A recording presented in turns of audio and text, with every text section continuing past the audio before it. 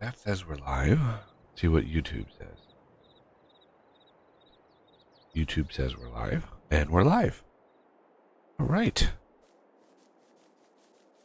So, I was looking at the prices. We have some stuff to sell, and somehow our buying price right now is higher than the max price in here. And if we go down to cereal, well, cereal isn't like that. How about donuts? See, donuts say it tops out at 15, but we're actually able to sell them right now for 20. So I think we're gonna sell our stuff just for funsies. Before I skip ahead in a day, let's just sell. I've got a bunch of stuff over here to sell. So, and hey, Rand Gaming, how's it going? Thus far, it's just me. Actually, I just popped in. Oh, I see. Oz sounds like he's a zombified Saturday morning zombie. Yeah. Especially as it starts to dry out, my my throat starts off real. Oh yeah, me too. I sometimes wake up and my tongue is glued to the top of my mouth. It's like, oh, it's bad. It's so dry. Yeah. The air is so dry.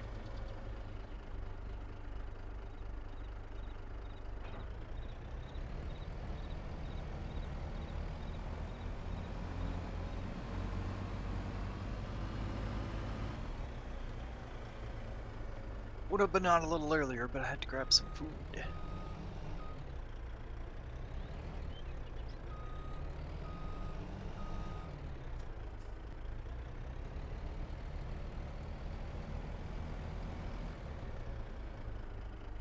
The meat cake. Yeah, I'm not worried about our money. I just wanted to sell this stuff so it was done before I fast forwarded time. Because this series, or this streaming series, I guess you could call it, wasn't really about making money. I knew I could make money. Making money in this game is actually extremely easy, regardless of what settings you use. Like, yeah, you can use whatever settings you want, hard, easy, whatever, and whatever map you want, and you can still make oodles of money. You just gotta figure out, how to pick and choose what you grow and what products you want. I mean, just off center. Let's get this guy centered. So yeah, making money. I mean, you can. There are lots of YouTube channels out there that, basically, they do the same thing over and over and over again. And they just make money hand over fist. You start with mowing grass. You start by selling grass. Then you build up enough money and you get, a baler. And then now you're baling grass. And you get a baler and then you get a wrapper. And then you wrap it and make silage, which boosts the amount of money you get. So, there's definitely a tried and true process of making money. And this series was more about the big farm and the big fields and the amount of equipment that we were going to need. This giant field, these giant fields here. As you see, you remember from the last stream, this field over here did not exist. And yesterday, I took it upon myself to plow, lime, and plant this field over here. And Yeah, because I wanted the whole map. Darn it, I wanted to have the whole map as the farm, and I just would not have felt quite right without it.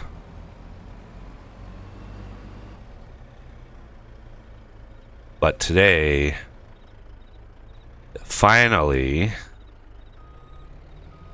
is going to be about the cotton harvest.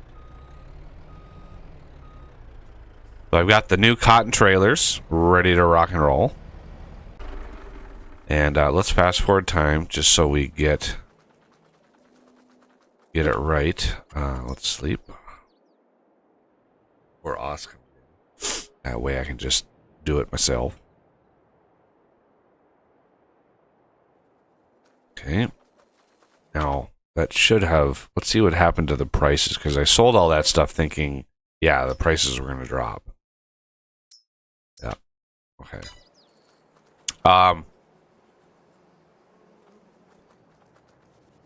All right. So the cotton harvest should be... Yep, this right here is ready to harvest.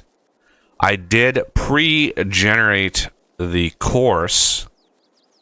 I wasn't sure if anybody was going to join, you know, what shenanigans, what lag would have occurred to generate the course. But here is the field. Unfortunately, it doesn't tell us, like, what the expected harvest is. It does in single player, I've noticed.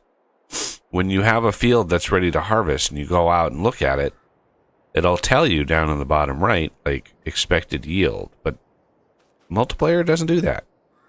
The yield bonus, 83%. I don't know why that's so low. It should not be that low. We had it's ideal ground, but yeah, I've already generated the course here. It is 5x cotton on this field. This is field 3. And if I go to here, you can see field 3, 5x. So, generated the field. So this is going to be right to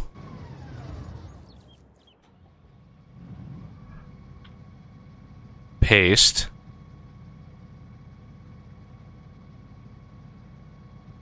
Right 1. Right? Okay, right 1. First waypoint. Yep. First waypoint. This one. I hate I don't get my cursor back right away. First waypoint. Center. Okay.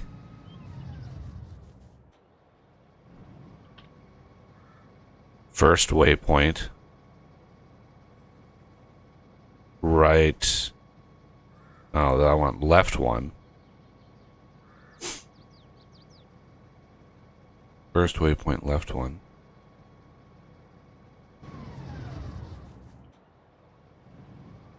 I don't know why it's automatically pasting these, but first waypoint,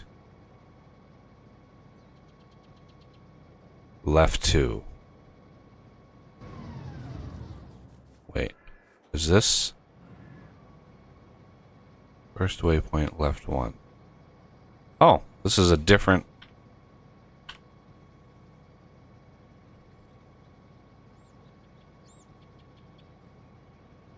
What? There we go. This was left 1, first waypoint. I forgot these had... Okay. This should be... Yeah, I see how the if you look at the mini map way down the bottom, you can see there's a different field selected, which tells me this is not the field that you're looking for. No course. This is field 3, 5x cotton. Load course. Activate. This was center and first waypoint. That now this field is highlighted, which is what we want. This one is probably the same. Nope. Okay. This one was one of the brand new ones, so it didn't. I think these two were brand new. Yeah, these two were brand new. These three had the other course on them. Okay. Center.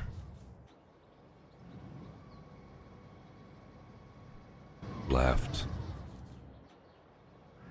Left 2. Left 1. Okay. All 5 are ready to rock and roll.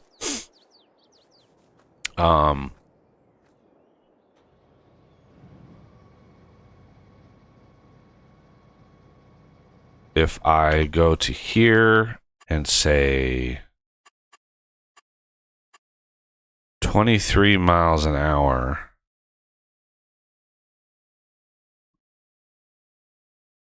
what did I have these set at? Because, you know, it's individual to the vehicle. 29. So I had them set at 30. Maybe. Field.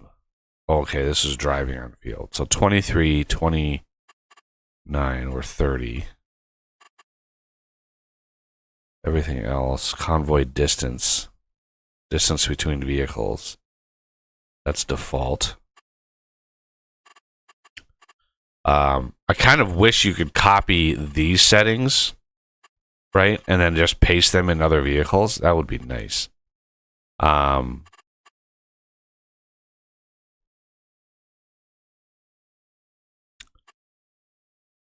Let's see. Fuel save, whatever. Only turning on field.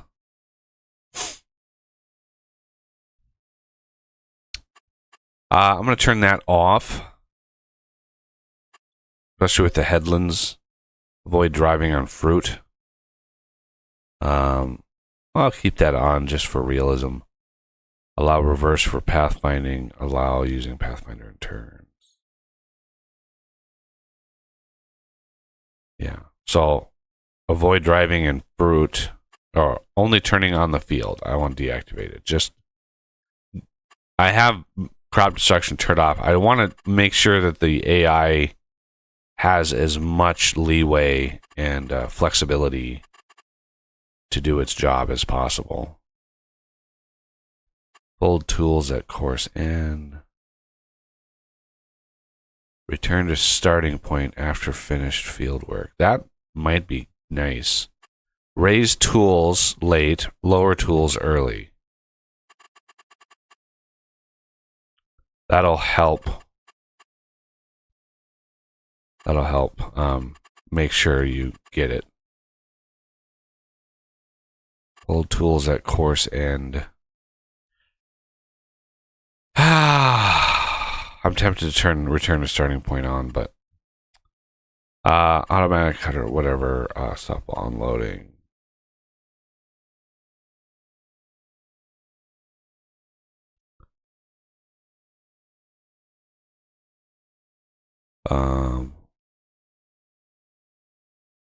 Unload on first headland.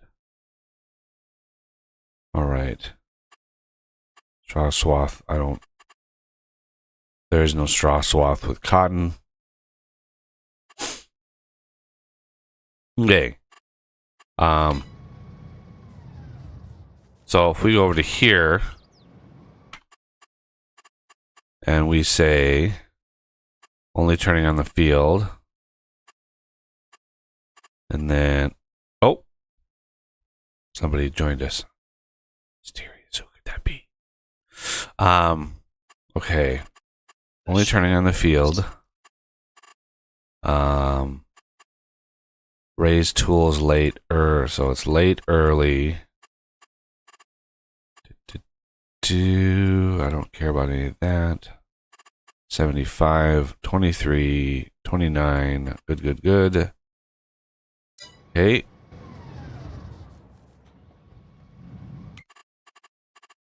Only turning on field. Late early. Metric lane change. I don't know what that is. Field work. This was 23. This is 30. Okay.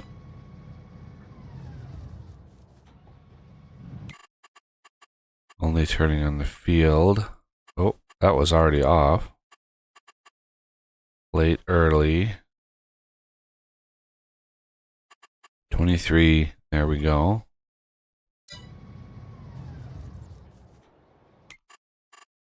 Only turning on the field. Deactivated. Late, early. 23, 29.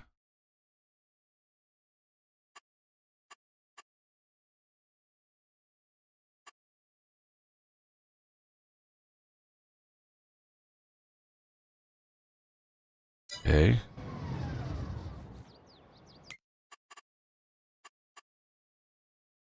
Deactivate that. Late, early. 23, 30. Okay. Whew. I think that's all of them. Let's save the game, because, anyway. This is my first ever attempt at having 5 of these things going at once. Now, I set the headlands to smooth instead of sharp. And so these will leave a little corner on the headlands, and it would be kind of trivial after all is said and done to pick up, take whatever machine is near the fullest and just grab the headlands right at the end. Grab the little bits that they miss. Or just not worry. So those are 2 options. All right. So I have these headlands set to counterclockwise. I normally always do clockwise, but this one is set to counterclockwise. All right, 5X Cotton Express, right 2. You are good to go.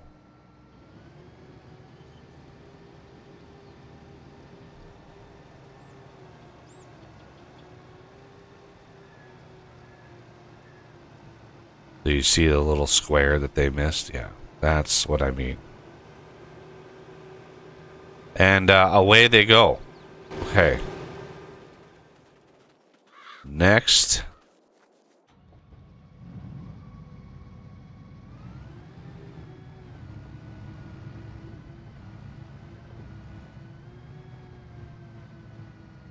Go.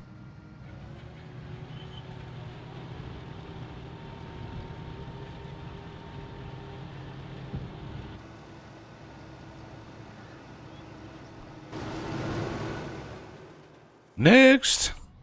Center.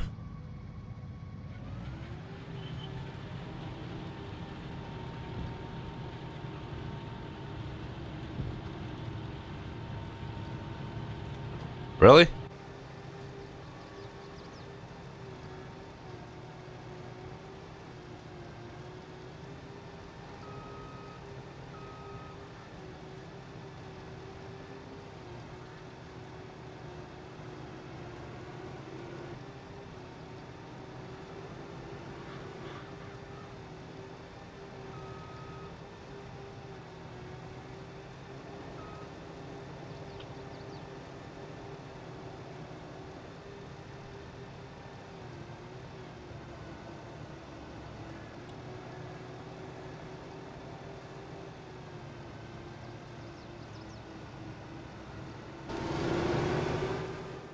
I don't know why it picked that particular start spot, but it's kind of annoying.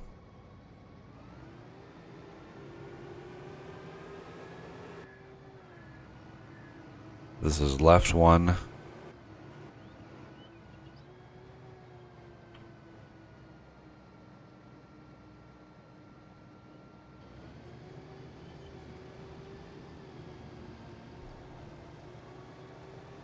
Should be a sharp turn. I don't know how this is going to manage. I don't know why it picked this particular spot to start, but I mean, don't really have much control over that at this point.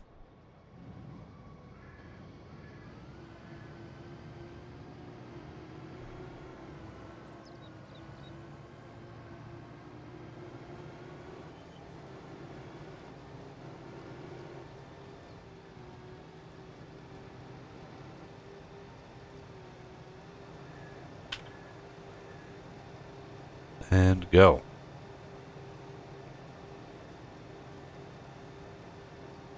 Sir, there you go.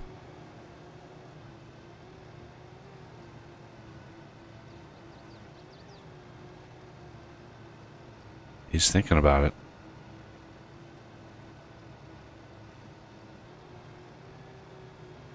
There you go. There you go. Excellent.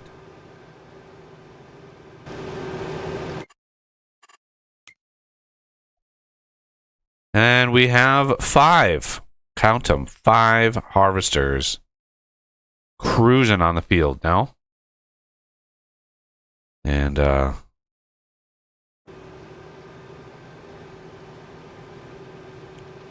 we have our first little offload there.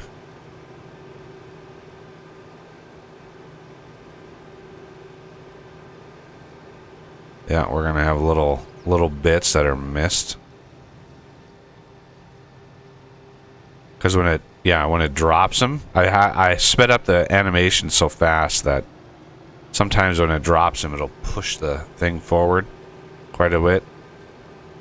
But they should, relatively sync up all of the drops. So they should drop them, at about the same place.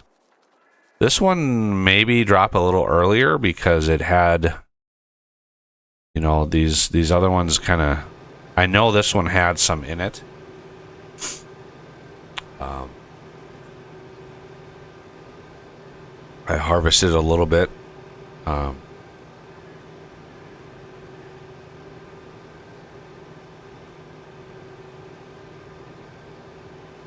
So each one of these does a 6-meter wide swath, and we have 5 of them.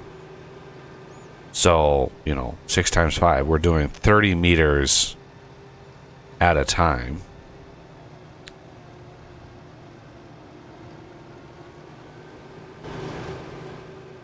We'll see how close all these are. Oh, are these they dropped bales already over here. Okay.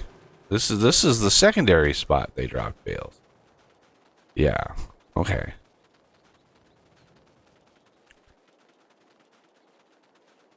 You can see the little bits they miss on the corners. This is what I mean. Like these little bits. Just to get a smooth run. So we want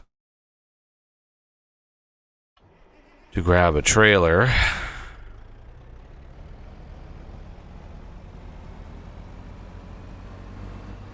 And I reset all the bale counters already on all these. But these are the new cotton trailers. I mentioned these last stream. Didn't get a big chance to cover them working because reasons. I misunderstood how far away the harvest was, but you should be able to just pop right into the thing.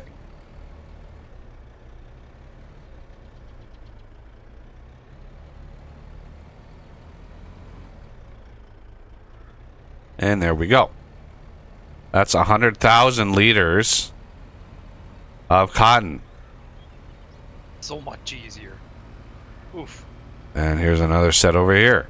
Because we want to clear off the headlands right away, because yeah. So we just drive right by it and pop.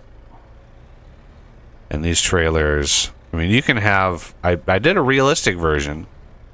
I mean, if you really wanted, I mean, I don't know why you wouldn't just go with a different type of trailer if you wanted realistic. But, I mean, the realistic version would only hold 3 of these. So there's 200,000 liters. So yeah, every every time these things stop and drop, it's 100,000 liters of cotton.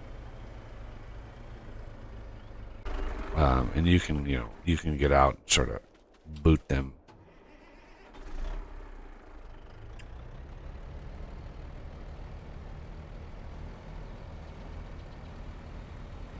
$300,000 liters. Yeah, this would have already been. Damn, this would have been what, 15?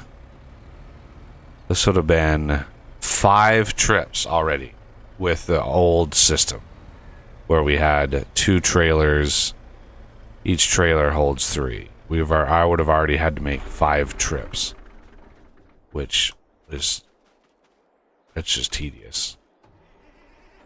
So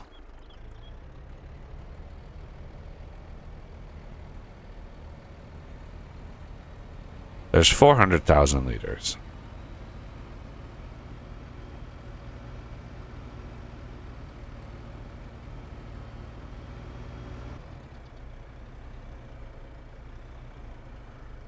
And a field this big, we've already gotten 400,000 liters. How much do you think we're going to get on this whole field? It's going to be a lot. Oh my God, this is going to be a lot of cotton. All of the blue jeans.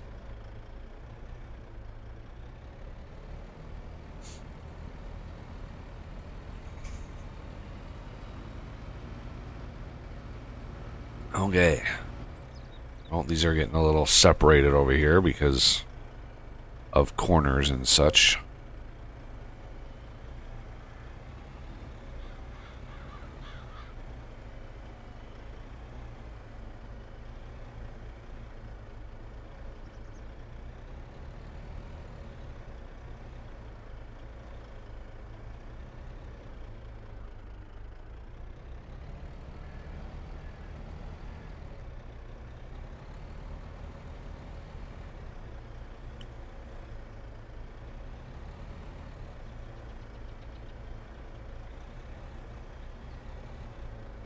They actually build up 20,000 liters pretty fast. I can't remember what I set the yields for on this map. I know the yields are higher than they kind of are vanilla, but they're not exponentially higher. They're just a little higher.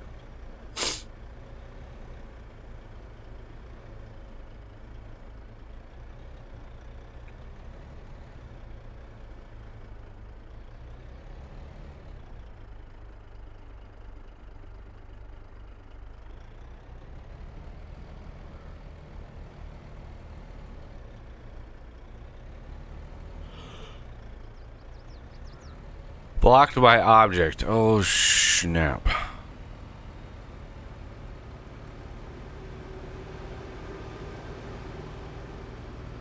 Of course, there was the worst possible place for these.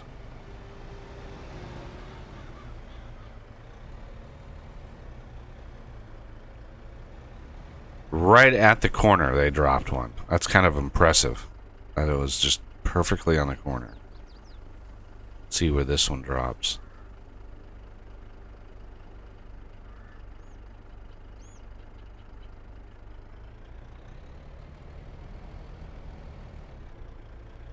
Gonna be close. Yep. Right in line with that one. Okay.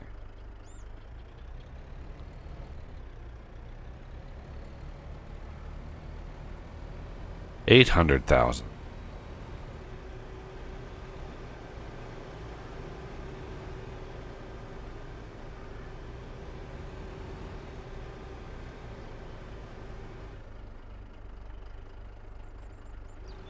Okay, I think I finally settled in now.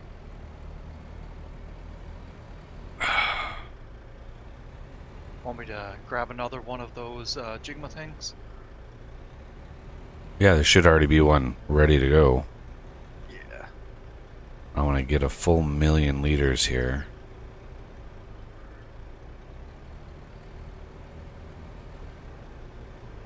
and go around the field one time and see how much we get.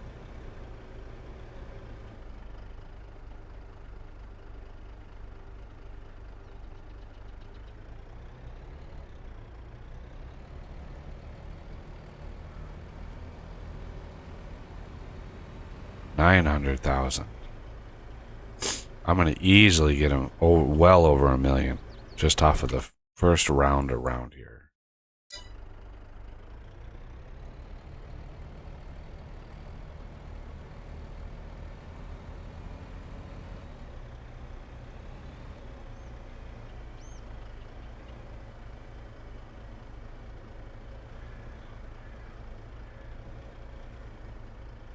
Do you want me to avoid some so you know?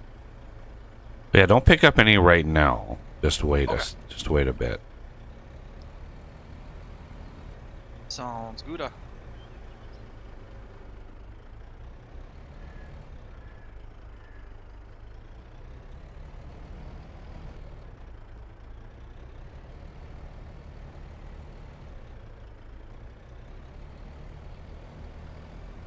There's $1 million.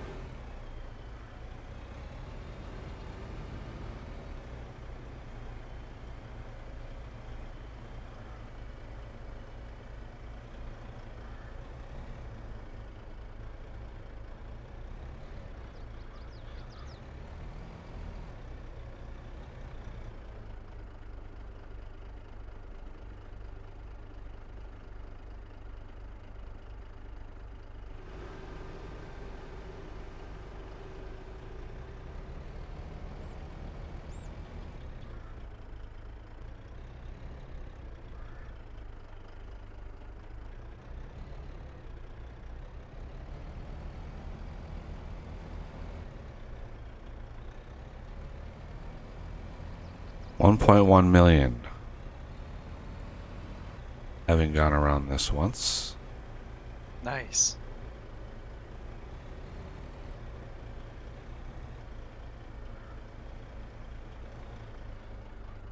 All right, now they're racing to the other side, and then I don't know what's going on.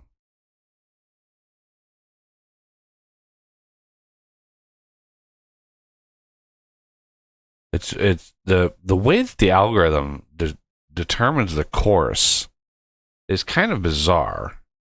It'll do the headlands, and then it'll go around again for some reason. The grass does that too. When we do the grass, it goes around the headlands, and then it goes down this side again, and then back up. So what I think is going to happen is it's going to get down. Yeah, it's going to do the headlands. It's going to go around again. And then right here, it's going to get right here and turn around. And from here, it's going to go down. Now, the problem, there's going to be a big problem.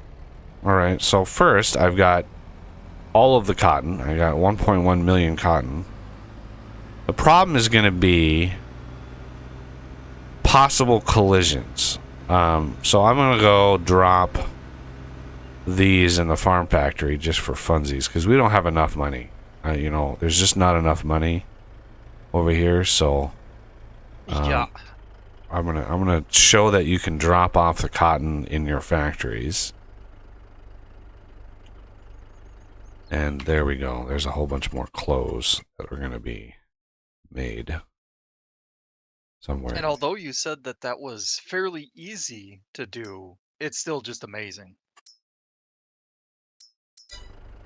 Yeah, didn't even have to edit the factories because the fill type was already in there, and the thing just works. Just works.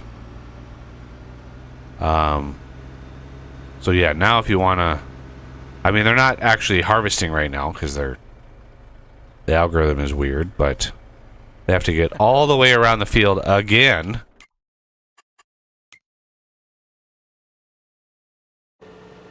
So yeah, you can see I mean, he's acting like there's more stuff to harvest. But I think what's going to happen is they're going to go around. He's going to come up to the top here, and you can see just that little bit right there. He's going to come all the way to the top, and he's going to turn around, and he's going to come down. Now, the problem with that, and I don't know why they did this with the algorithm, obviously, when he's coming back down, these machines are going to be in the way.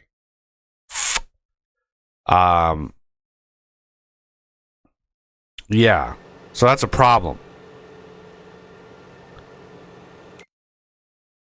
I don't know how to avoid that.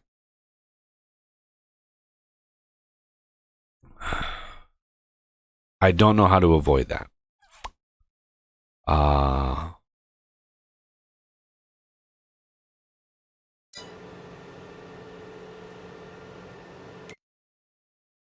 Because, yeah.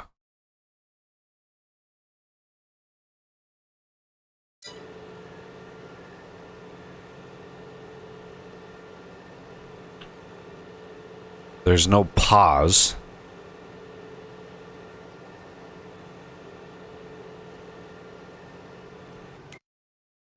And for some reason, it sees this side as like jiggly wiggly.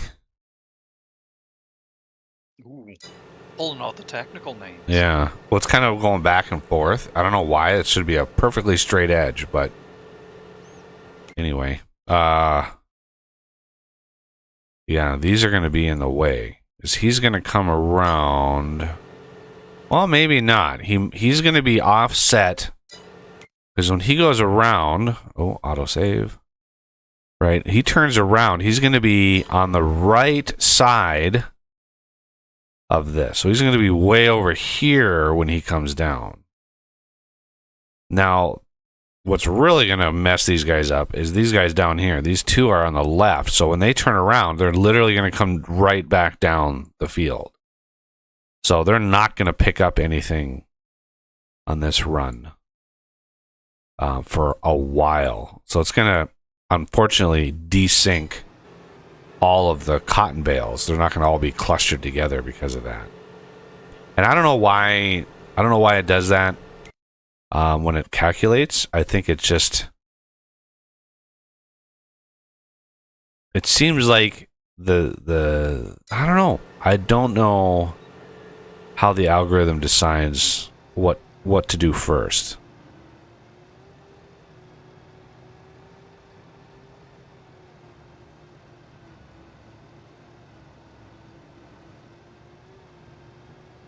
Yeah, see, these guys are going to be on the right. What are you doing? It's like a drunk... There we go. It's like a drunk worker. So at least he's going to start picking up some cotton. That guy is going to grab that little bit there. The other two are not going to grab anything. They're going to come in and they're just going to turn around and go right back down the empty part of the field.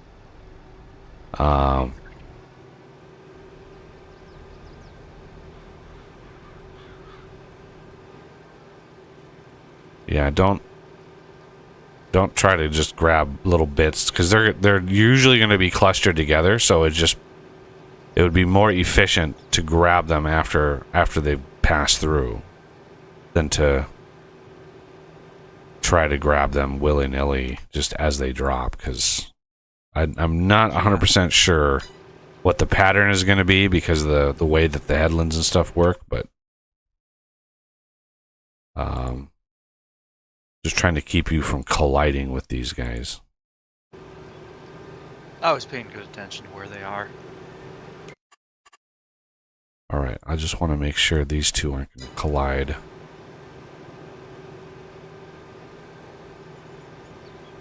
Because he is probably going to collide.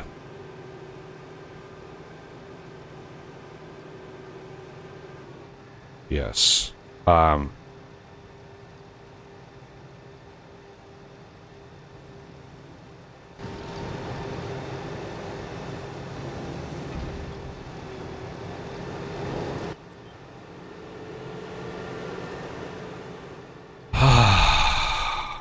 Come on. Back it away. Come on.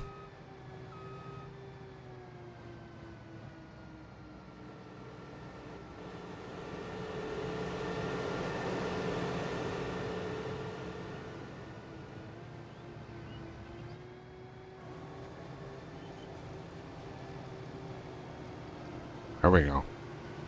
Crisis averted. Where's the fun in that? Oh, it's such a mess. Should I manually throw What them the around? hell happened here? Really just... Oh, right. I know what happened.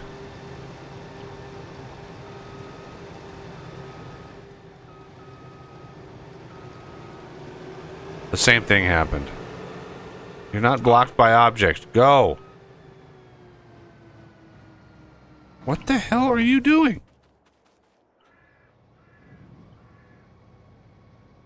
Nearest waypoint. Go.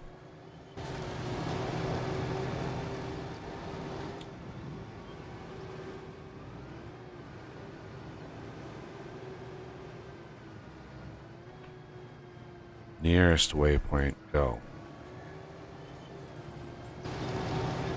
Now these are gonna probably...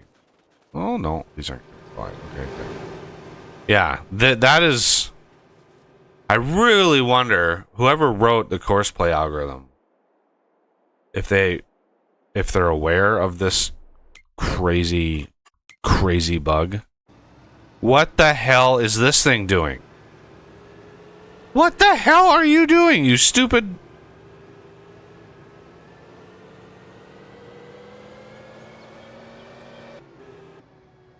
Wow. Left 1. Nearest waypoint. Can I view the waypoints?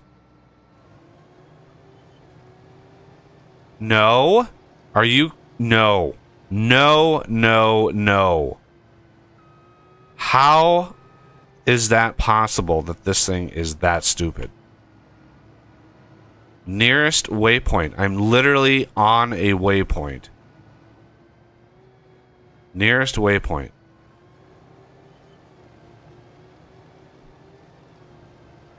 Are you good there? There you go. Now they're way out of sync.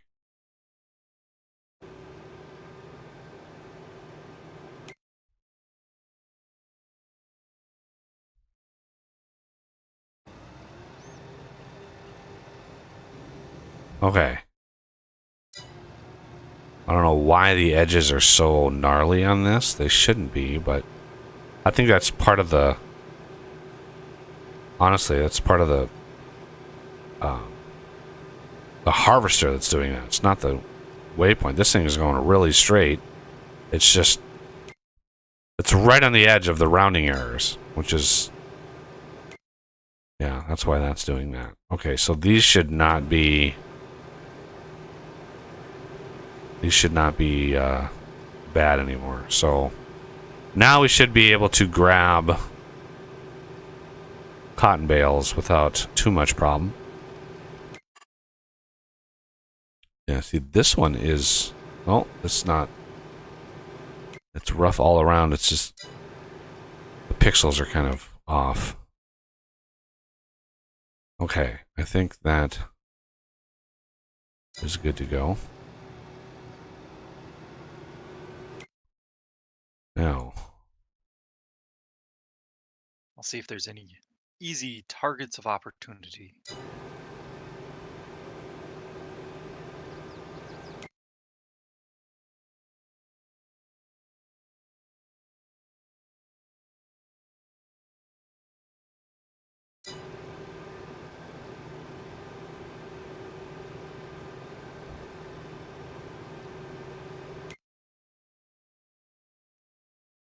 what's going on down here? Yep. What is going on down here? There we go.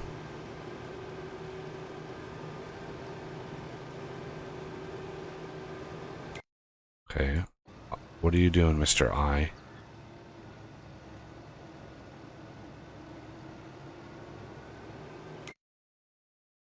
Okay. My guess is H is the missing link there. You're left 2. H, what are you? Left 1, yep. Somehow, this got all discombobulated. Look how rough those edges are. I don't know what is going on with this harvester, but it is just not very not very nice.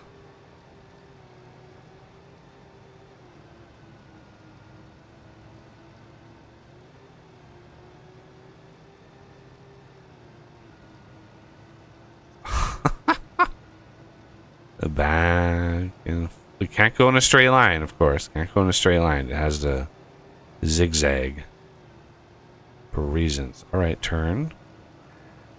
There you go. We'll just call that the farming sim wiggle.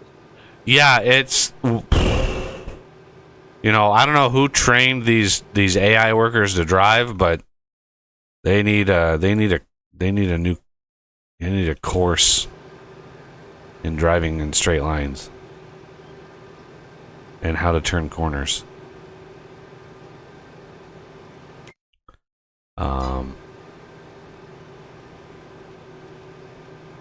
I mean, yeah, this guy's at 13 bales here. Let's see, where's the head of the pack?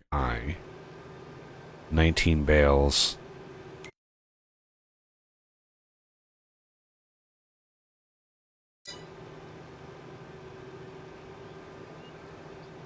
Yeah, I wish I knew why it just was like, it's so rough. The edges are just so rough. One edge is nice and smooth, nice and straight, and the other edge is like saw teeth.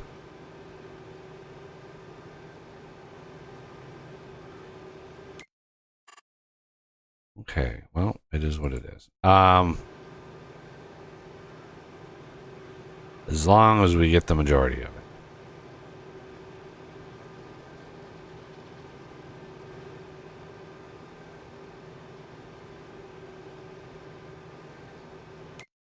Okay, now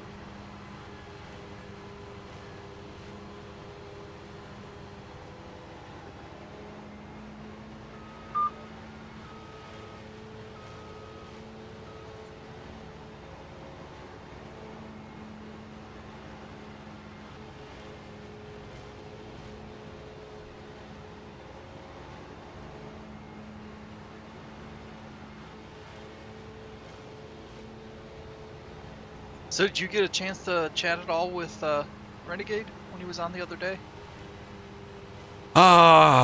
Voice? No, I didn't get to talk to him on voice. Okay. I did a little bit, and he said that this is his last weekend that he works. And he'll still be working weekdays through Thanksgiving. Huh. But he said that there's there's an option where some of them, or somebody, at least some of the crew, is gonna work past that. And he didn't say he wasn't going to take it if he was chosen. Apparently he has pretty high seniority, so it seems likely that he'll take that. But I didn't direct up ask him. He doesn't like us anymore. I think it's more he likes supporting his family. Weirdo. Yeah, in the new house. Oh, I forgot that he got a new house.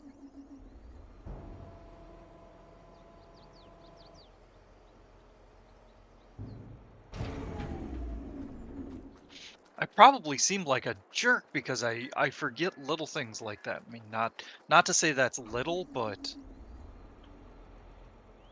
that's the kind of detail that slips away in my mind recently. Well, you do have a slippery mind, so... Yeah.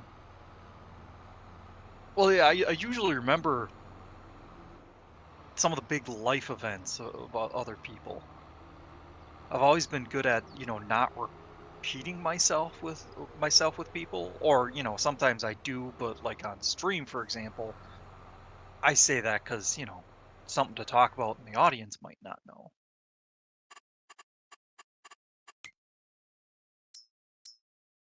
Because my dad is not good at remembering when he tells somebody something. Or he is and he doesn't care, one of the two. Well, that's pretty common. I mean, my dad has told me the same stories, 1 or 2 dozen times. My grandma's done the same thing. I mean, it's kind of an old person thing, I think. He's always done it, though, as far as I know. So he hasn't always been old. It's actually been getting worse since he's, I think since he passed like the 65 mark. Yeah. What's funny about my grandma is, she tells stories from the assisted living place that she's in.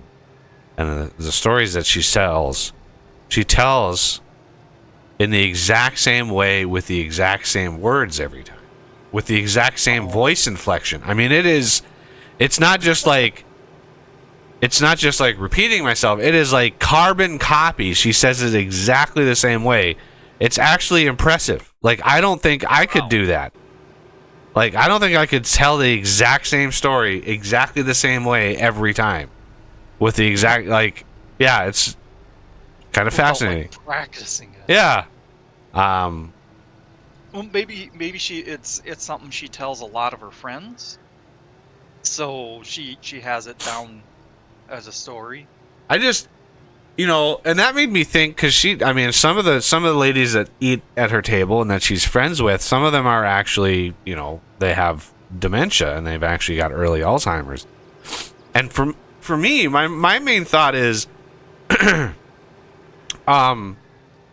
everybody in your social group not only forgets the stories they tell, but also forgets the stories they've heard, then it's just going to be the same stories every day. Like, at some point, you're like, there's got to be, you've got to have either heard it or said it so many times. You're like, this is like deja vu. Like, I swear I've said this before. It's like, yeah, you've said that many, many times. But anyway, here's another one I think I mentioned before, but the movie Waiting. I don't know if you've seen that one. It has a pretty young Ryan Reynolds. I think he was young. That or just made it. They did camera work to make him look a lot younger. It's a bunch of not kids, but younger people that Young are working 20s? in a restaurant. Yeah, yeah, probably young 20s. Um, yeah, they're working in a restaurant, so waiters waiting, not. But I think it's a double meaning because one of the main characters, he's a really smart guy, but he's still waiting tables, so he's waiting for his life to begin. Um, but anyway, in that, the Ryan Reynolds character meets a guy with pretty bad dementia. It's hilarious because the guy introduces himself and he's talking about having dementia, and he's like, it's not all bad. You get to meet new people every day. Yeah. That is true. And I could do whatever the hell I want. Um, I can flick off little kids if I don't like them, and all this stuff. And a little later, I think he goes, but then sometimes you realize that you're flicking off a kid for no reason. But I That's, just love the guy's attitude. Meet new people every day. You never watch the same movie twice. And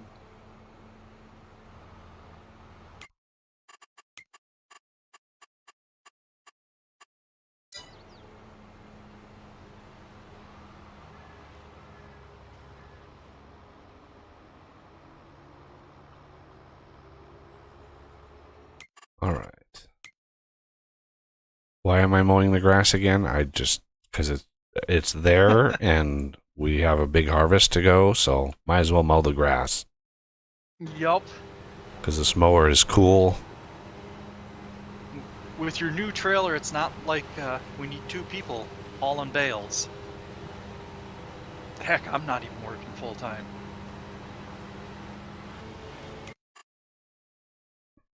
I'll wait for him to get out there a ways and do some baling, and then I'll come and pick up the slack afterwards.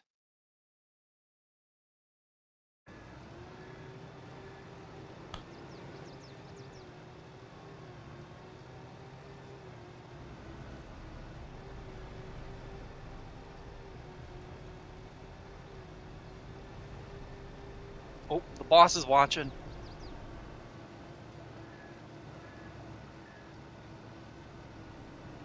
I'm always watching. Oh, that's why there's cameras everywhere.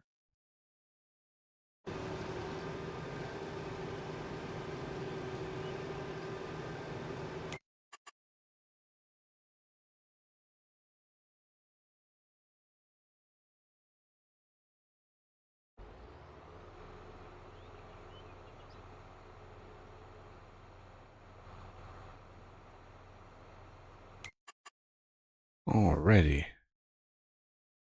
How much cotton you up to in that trailer? Uh, is that 1,000,000? 1,999,969. Yeah, so 1,200,000 about. I think technically it's the 1.2 million, even though it says it's off. Because I've noticed that when you're loading from a building, it says it's X number short, and it's like, well, okay, so I'm not going to fill it when it's done releasing the pallets, but then it releases that last pallet, and then boom, even number. Yeah, it has a weird rounding in the back end that you don't really see.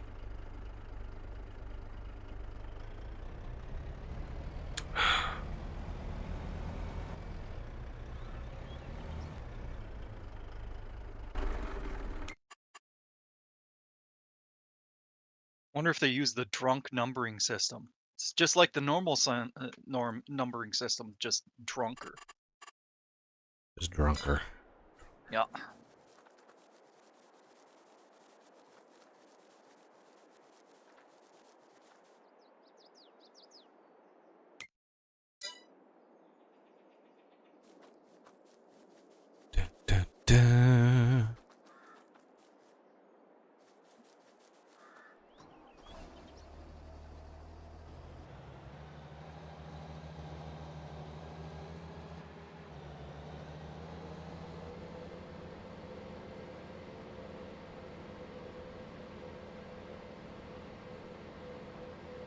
I did think of another game to contemplate. I think it's popped into my head a couple times, but the problem is it's a lot funner with more people.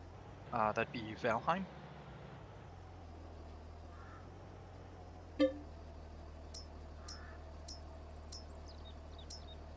If it's just the two of us, though, I think that would be pretty rough.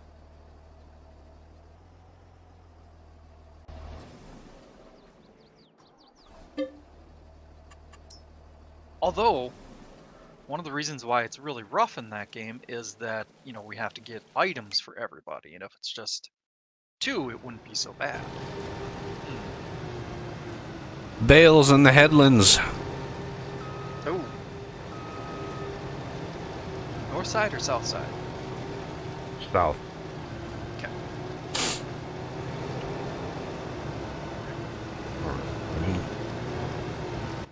Ooh, these things get dirty fast. Yeah.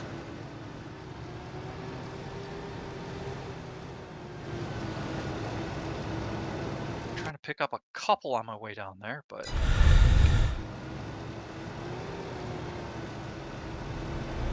Whoa! hello. Jesus. Life flashed before my eyes.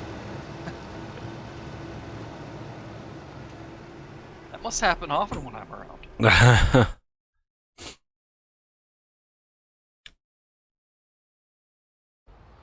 I like how he used the "it's so true" laugh, not the "haha, that's funny."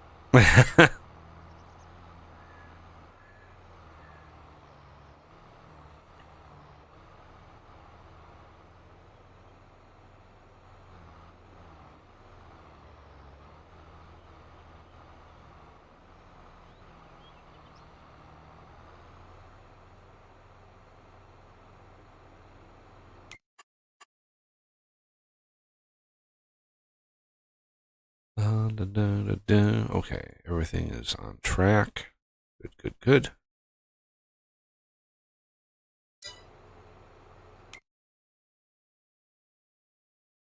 Like what? Just for funsies. All right. So we have cotton fabric being made, and we have cotton because the million cotton that I put in here, and this is making clothes. Clothes are set to selling. So I mean, we are technically using.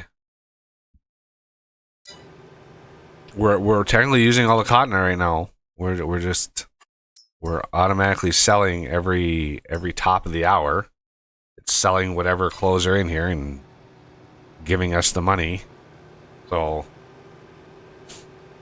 we could just straight up sell the cotton.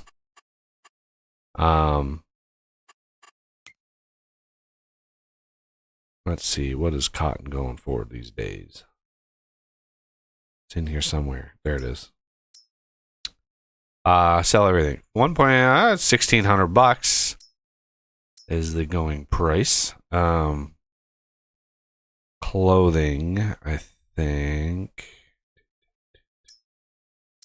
Fabric is low. Clothing, however, $1,700. So, I mean, yeah, making it into clothes, I don't even know. I haven't done the math.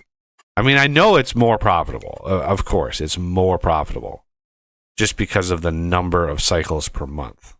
But it does cost quite a lot of money to keep these going because cotton fabric is $43,000 a month, and then the clothes is $120,000. So that's $163,000 per month to make clothes.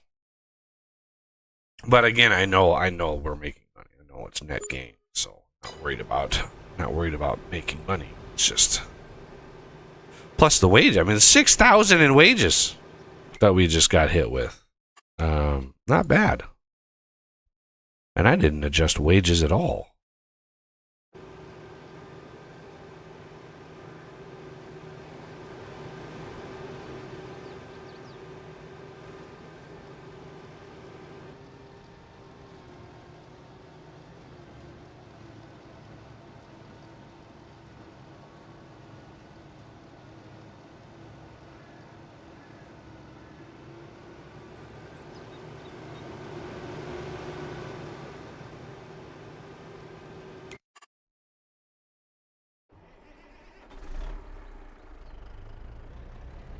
Show off the trailer again. The glory that is the cotton trailer. I'll stand off to the side for a little bit. Make sure you get plenty to grab. I was just finishing a pass too, though, so it's a little slim pickings. Oh, did you see the news 1.9 for Vintage Story? Did not. 1.19? Yeah, 19. What about like? Are there any highlights? Oh, yeah. I don't really want to. Highlights. I don't really want to alt tab off of it, but I'll go through them. I gotta bring up a browser because he didn't embed the highlights within the message because there's so much to it. So like the subtitle of it is Dejank Redo. yes, Dejank. That's their way of saying we're doing quality of life and bug fixing and. So under the what's that? Smoothing out the rough edges. Yeah. Juicy Engine Tech Aplenty. That's like the title for these notes. Mini Dimension System. Do you want me to expand on that? Mini dimension system. Yeah. I'll read it. There's now rudimentary support for world chunks to be rendered into the game world, independent of their position in the standard map system. In the long term, this should allow for multi-block vehicles and other wicked mechanical shenanigans. As a first proof of concept, when importing schematics or copying from the clipboard through World Edit, you can now see a live preview of all blocks positioned using this system. Oh, yeah, you could use that for your, like if you did the projector, if you were emulating the, whatchamacallit, Immersive engineering. Immersive engineering, yeah. For like a preview of 3D object. Right. The problem is I don't know how to do any of that shit. Like, Yeah. oh yeah, you could do it. Of course you could do it, but how to do that? I wouldn't even be able to guess on how to do something like that. Not even with an exact example code. This is how this is done. Like, it would take me weeks of just like trial and error to try to get something like that to work. I just don't know. 3D rendering stuff. That's one of the reasons why progress on the mod has basically slowed to a crawl. Is I don't know if any of the code that I've written works. Nor if it doesn't work, how to fix it. Like, how do you fix code you don't understand? Like, I don't know how any of it works. So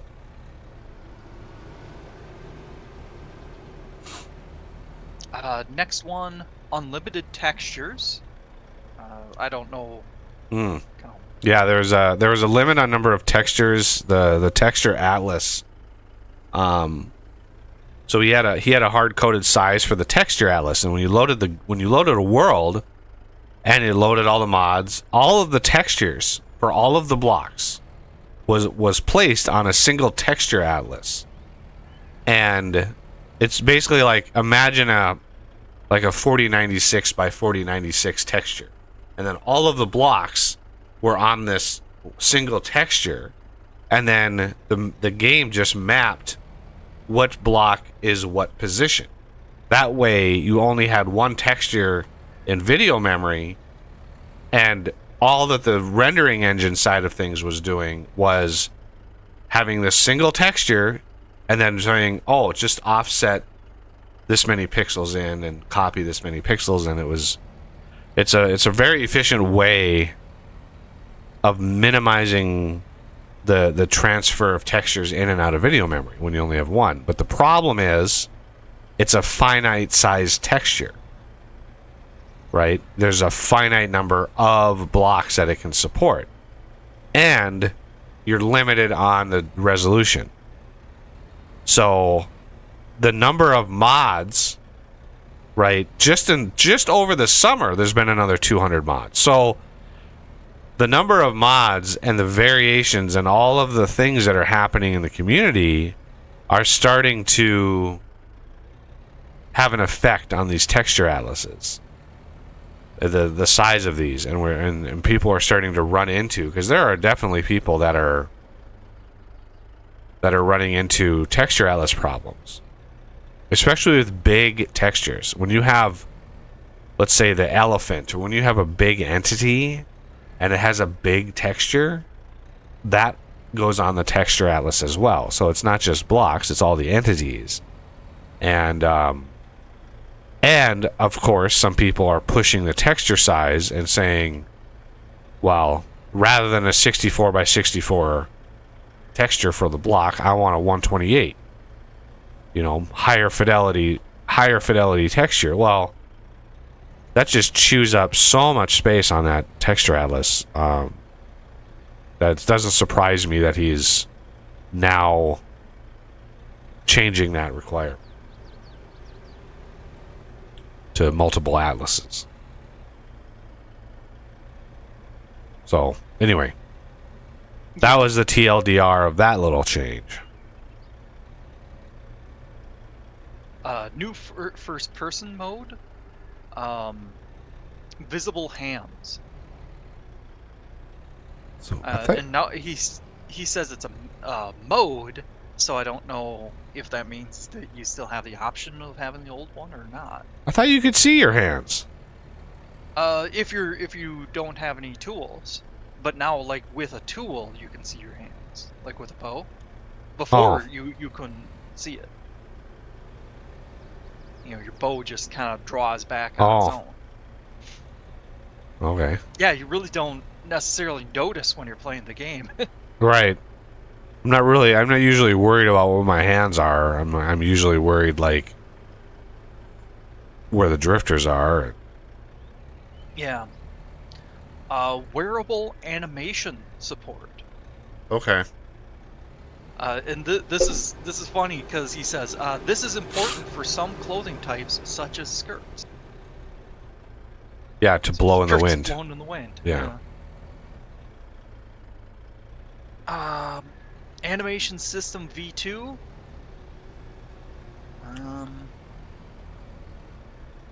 Trying to see if there's anything terribly relevant. New data format more compatible to other animation formats, such as the one made with Blender. But in parentheses it says use with Blender still relies on a community-made converter, however. Right. Connected textures. Yeah, that was a big one. I saw that. Okay. I saw that weeks ago.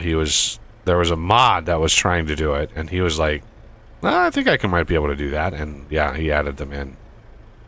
Nice. Chat commands code rewrite.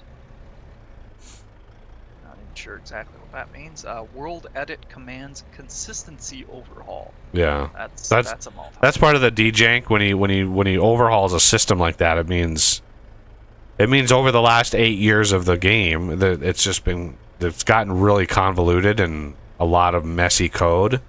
So the dejank part of the update is going in and completely refactoring all that code. So chat commands are like, the teleport command and stuff like that. That system is like, was probably very jankified. So he's going in and cleaning it up.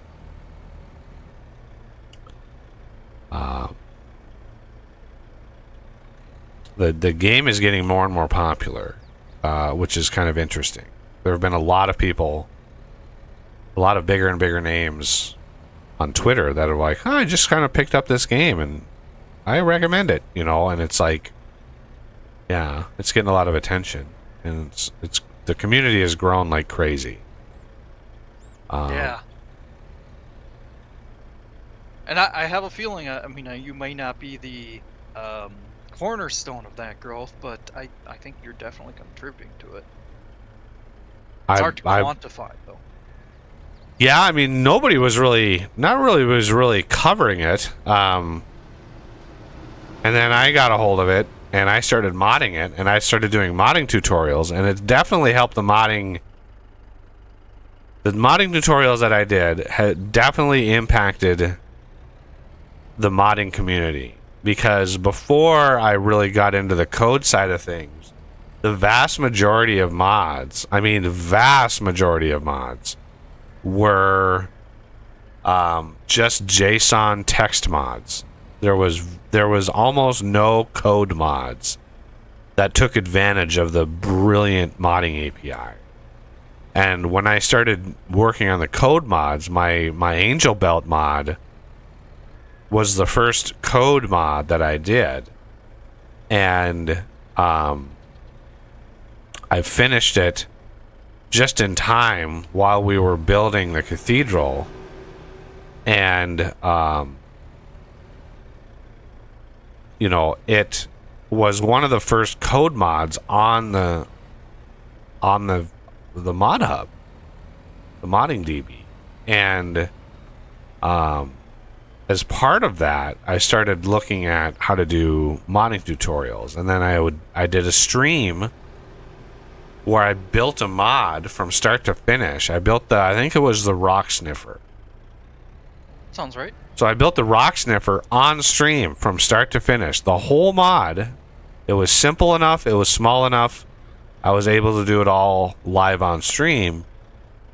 And that was largely the first time that I've ever seen anybody do that for the community. And so that stream, as well as a couple other smaller tutorials, when anybody would come into the Vintage Story Discord server and say, hey, I want to get into modding, are there any resources? People would post links to those videos. And I think that I had a big impact on easing the way into the game modding side of things for a lot of people. Because people are like, I've seen people say like, yeah, I've watched this like 30 times, and you know, anytime I get stuck on something, I watch the video again, and it helps me, you know, figure out what I need to do, how I need to fix it. So I know that it's helped people. So, you know, I don't take credit for the game or anything, but as far as the modding community, I think I've done a lot for that community. So for me, it's kind of frustrating getting kind of stuck on this vintage engineering and not being able to get a lot of progress on it because of my shortcomings of 3D game engine kind of programming. If it was just modding, if it was just programming like the machines and the simulation ticks and all of the stuff related to machines, the mod would be damn near done by now. I mean, it would be so close. I would have the recipes in, I would have the machines done, you know, 3D, like the design of the machines and stuff. I mean, that really that's not my forte either. 3D, I would rely on people, you know, like submitting, hey, how about this for this machine designer and this for whatever. But yeah, a lot of that programming I would be almost done with by now if it wasn't for this wiring system and electrical network stuff. Yeah.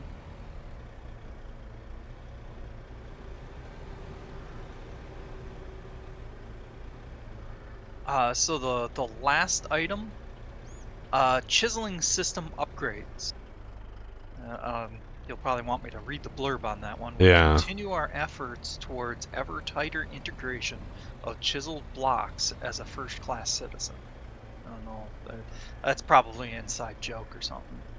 Chiseled blocks now support decor layers, naturally integrate into the terrain when they are part of a ruin, and can become submerged in soil. Okay. So I assume that's like, if it's underground, it'll fill in the bits, maybe. Yes. It's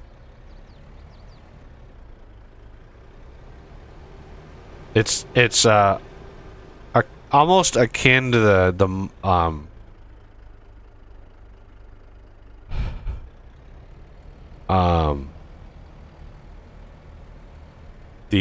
system in Minecraft. Well, what was it called? The multi-block, not multi-block, and micro. What was it called? Where you could have more than one thing in a single block space. Oh, okay, yeah. So the submerged in soil means if you have a ruin where there's a big chunk of a block taken out, you can have soil covering part of it. Yeah. Or whatever. So yeah, the chiseled blocks, as awesome as that feature was very limited to blocks, right? It was very limited to only full block items. So and there could be no transparency. Or there could be no object that wasn't a block that you could chisel. So I think what he's trying to do is get closer and closer to having a more universal chiseling system. Because the chiseling system, all it does really is redefine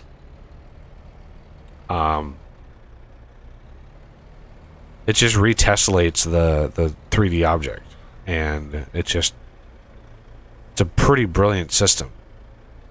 And what's interesting about how the from what I've been able to discern from the many hours that I've just spent staring at the code, when the game is drawing, when it's rendering a chunk at a time, right? So there's something in rendering engines that, you know, if people never look under the hood of how rendering engines work, video cards have what's called a draw call. And a draw call is literally a call to draw something.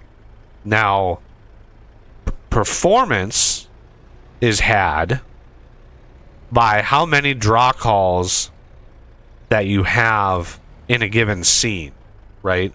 So the fewer draw calls that you can have, the faster the scene, because the video card, even old video cards, were able, when you would call that, were very fast. The draw call, to draw a polygon or an object. But if you had a scene that had millions of draw calls, that was a problem. That is what slows you down. So the batching, when you have a batch of polygons, you can draw them all at once, all in one shot. Package them all up and draw them in one shot, which is largely how the new Unreal Engine works. It has an algorithmic way of minimizing the draw calls. Even with billions of polygons, it batches together all of the 3D objects, as many as possible in a zone, and it draws them all in one call. And so the Vintage Story engine does that on a chunk level. So it batches everything on the chunk, and it draws an entire chunk in one call. So when you, I ran into this information with my crafting table mod. My crafting table mod has a call to tessellate object, and tessellate object is called by the rendering engine on the chunk, and every object inside the chunk. And basically the tessellator combines all of the 3D objects in a chunk, right? You take rock, trees, leaves, grass, blocks, bricks, everything in a single chunk. It batches them all together into essentially one 3D object. Just a single 3D object all in one shot, and then boom, it draws the whole thing all in one call. So the chiseling aspect of the game, getting back to the original thread of the message, the chiseling aspect, all that does is edit the 3D object of the block that you're editing. And because of that, there were some major limitations to the functionality of the chiseling block. So I'm hoping that he's moving more towards being able to chisel anything in it. That would be nice. Even like a roof block, being able to chisel a roof block, and whatever. So is that the end of the update notes? That's just the world tech thing. Okay. There's more. Okay. Keep going. You probably don't like this one. Cave-in system. You got to build support beams to prevent getting buried alive, but that's only on by default in the wilderness survival mode. So the modes you play probably don't have it enabled. Well, 11. Yeah, that system like that would be very resource intensive as well. Because how do caves work? Right? If you have blocks that now you have a cave-in system, which means there's structural integrity. Right? We saw this with 7 Days to Die.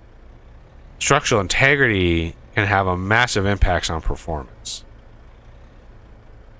I think he only calculates it on block updates though, so it's not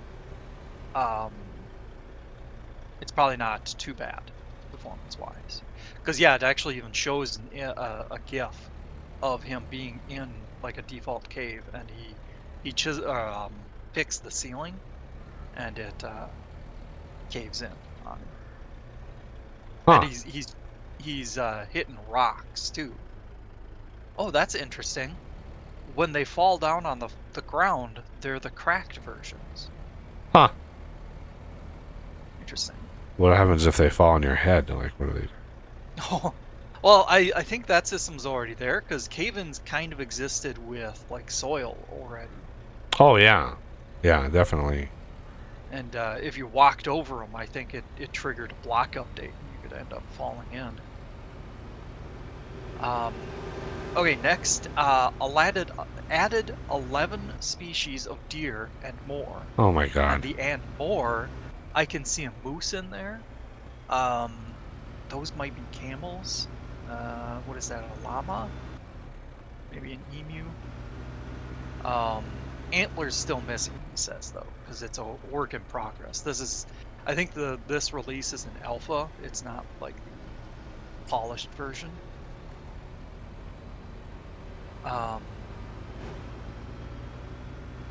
Next, animal catching. Domesticated animals can be picked up with the basket, the reed basket. Yeah, I saw that he picks up a chicken with a basket, and as he's holding the basket's like jiggling, like the chicken's fighting to get out. Yeah, I saw that a while ago. Fully reworked ruins, very much still a work in progress. They don't all fully spawn yet. I don't know exactly what he means by that one. He shows one that's kind of like underwater a little bit. Yeah, World Gen runes. What did he say about the runes? Fully reworked. Fully reworked. Okay, so he's because there have been a couple mods. There are a couple mods that have put out brilliant runes for World Gen. So I'm sure the people who do those mods have given him feedback on, like, it would be nice if we had this feature, it'd be nice if we had this feature, and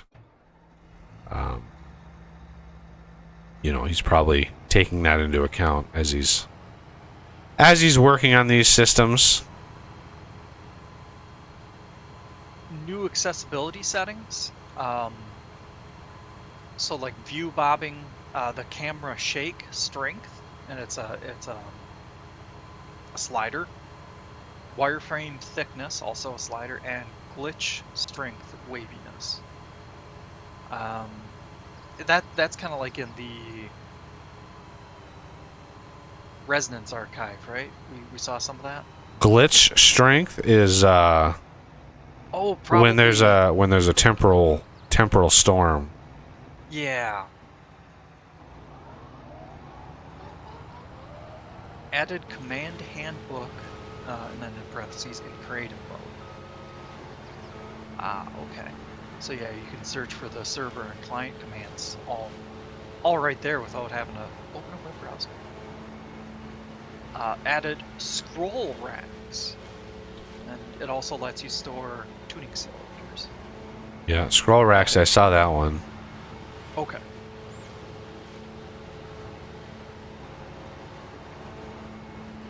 Okay, world map tweaks. I'll read the subtitle here. No longer super revealing of vegetation by default, but instead it displays your prospecting result. Yeah, I saw he was playing around with prospecting.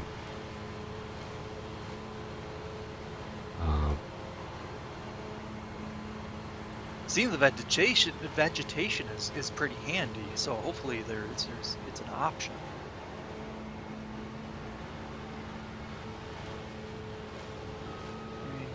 Ah, okay. So yeah, it looks like there's 3 tabs on the left-hand side: terrain, waypoints, and prospecting. Character selector tweaks, more hair colors, better randomizer, and the ability to use your last selection from another world or server. That one's kind of handy because I typically take the same thing.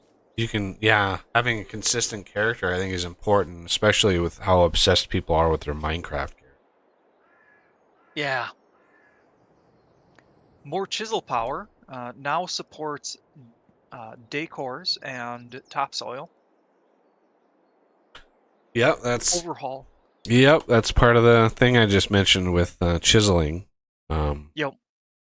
Being able to chisel decor is a big. Overhauled / new 3D models for troughs, buckets, and seeds. So the buckets look like they're kind of rounded a little bit. Mm-hmm. Which, yeah, they look a lot nicer. The troughs, yeah, they look nicer. And then you actually have icons for the seeds. Wonder if you can world place them now. I assume so, because there's some on the ground. But, you know, it could have just dropped them. That might actually be better for seed planting. Maybe a seed rack or something. Because then I could categorize them, or, you know, rather than sorting them in a chest and then... Well, you could have always put them in drawers. The drawer mod. True, but drawers are space consuming if you've got one. Unless they have the added a grid system. The old one had, what is it, 4-in-1 kind of thing? I don't know if that particular... I don't think that crate mod had anything other than a one block, one item. Yeah.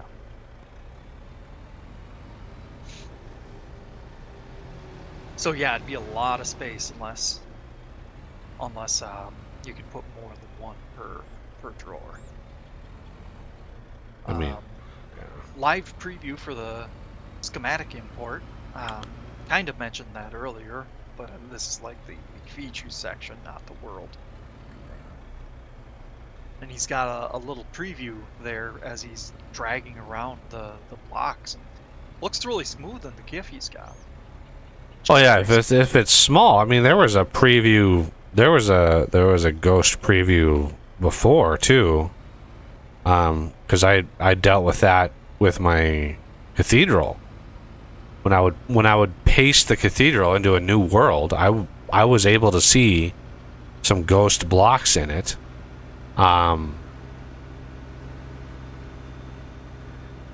This one's the GIF he's got is a pretty sizable schematic. I don't know what's trying to estimate here. 300 blocks by 150.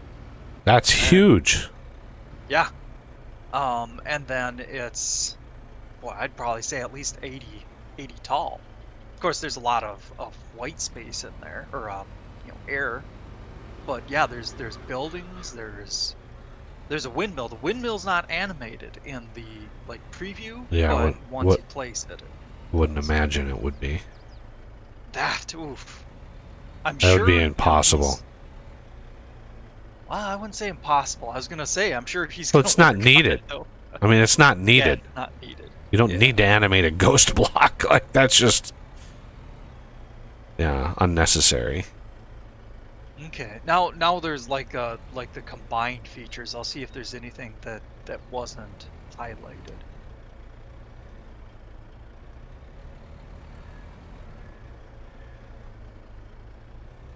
Visual fine-tuning. That one's got a lot of sub-point. Improved frost overlay visuals on creatures and traders.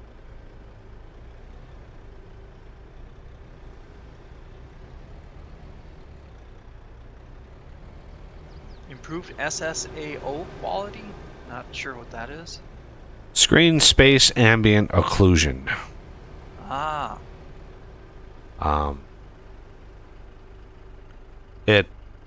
It has to do with the lighting model. Okay. Added more depth to dry stone wall textures. Oh, redwood beams. Wood grain was in the wrong direction. I don't remember seeing that. I remember I played a lot with beams just because that's the same code that I use for my wires. Is the beam code, sport beam. Yeah.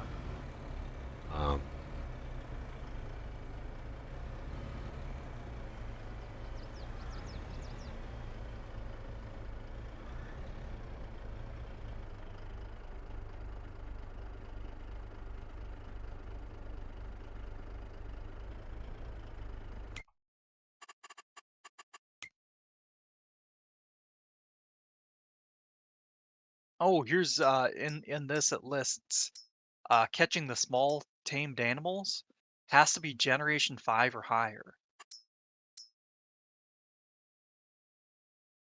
Well, obviously you couldn't do that with wild animals then.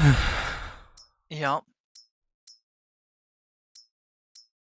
Oh, raccoon and fox pups now spawn in the world.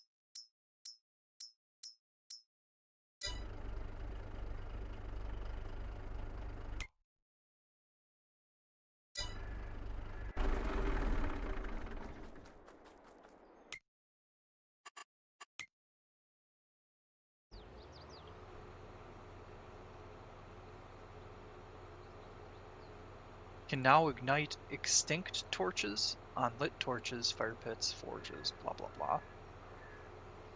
I think before you pretty much just had to scrap them, right?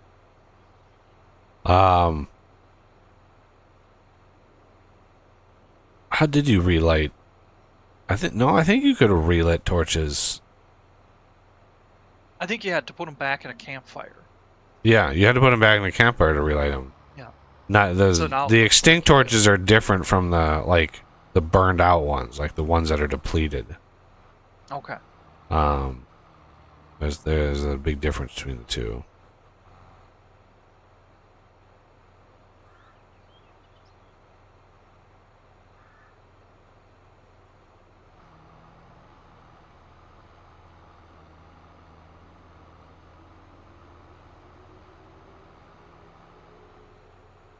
Oh, that's a little interesting just from a technical standpoint.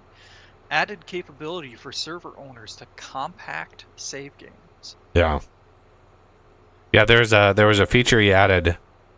I can't remember if it was a command or a server flag, but you could do a command and it would basically delete chunks that were untouched. So even like if you went out exploring and you just were walking through hundreds and hundreds of chunks, you weren't changing them at all. You were just running through them. So they weren't flagged as changed. He added a command to actually remove those from the save game to save on save space. God Very damn it. nice. Very needed. Because a lot of our saves ended up being ginormous. Yeah, the saves can get really, really big, for sure. All treasure chests now have now more valuable loot. Ah, that's nice. Yeah.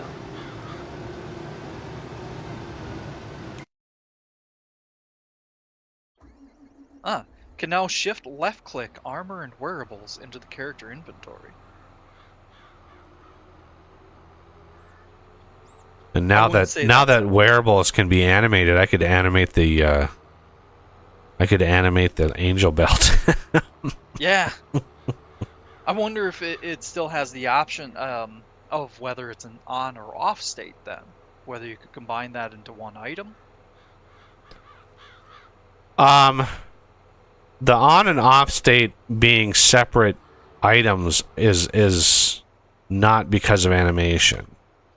Yeah, I know. Since he added animation, I wonder if that allows you to fix that. Right, but it was a fundamental. The code needed that.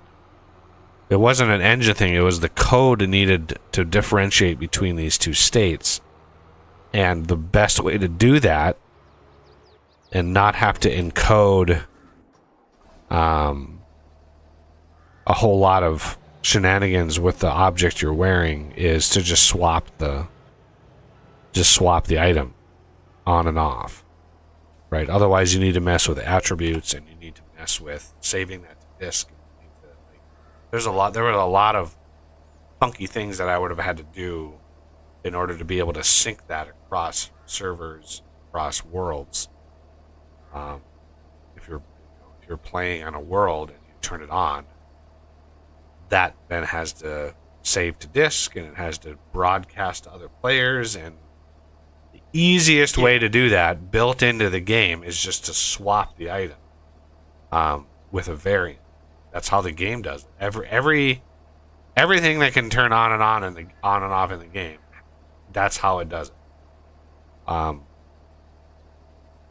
But with the animation stuff, I could have it so the on has an animation and the off doesn't, right?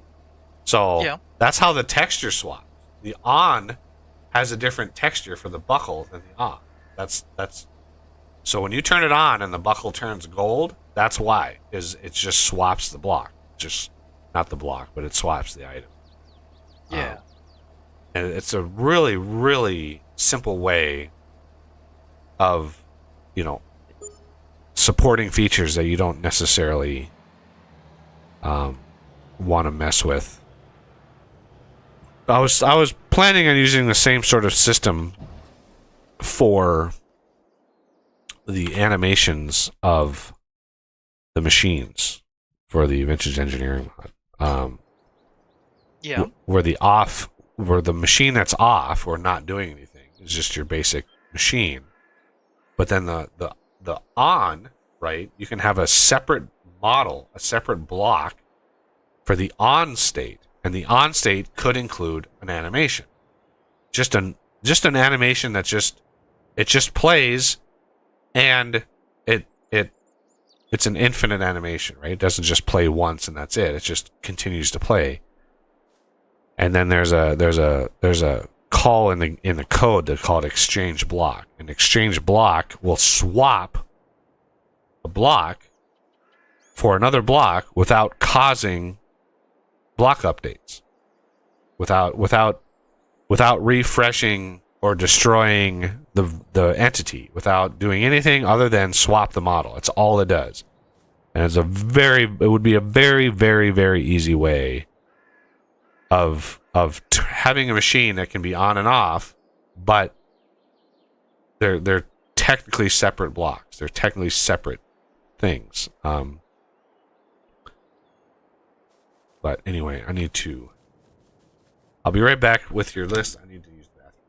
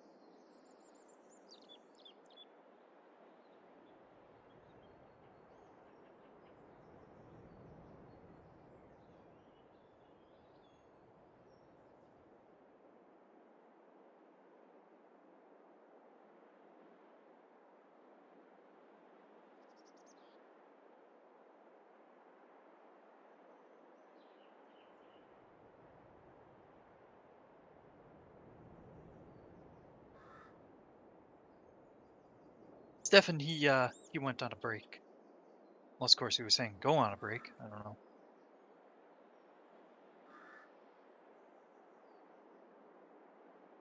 Welcome back.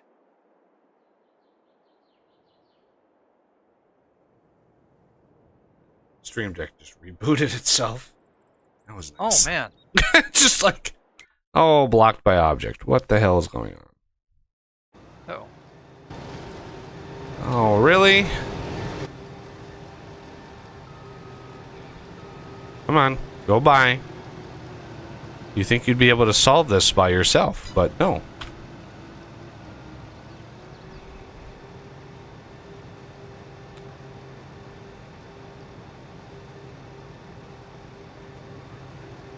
Here's a funny addition, and for anybody watching, we're going over some of the updates for Vintage Story. Entities standing on a rotating horn now rotate as well. Ah, Little nice. things. Yeah. Added tarnished steel beams.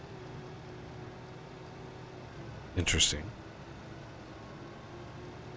Audio fine tuning. There's one in here. Improved soundscape for glider gliding and creative mode flying. So I wonder if with the Angel Belt you could modify the flying sound. What again? The flying sound? Yeah, improved soundscape for glider gliding and creative mode flying.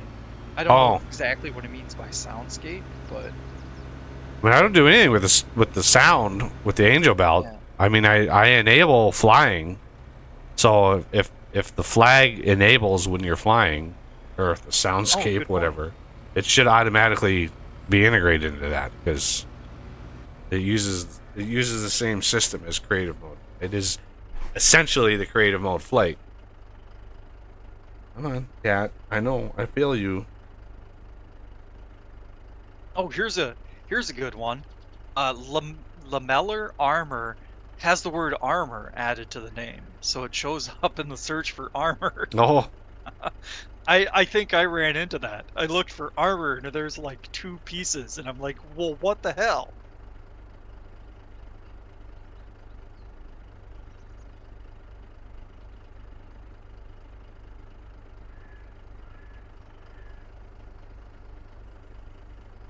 Added mechanical power part description to mechanical power blocks to make them easily findable in the creative inventory and the handbook. But a lot of that's just simple little things. Now it looks like it's getting into a lot of the nitty-gritty. Probably some good stuff in there, but there's so many of them.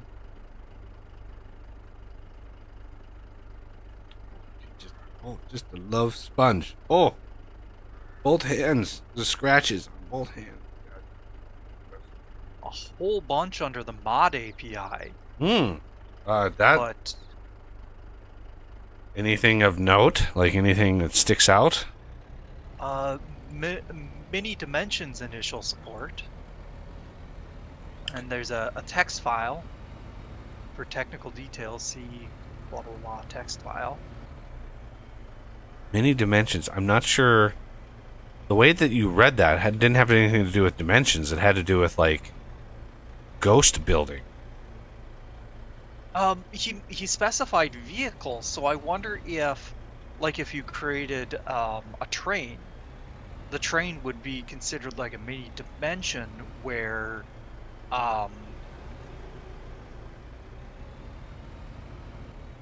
for one, I don't think it would matter whether it's chunk loaded, the trails as much or the tracks.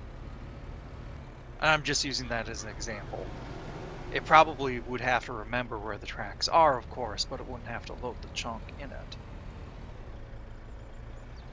I'll go up to the upper portion. A train isn't a dimension, though. A train would be an entity, not a dimension. A dimension is like the nether. That's what a dimension is.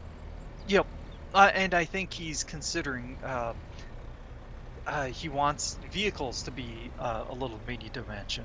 For one thing, it makes a little bit of sense that when you're in a vehicle, you want to be moving with said vehicle. So maybe that's how he's kind of jankifying it, trying to get it to work. Because otherwise, I know in like Minecraft and stuff, the movement's really jittery. Because if the communication glitches for even a second, you're way back 100 blocks away on your screen, but on the server, it says you're in the vehicle, which is forward a bunch more. So my guess would be that if that were to happen with a dimension type system, the view outside the vehicle would freeze, but you'd still be in the vehicle. Yeah, And I'm making a lot of assumptions here. It's just I just don't see that as a dimension. Not in a mini dimension system. I don't see how that has anything to do with what you're describing. I'll have to look at it after the stream and to really understand. yeah. Because dimensions like I said, themselves were something that was sorely missing from the game. Like the ability to have like an alternate world was missing from the game, and And he does specify here these are mini dimensions. Maybe full size dimensions are a work in progress. This might be like a first step. yeah, I mean that mini dimension tells me that they're just limited in size, right? Yeah. Well, but you can't have a dimension that's 30 million blocks. You have a dimension that's 1,000 blocks or 100 blocks, whatever the dimension might be. Similar to the way that the Minecraft mod compact machines, those were mini dimensions. Those were, even the largest compact machine was a dimension that was only like 13 by 13. That was it. You could not get any bigger than that. So very, very fast, very, very easy to simulate because they were so small.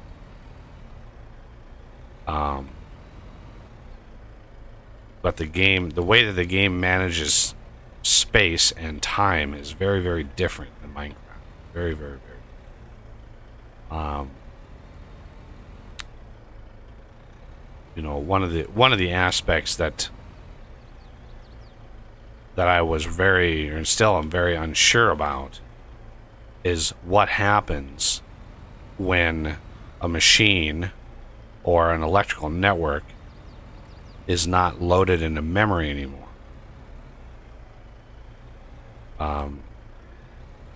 Because the game uses, it's interesting, the same system is used by the game for saving to disk and syncing servers and clients. It's the same system.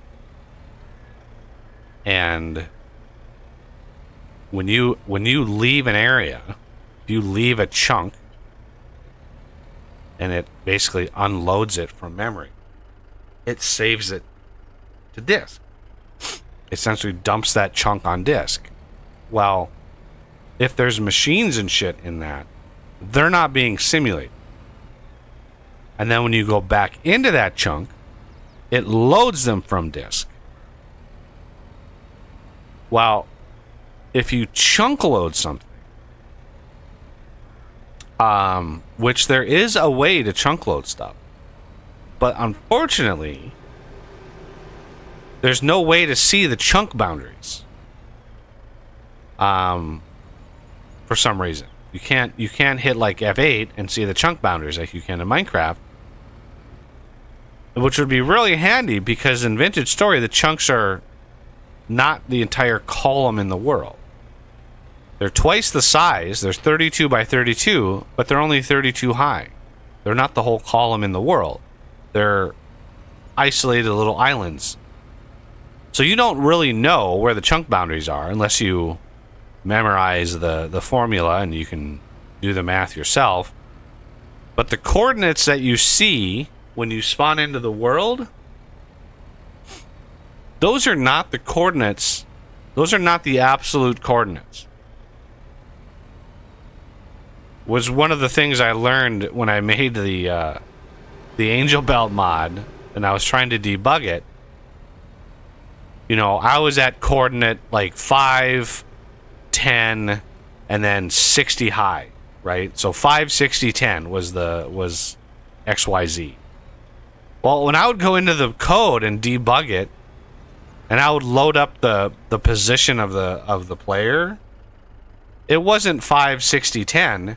It was like 50,505, and then it was 60, and then it was 50,510. Like, it was, the numbers were way off, the X and Z numbers, because the 0, 0 of your spawn is essentially not in the middle of, but near kind of a pivot point in the world. And then there's just math associated with where spawn is. Spawn is just a randomly, because you can pick which climate you spawn in, right? You can pick, I want to spawn in a temperate area. And so the game, when it's generating the world, finds a temperate area, sets your spawn there, and then saves a variable to disk as the offset of your spawn. It's like, oh, this is the world coordinates, but your spawn this is the offset, so that's what you see in your coordinate list. So it's little things like that that you have to kind of learn the hard way when you're modding, like how the game actually does that stuff. So some of the things that the game does, you just kind of scratch your head and you're like, what? Like, why would they do it this way? I got an AFK a little while. Should I stay on the game? Well, how long is a little while? 10 minutes? Minutes? Yeah, I think you're fine. Something like that. Okay.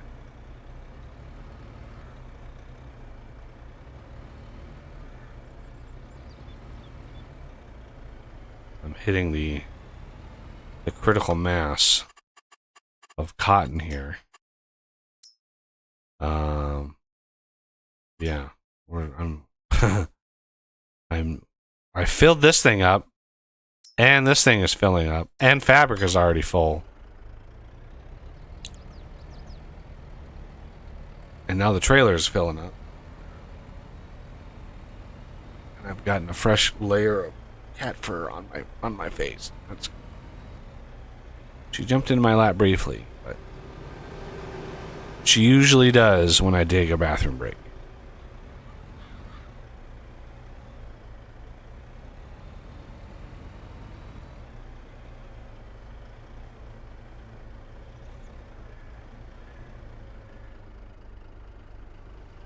And I've got 2.1, almost 2.2 million more cotton. Whew, that is a dirty trailer. Nice and pristine.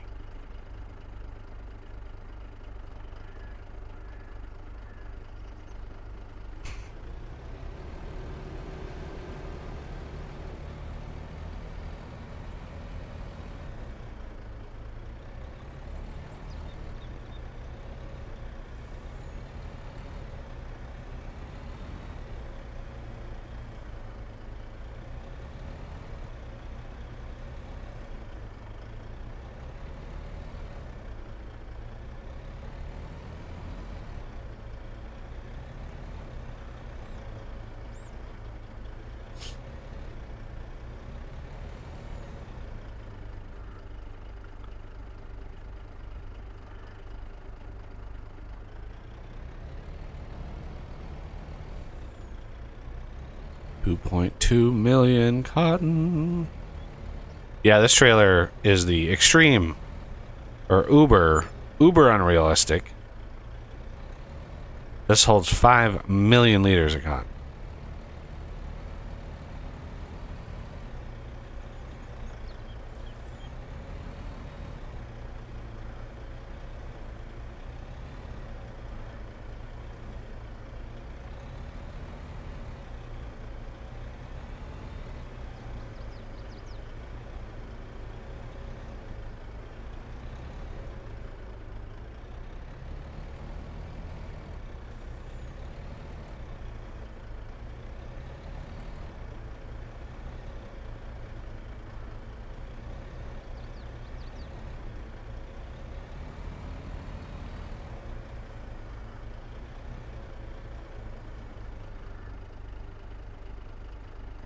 Be like those pooper scoopers that you see at the when you have parades, small town parades with like when they have like live animals in them. There's always the live animals go by, and then the next the next group of people are all the pooper scoopers.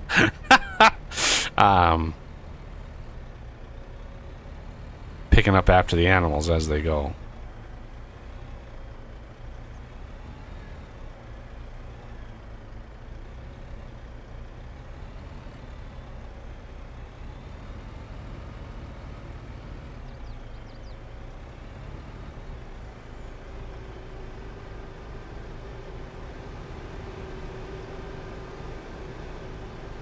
Come on.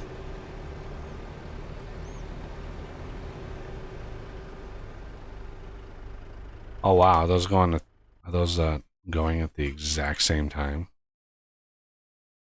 Yeah, just about. That's funny. Impatient.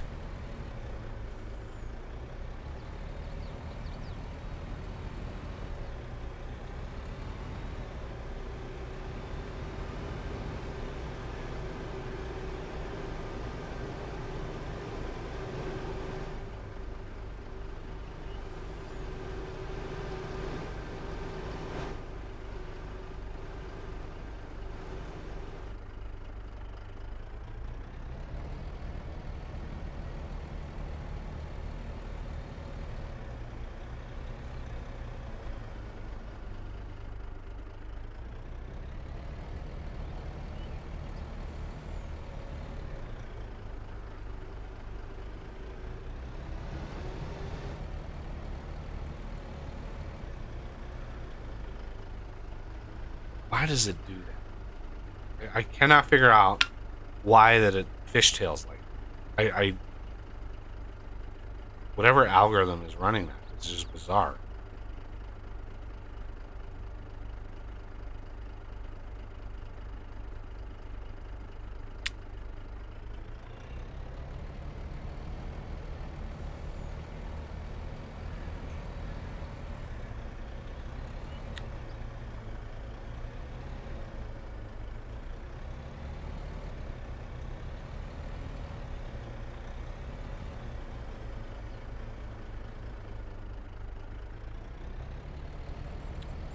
And anybody who's new here, yes, I edited the speed of this animation.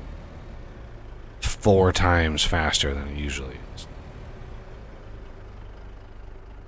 Normally it just takes forever for that animation to run. And I was like, no, I found an XML tag that sped up the animation really smoothly without actually editing the animation at all. It just it sped it up. I can't remember what the tag is. I'd have to look at the XML, but yeah, very efficient way of speeding it up without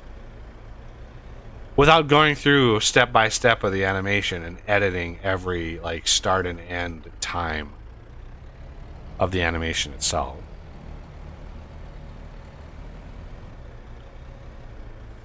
I discovered that little tag on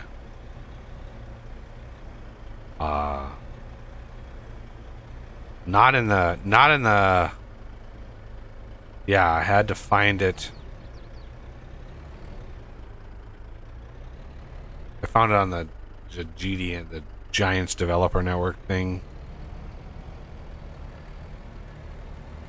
There was a script that the script that loads in. Yeah, because I didn't see the XML tag anywhere in any XML anywhere, not in any mods, anywhere. So I was looking at and the animation code, the SDK, like what loads in the animation and how it manages it, and all of the different tags that the system loads in. And I found a tag name not referenced really anywhere else, but the code had this tag load and it was direct animation playback speed or something. Like I don't remember exactly what it was, but yeah, there was no example of this being used anywhere on any machine anywhere. And I just tried. I just put it onto this machine to speed up the animation, and boom, it works first time. So yeah, I just set it to 4, and it's a playback multiplier. It just speeds up the playback speed by a set amount. It's brilliant.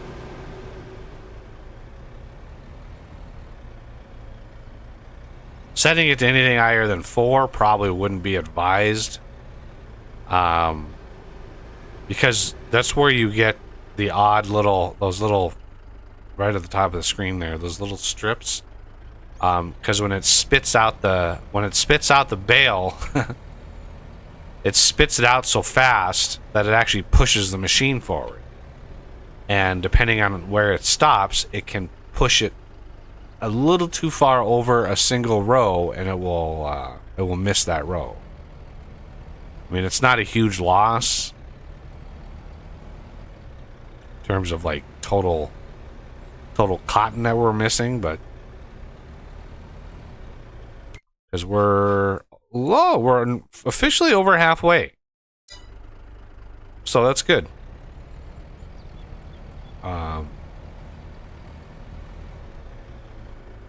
2.9 million liters of cotton.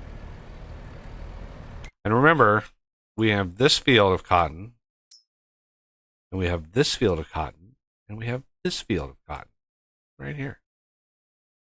But as you know, as we get more and more of these things done, I'm gonna slowly be wrapping up this map. The mega farm that we have. Obviously, if we were actually running the farm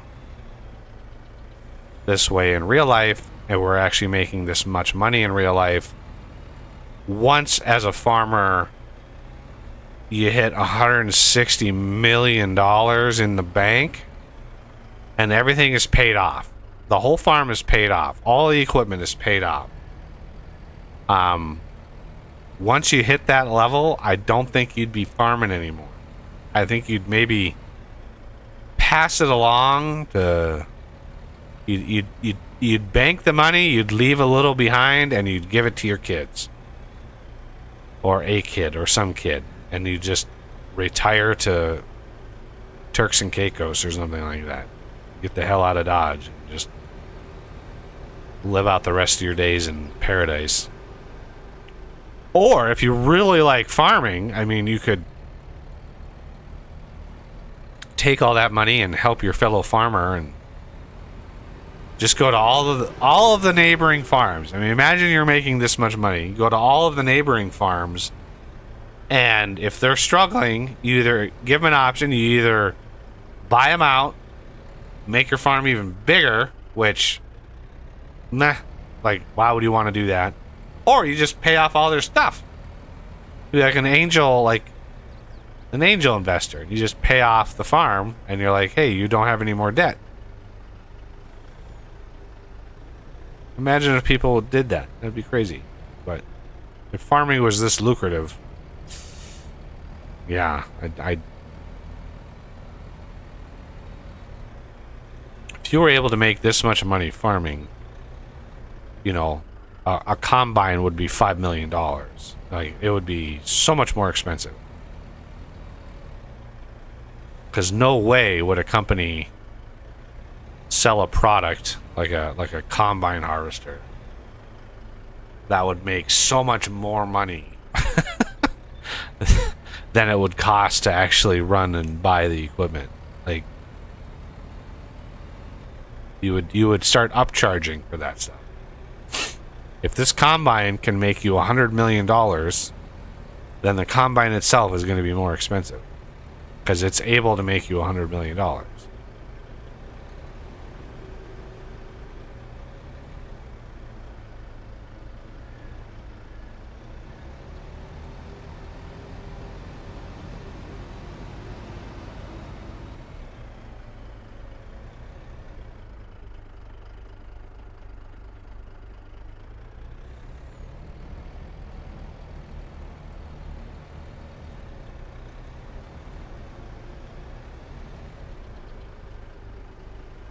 3.26 million. So I got a million. Yeah, I got at least 1 million liters just from one trip down the field. I think he's going super slow again. I don't know why. It shouldn't. Nothing in the way. There's nothing blocking. No reason why that thing should go so slow. Alright, I'm back. Oh my goodness.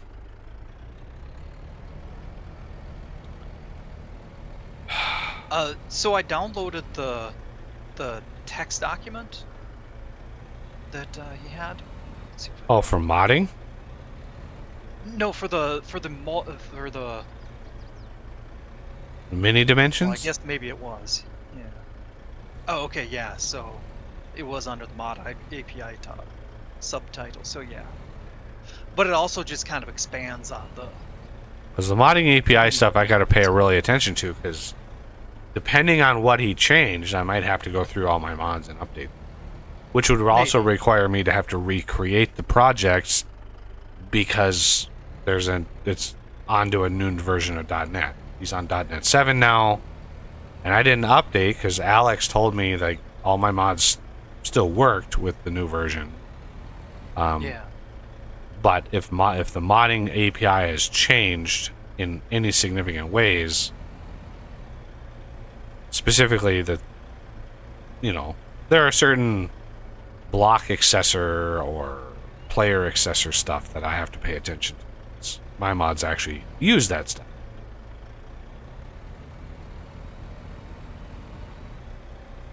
But this one specifically was for the mini dimensions. Just as kind of a clarification. Some example uses of mini dimensions. The preview block placement thing in World Edit, which, we already talked about that. It has like a preview of what it's going to look like. Elevator cars, ships, airships, and other non-wheeled vehicles. Potentially movable or rotatable rooms. I'm guessing he partially implemented this because he had some things he wanted to accomplish. You say rooms as in ROOMS? Yep. Okay. I was making sure because it kind of sounded like you said runes, like RUNES. That's my nasal problem. No, it's just I've got a Mack truck idling in my ear.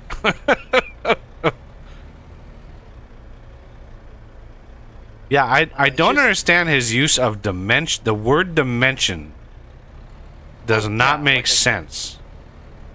To me, if I can give my perspective, it's a way of fixing something using alternate methods. For example, even current games, when they have a mirror and they want to, have an actual functional mirror where you could look at your own character in it, but also the room. One of the methods that they do for that is that they treat everything, or they actually create a duplicate of the world on the other side of the mirror. So you consider that a mini dimension. I've never heard of that of a mirror being done that way. Not in any rendering engine I've ever seen. Oh, it's. I think Duke Nukem 3D used that. Actually, I'm quite certain it did, because it actually had flaws where, you couldn't look at, you couldn't have a mirror on a wall and then be able to look at the other side of that wall. Okay, I should clarify then. I haven't heard of a rendering engine in the last 25 years that does that. Duke Nukem 3D is like 95. Oh, yeah. Yeah, every mirror that I've ever, in any rendering engine I've ever seen, is just a separate camera that points out from the mirror. There's just an invisible camera in the center of the mirror that looks out, and that's that image, the texture on the mirror is the camera view. That's how it's done. that's why in this game there's a limit on number of mirrors. If we go into the cab here, you can see there's a mirror there, a mirror there, a mirror there, and a mirror there. There's a mirror, right? There's a mirror down there and there, but there's the side mirrors here. These are one mirror because there is a hard-coded limit in Farming Sim of 4 mirrors. You can have 4 mirrors, and that's it. Because it's literally there's 4 extra cameras that are looking behind you, and the texture is just it's just basically a cutout. You know, it's a mask. It's a masking area that's just like, oh, take the whole view that you see and just mask this part out of it. That's how the mirrors work in the game. So, but as far as like dimensions go, like the vehicles, non-wheeled vehicles, there's literally 2 mods for that. Wisecraft's Machines has like a flying vehicle of some sort. I used it to discern the GUI code and how the GUI worked. It sounds to me like he had a specific use, you know. Yeah, he must. He specified airships or ships and airships. Yeah. So it sounds like he's going to be adding those to the game. Well, he added the last update added boats. Yeah. So he has rafts in the game already, and maybe due to some. But those are pretty much single block. It sounds like dimensions are going to be multi-block structures. Right, and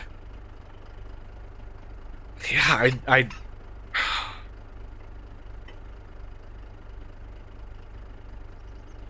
guess I would have named it differently.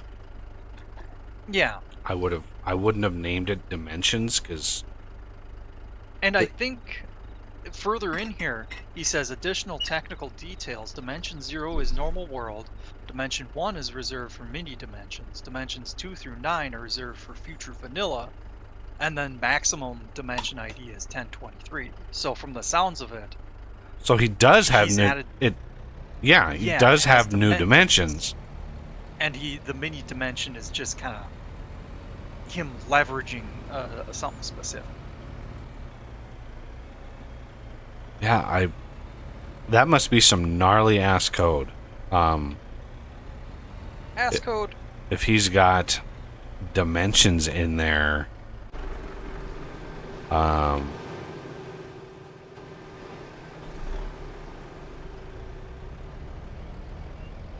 because one of the things I talked to him about, which I haven't been able to message him again, because he must be getting a lot now that the community has grown. Yeah. He must be getting a lot of direct messages because he turned off generalized direct messages. So only friends can DM him. So I'm still kind of waiting to see if he. I did a friend request on there because I tried to message him a week or so ago. But I just assume he's getting inundated with messages. Yeah. I bet.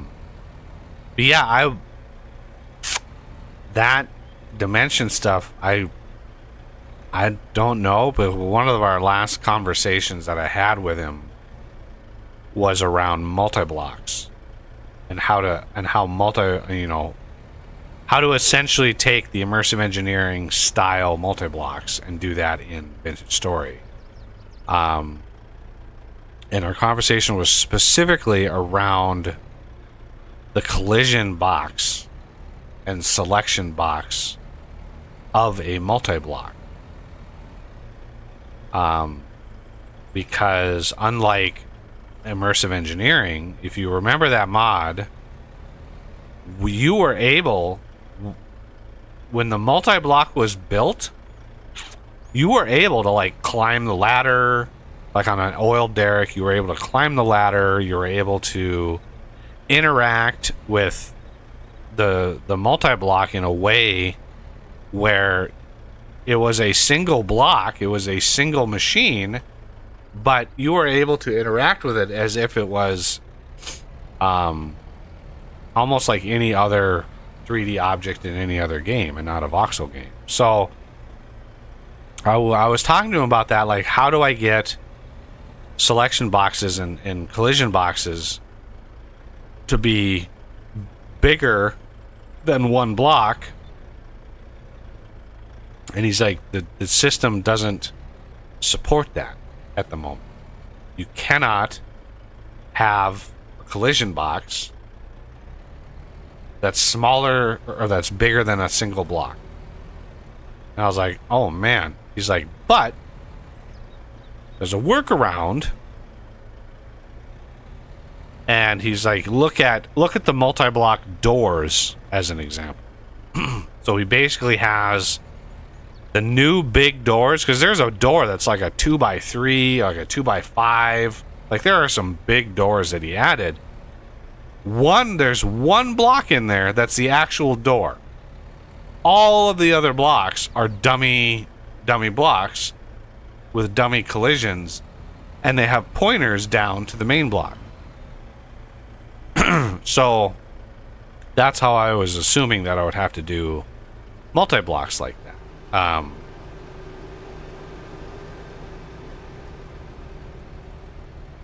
Kind of a janky way of doing it, but I was trying to think if there was a way you could use the way he's trying to leverage the dimension system, the mini dimensions for those, and I can't see any necessary need for making a multi-block as a dimension, unless you added like a mining drill, and then, you know, basically treat it like an elevator. The way that he describes the mini dimensions, the way that I visualize that, and how he describes the uses for it, isn't a dimension. Yeah. It's an entity.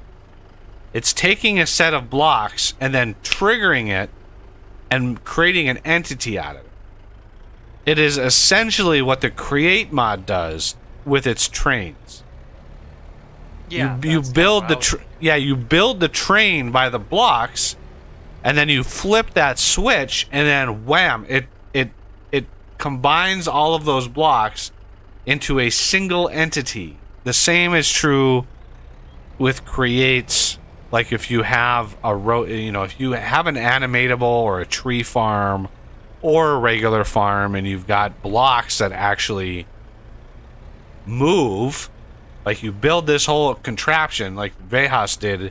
He built that whole big mining system, and then you trigger it, and it turns it into an entity.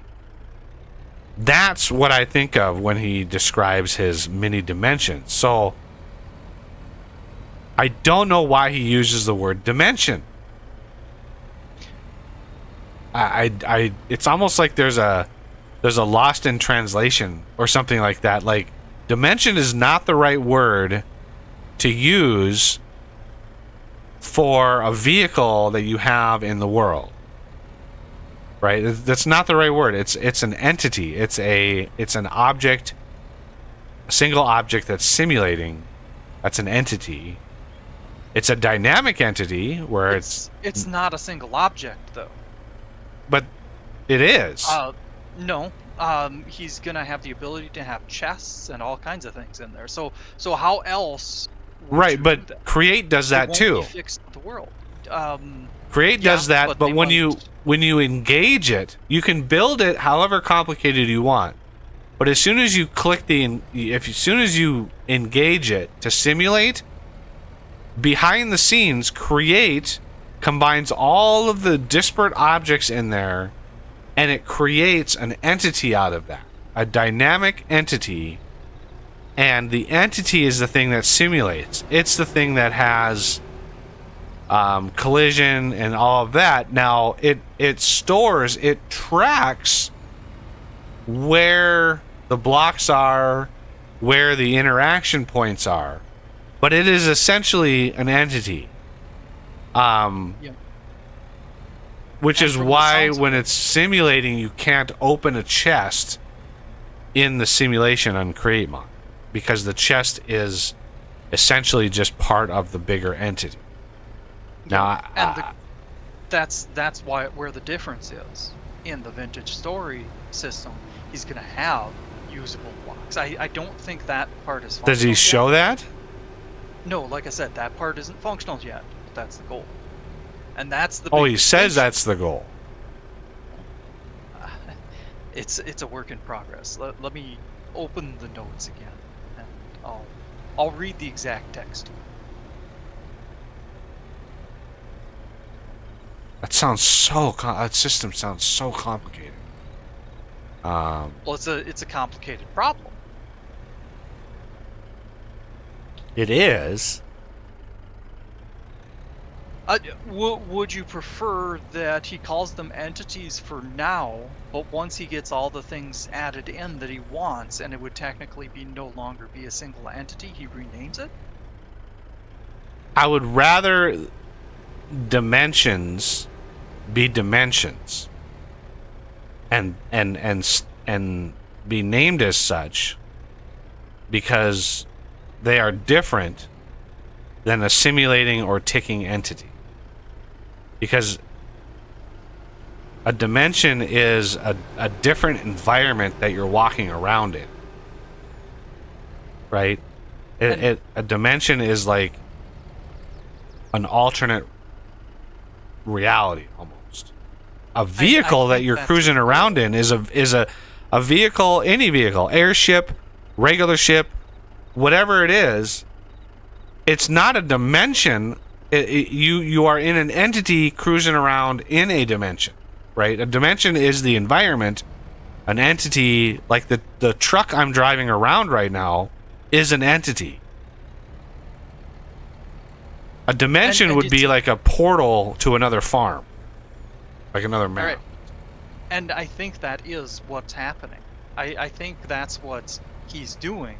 The only difference is that you can still see said, and maybe externally it will be an entity. Maybe there's an entity in the world, but when you enter that vehicle, you're technically traversing into a new dimension. It's just you can still see it. Yeah, there's one part of the game. I don't know if you ever did this, Os, but there's one aspect of the game that I have never actually gotten to or explored, because I just wasn't sure what to expect, or if it would have ended the world, or I was kind of afraid to try it because I wasn't sure if there was any way back. But when you are temporarily drained completely, right? You supposedly go to like a different dimension or something. Like, I wasn't sure, like the green gear, when it drains completely and you start glitching really bad, as if there's a really bad temporal storm, drifters and stuff start spawning like crazy. But you're supposedly, if you let that drain all the way, you are either moved into a new dimension, or it was almost like a new dimension exists in the world and you're just not aware of it until your temporal stability drains completely out. And then suddenly you become aware of it. The lore of the game, I don't know if it's been fleshed out enough to really answer that question, but yeah, I wasn't sure. Did you ever? Yes. So what happens when that completely drains out? It doesn't teleport you to a new dimension. It's the latter in the options that you gave. Essentially, it reveals a hidden world that's already there. It changes the skyline. There's just these giant gears in the sky. I thought I actually mentioned it because it happened to me Well, on one of the streams. Yeah, the giant gears show up also during temporal storms. That's my first experience with it. Because that was just added. The gears in the sky were just added in 1.18. Right.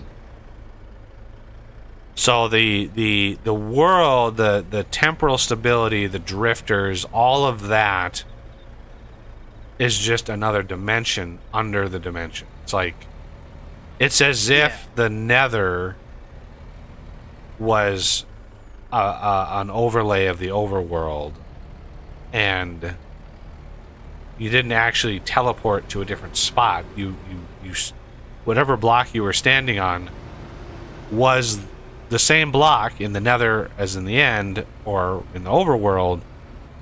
It was just looked different. So maybe that's why dimensions. That's why he has an oddly named way of handling dimensions,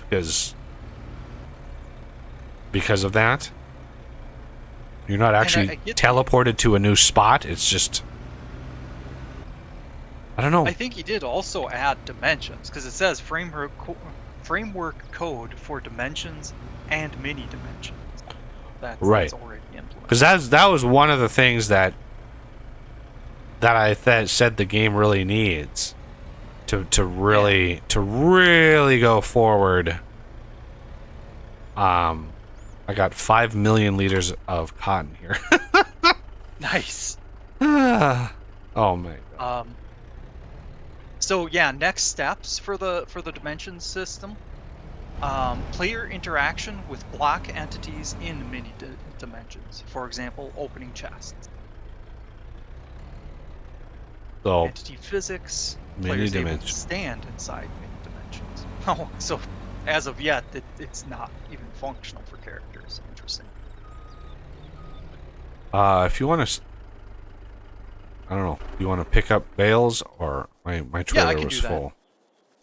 If there's it's just I was reading stuff. So right. If there's anything else of note, you can go ahead and read it. But I thought of a different way of kind of expressing mini dimensions. Damn, I know there's games that have it. I just can't think of them offhand of what they are. Where you walk up to a vehicle and you hit the enter key and it actually has a 3D object inside it. Or not 3D, but it actually has a dimension. Just to use those words. Can you think of any offhand? I know they exist and I'm pretty sure we had played them. I just can't think of it offhand. A vehicle that you walk up to, and you hit the enter key to enter it or whatever, but rather than just having a different interface, it actually has blocks and stuff that you can walk around in. I know Empyreon had something like that, where you had you had a vehicle that you had a cockpit, but you could also have an open-ended cockpit. Yeah, and walk but that around. one you couldn't get up and walk around in while it's moving. While it's moving, no, because anytime you have an entity, unless you're tied down or attached, if you're attached to something, you're simulated as a separate entity. It's almost like if you're in the International Space Station and you're not tied down, and suddenly there's a shift in direction, you're gonna be bouncing around in there all the time. Like, you're gonna have a bad day. I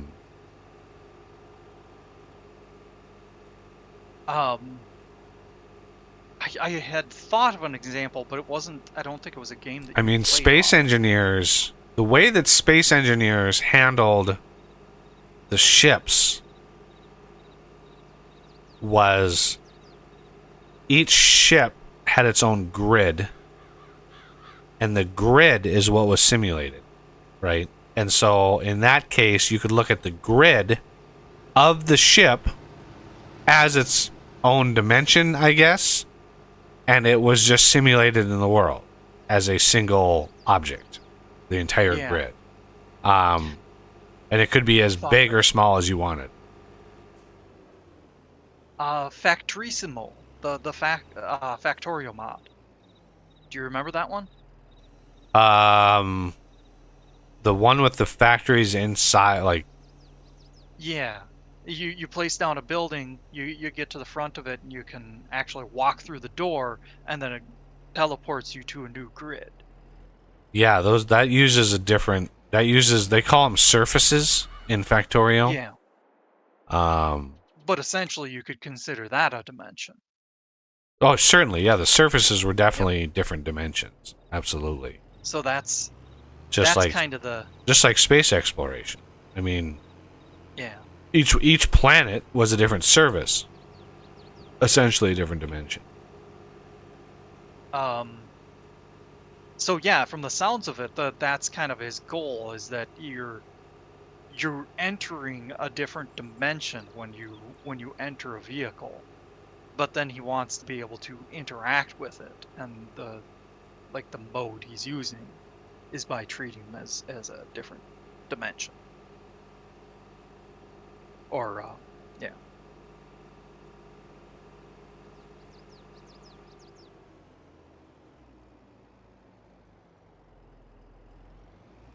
I mean, I'm just glad he's working on dimensions in the Yeah. in the classical sense of the word. It sounds like those are actually already in place. You might not be able to explore around in them, but yeah, I imagine people are already working on mods for it now that the modding community is kind of picked up. Yeah, unfortunately, the modding community at large. One of the things I've noticed is there are very, very few mods that use custom code. The number of mods that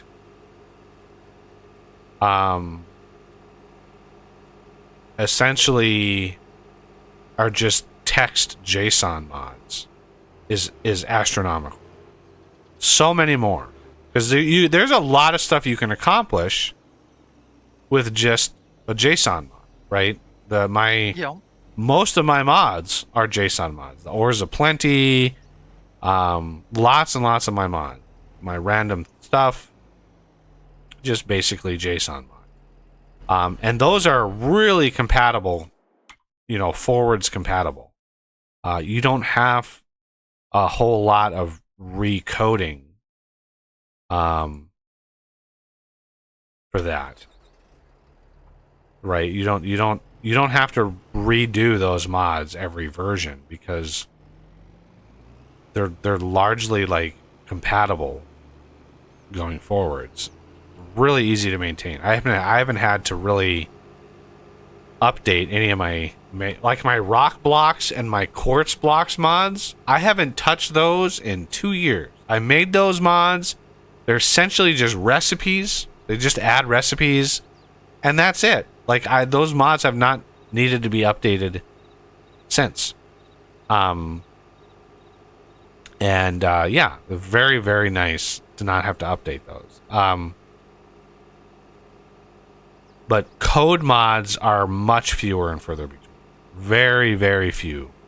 Out of the 1,200 mods, or over 1,200 mods on the ModDB, I would go so far as to say there's maybe 20 that have actual code, programming code.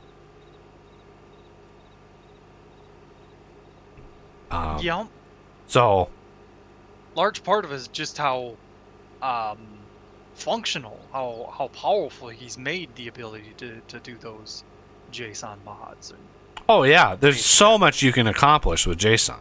I mean, there's so many little intricate things that you can do with the game with just a JSON. But one of the things I'd love to do, I've been very, very tempted to reach out to the QP Tech guy, and get a little bit of his help on my mod. But he hadn't touched the QP Tech mod in months, almost a year. And he was largely saying, like, I don't know if I'm going to go back to it. Like, and so I was like, God, if he's going to stop with QP Tech, then, you know, it leaves a big opening for, you know, a mod based on machines and automation. That's QP Tech was the only game in town. QP Tech has been downloaded like 30,000 times. Like, it's a very popular mod. But if he's not maintaining it anymore, then, you know, I really need to get going. While he just put out an update for it, right? So, while he said he's probably not going to update it, he went ahead and did it anyway. So, but I'd really like to reach out to him and go, hey, I know you don't really want to work on this anymore, but would you be willing to look at my version of this and make it work? Because QP Tech already has, you know, a rudimentary wiring system and a rudimentary electrical system. It's very, very basic. It's not extendable at all. It was not written to be part of an API, but none of his mod is. Like, his mod is, I've looked at his code, the QP Tech code, and as much as he accomplished, he didn't build any aspect of that mod outside of, hey, I want to learn how to do this. Let's use this as a tutorial. Right? It's almost like if you open a mod and the main object in the mod is called Hello World. Right? It's like somebody programmed this to sort of teach themselves how to do it, and it just kind of got away from them. Right? It just kind of grew its own legs and ran. And he didn't ever go back and restructure it, thinking we need to make this organized. You know, the electrical system is just janky as hell. There's no effort in that mod to really organize everything into a coherent like API that other mods could then use. Even the recipes are hard coded in large part. They're hard coded, and very, very hard to edit. So for me, with the back end coding experience that I have, that is where I shine in making it work. Where I suffer is on the 3D side, the electrical wiring, the other aspects of that. That's, God, I'm constantly second guessing myself, constantly worried that what I'm doing is not working, and once I get over that hump, it's basically the rest of the machines, the recipes, and cleaning up the API so other modders could just add their own machines or add their own recipes if they want. Because adding recipes, believe it or not, will just be a bunch of JSON, right? If you want to add recipes, yeah, you'll just be able to in the game or in your mod. By the end, what I'm planning on is in your mod. All you need to do is add the dependency in the mod info JSON. You'll add my mod, the Vintage Engineering mod, as a dependency, because that ensures load order. If a mod has a dependency, it'll load the dependency first, and then it'll load the mod, right? So it ensures the load order. But then your mod could just be a bunch of recipes with the right directories. It'll just be a bunch of recipes, and you could add a bunch of recipes for all the existing machines, or rebalance the recipes for that matter.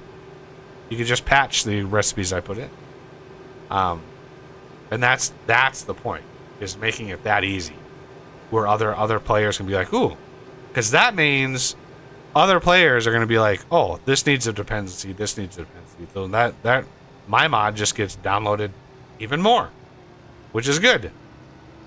The more people that use it, the more people that support it, the more it's going to get used, and the more it's kind of and hopefully more attention to the game, more attention to the channel, and just kind of a feedback loop. but I just got to get over this damn like code. It's daunting. If I had the money, I'd pay somebody just to do it. You know, here's $1,000. Just do this code so I don't have to think about it anymore. Just make it work.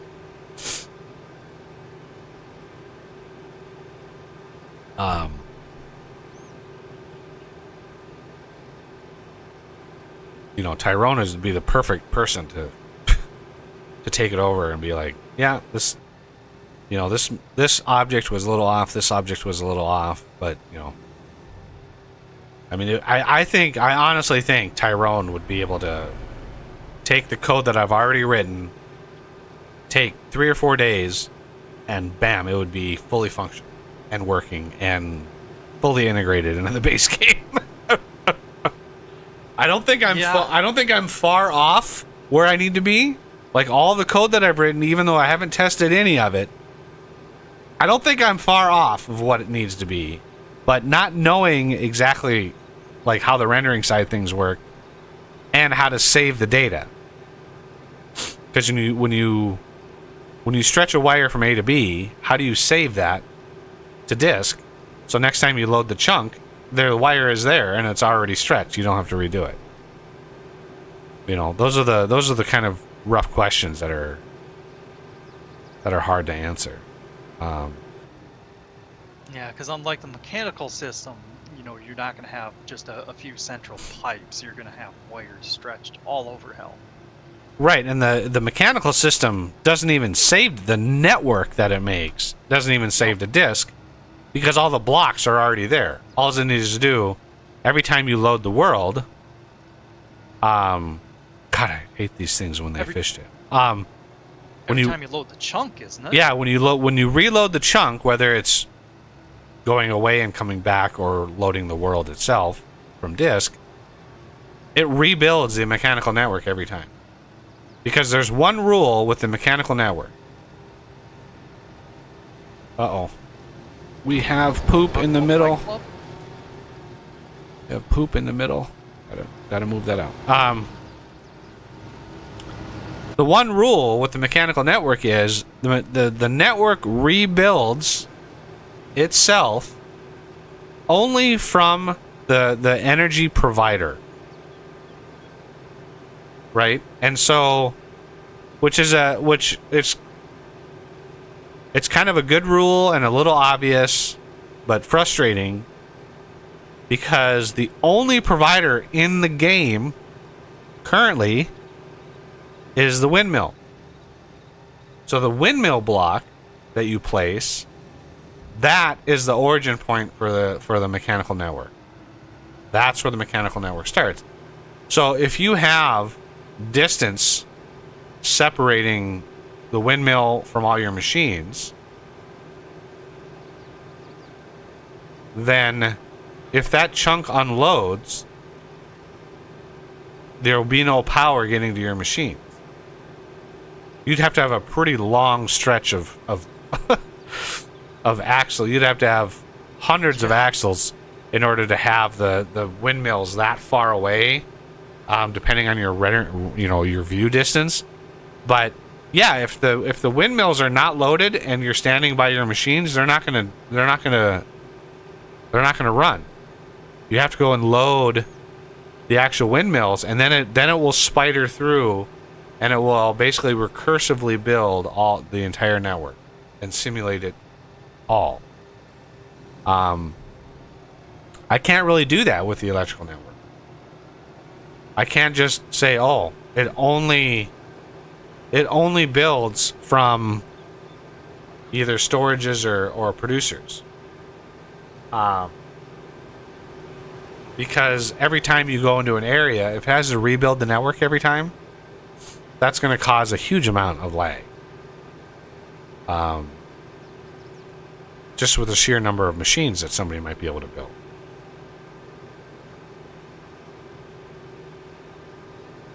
Even late game, you might have a singular nuclear reactor producing an obscene amount of power, and that power is run into your base, and you might have 200 machines all being simulated off that power. Well, the whole system has to be running. So that gets into chunk loading and gets into like, how am I going to do that? And that's down the road a ways. But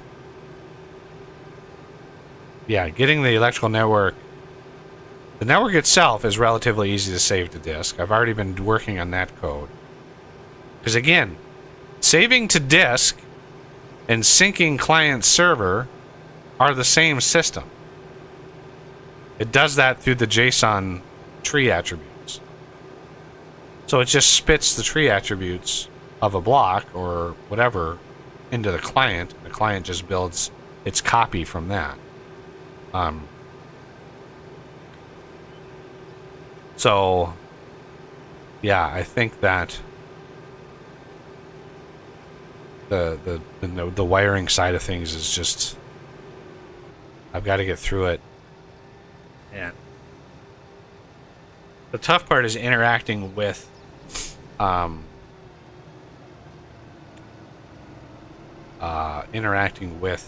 JSON text, loading the code, and the other aspect of it that I'm just like completely not sure of is how to rotate. You know, if you're looking north and you place a block, the wire connection point, wherever that may be on the block, right, is different than if you're looking west and placing the block. And the block rotates, right, that wire connection point moves. And how do you do that? Because it's the same block, it's just a different orientation. And there are ways built into the JSON that you can rotate this. But again, this is all 3D stuff, and I can't visualize it in my head.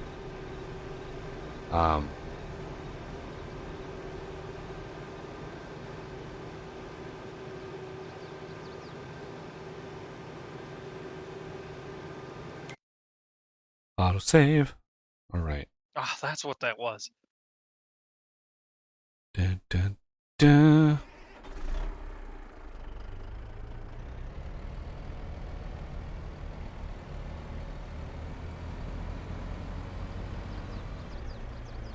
Yeah, you were talking about Tyrone and his capabilities. From the sounds of it, he's just an incredible programmer. Oh, You pretty much have to be, because he's pretty much a solo shop for one of the best games as far as program capabilities I've seen. yeah, you should see the API. It is a work of art. The modding API for that game. It's hard to describe. It's so elegant. You know, any time that I'm programming, any mod that I've made in that game, Angel Belt, everything. When I started diving in, like the Angel Belt, I was like, man, how am I going to do this? And I started diving into the code. That's literally, it's part of the character, right? You just enable the flag, and then the plane lock, right? You can lock yourself to an axis, XYZ. That is built in, and the speed at which you're flying, that is built in. All of that stuff was already built into the game, and all I needed to do was capture it and override it and set it. It was absolutely brilliant, So, and then when I started working on some of the other mods that I made, the rock picker or the rock sniffer, a lot of that stuff, the world eater, some of that stuff was just like super easy. And then when I got into like the building gadget, which I still need to debug, I've been putting that off. I really should fix that because it's been reported that doesn't work quite right anymore. He changed fundamentally the layers of how the voxels work when he added the water layer. Because water now, similar to Minecraft, what they did, water used to be just a type of block, right? You had dirt block and then a water block. And a water block was rendered differently. So it had a whole bunch of different things, but it was still a block.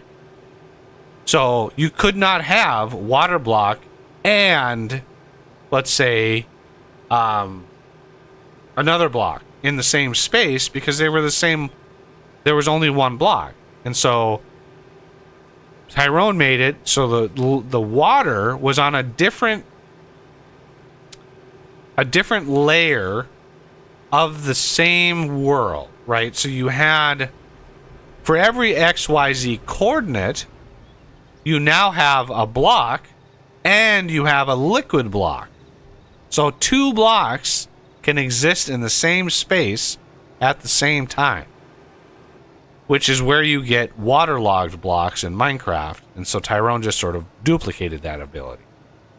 So my building gadget mod, when it sets blocks, it was made at a time before the liquid layer existed. So the calls to set block are missing which layer to use. So it's messing up. There's some bugs with it. Plus, my knowledge and understanding of how the game runs has evolved since I made the building gadget mod. But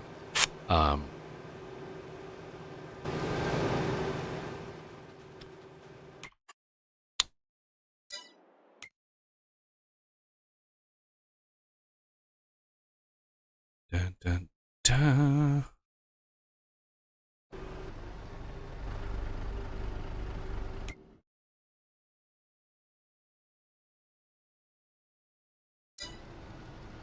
We slalom back and forth, you stupid thing.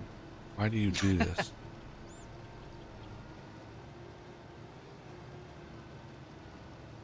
Where are you going? What are you doing? You're going way out there. Left 2. Oh. Okay. I wonder what our bale count is right now. So this is 139. Let's do the first one here. First one is at 145. Just pooped out another one. 145. This will soon be 140. There's 140. So that's 285. 3, 4, 13.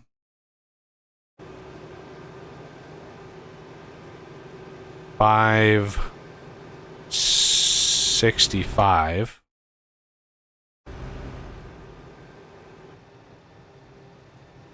7.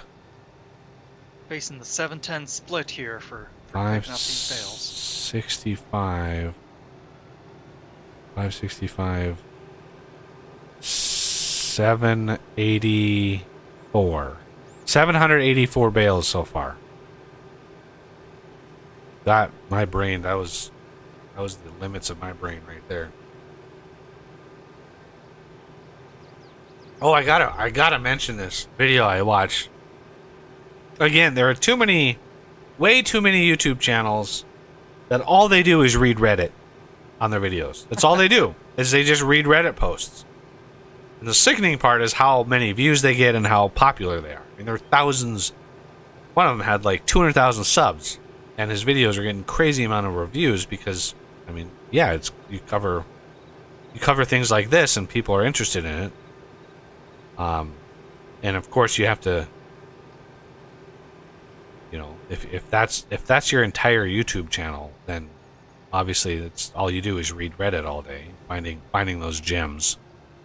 But so one of them that I watched this week was a video on a Reddit, and somebody asked, what are some crazy coincidences that you've experienced, right?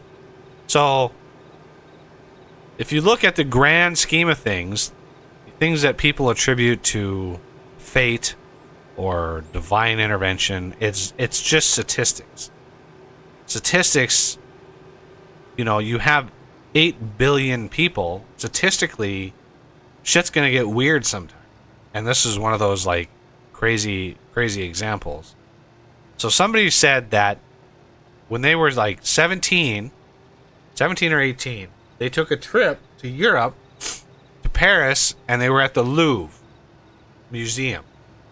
And he had just gotten done looking at the Mona Lisa, and he was in another area, and this couple came up to him and asked, "Do you know where the Mona Lisa is?" And he's like, "Oh yeah, I was just there. He goes, I was kind of his post was like, I was kind of bad at directions, so I was like, I'll just walk you to there, right? I'll just walk you to where it is, because he was just there." So he walks them to the Mona Lisa, and the couple is like a Filipino couple, and they are so happy with him helping that they're just like, you know, they just reacted in a super friendly way. They even took a picture with him in front of the Mona Lisa, and they said, anytime you're in the Philippines, you know, come and stay with us, right? You have a place to stay. I don't know if it was the Philippines. I know it was another foreign country. It wasn't like the U.S. or something. He was American. They were not American. But he was like, thanks, whatever. He said after that trip, he goes home. He goes to college. He goes 7 years later. 7 years later, he's in Budapest at somewhere in Budapest. And he goes, this couple walks up to him and asks him where the train station is. And he turns around. It's the same goddamn couple. It's the same people. And he's like, he was just like, you know, are you, is this so-and-so? You know, he basically was like asking them like, do you have a kid named this? And they're like, how do you know that? And he's like, I'm the guy from Paris in the Louvre, like 7 years. So not only was it the same couple, but it was 7 years later in a completely different country. He ran into the same two people.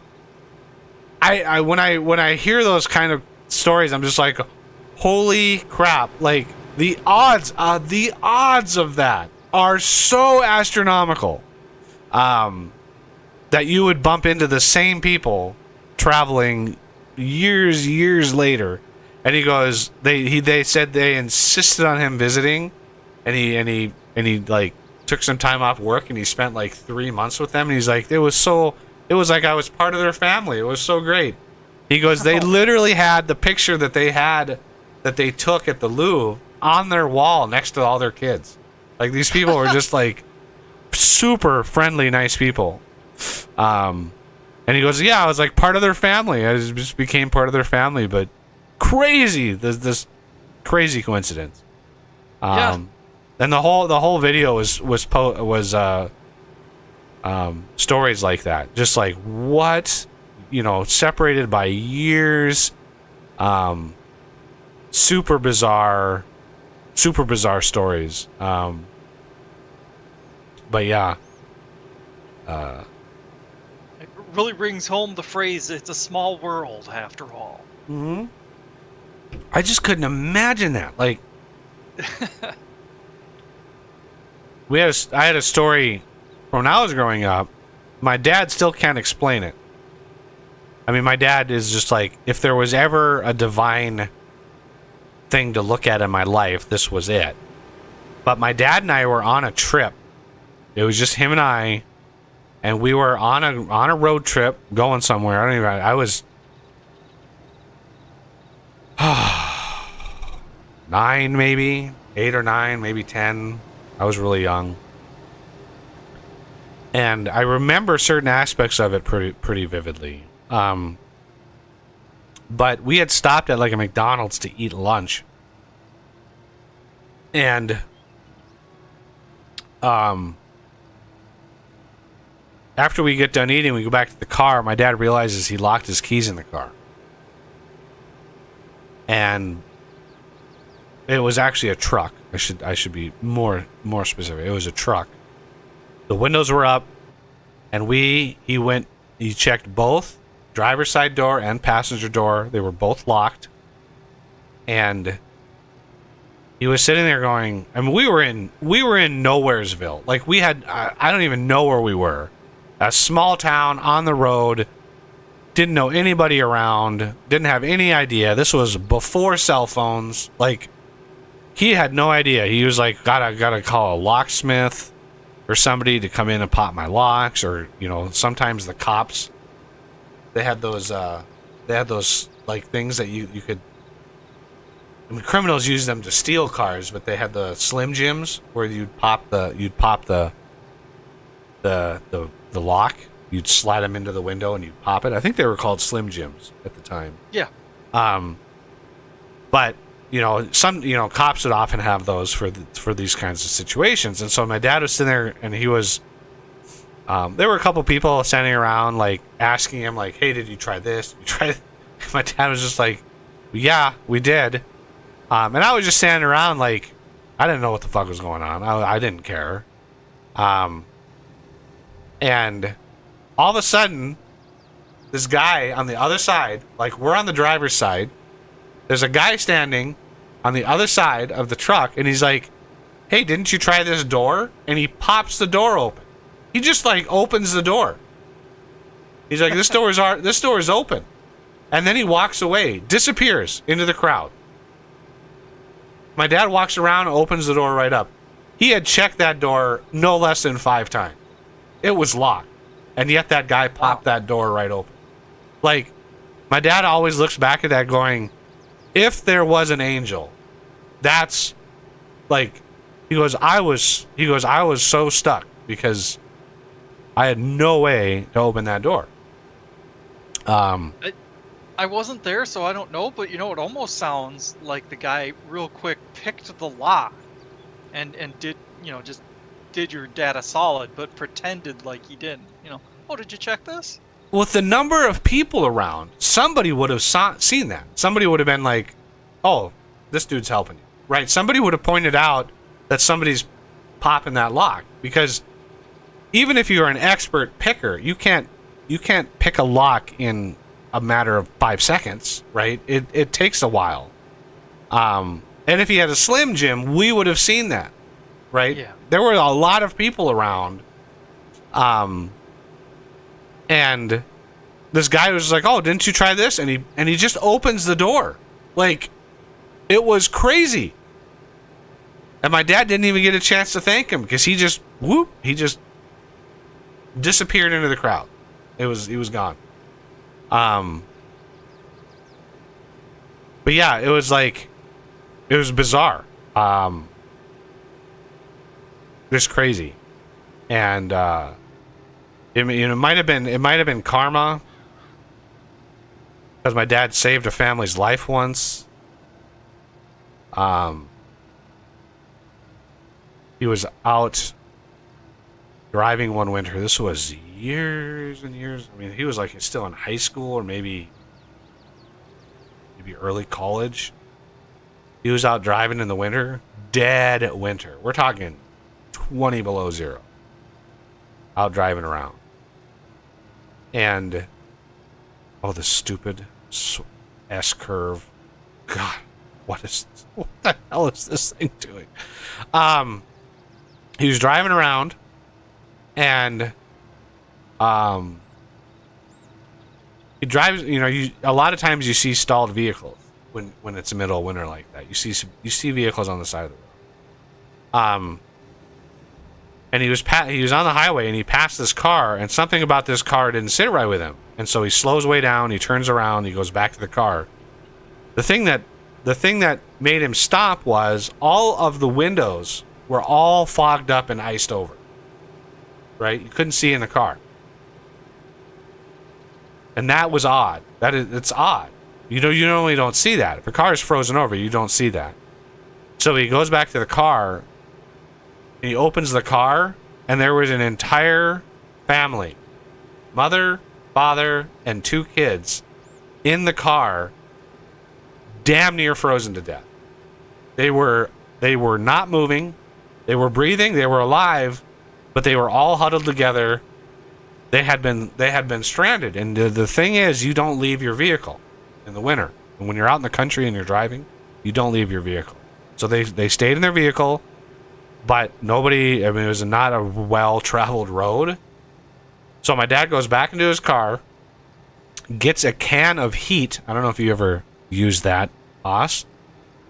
But you get a bottle. You get a bottle of heat, and heat is a fuel additive. You pour it in the gas tank, and it essentially lowers the freezing point of the gas. So it unfreezes the gas line because their gas line had frozen up. My dad had flipped the keys, and it showed there was gas in the car. The gas gauge was not on E. But their fuel line had frozen because that's how cold it gets here. You can be driving down the road and your fuel line will just freeze because it's that cold. So he poured a bottle of this heat into their tank, waited about 10 minutes, started the car right back up again. Started the car up, and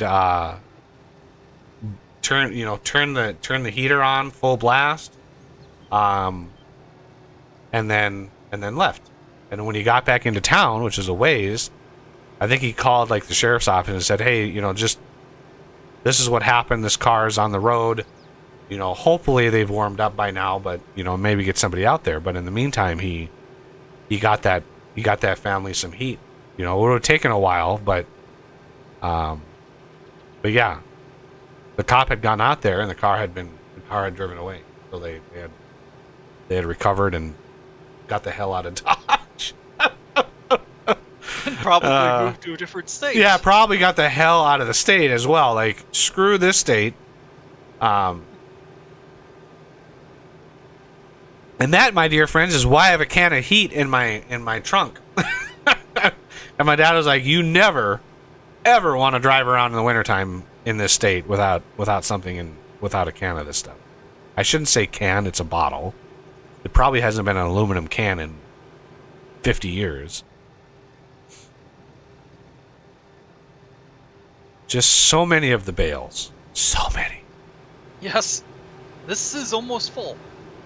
Yeah, I sold the majority of my last load. I had over like 4.8 million. And hit the 5 mil mark here. Should I just sell it as well, or should we deliver some? Fill what you can in the farm factory, and then sell the rest. Okay. Yeah, there's the 5 mil. Nice. Okay, so we have. I'm not going to reset anything until we're good to go here. So I'm just going to pull these off to the side. Now that these are getting done, I want to jot down these numbers. That's.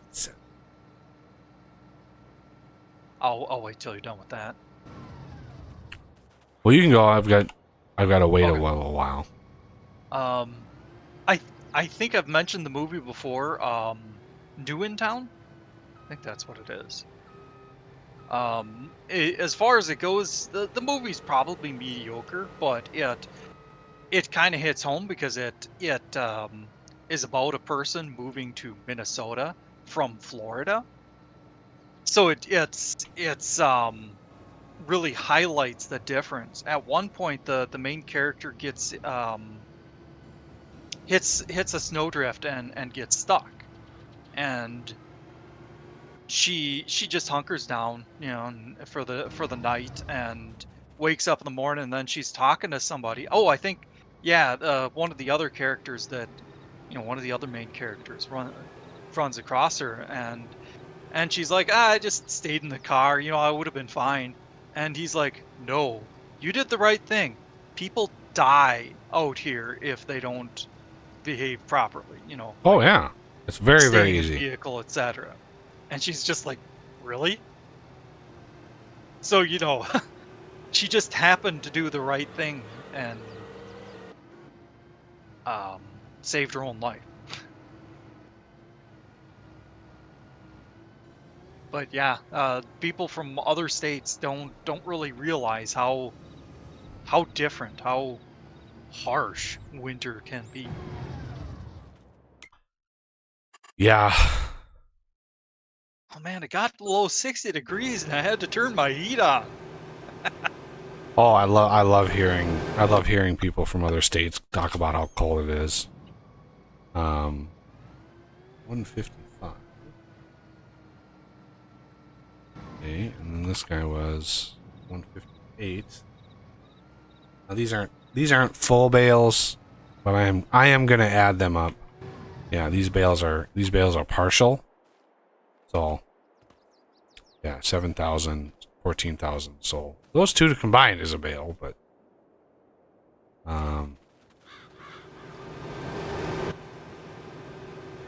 this guy's gonna spit one out just before he finishes. Damn it. Oh, I didn't pay attention to how much money we got from that. 5 million would have been. It was about $8 million. Nice.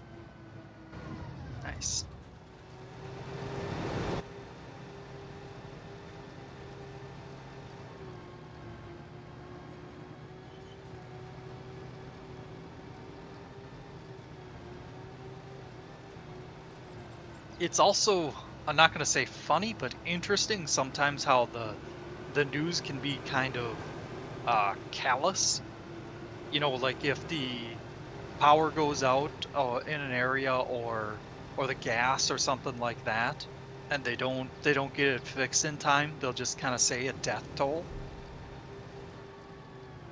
And it's just like, wait. Yeah. It's bad. I mean, But it, you know, similarly, they wouldn't make an enormous deal about casualties in an earthquake. I mean, don't get me wrong, they pay reverence to it, but it's not, you know, oh my God, this is the end of the world. yeah. Well, people kind of expect there to be casualties in an earthquake. Yeah.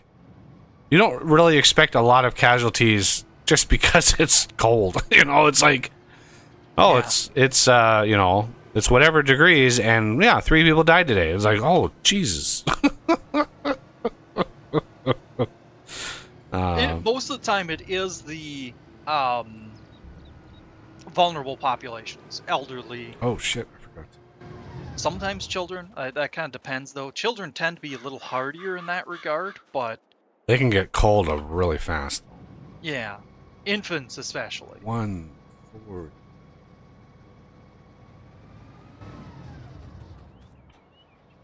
Although oddly enough, another 140. You can treat this as hearsay, but I'm pretty sure it came from a reliable source. I think it's Iceland. When they have newborns, they actually like take the crib and just put it outside the doorstep, even if it's cold outside, and it helps the baby sleep or something like that. And it's just like, wait, what? I don't know, of course they bundle them up, but 745 bales. Nice. That's a lot of bale. That is a lot of cotton, everybody. How much is it per bale? 20,000. 20,000.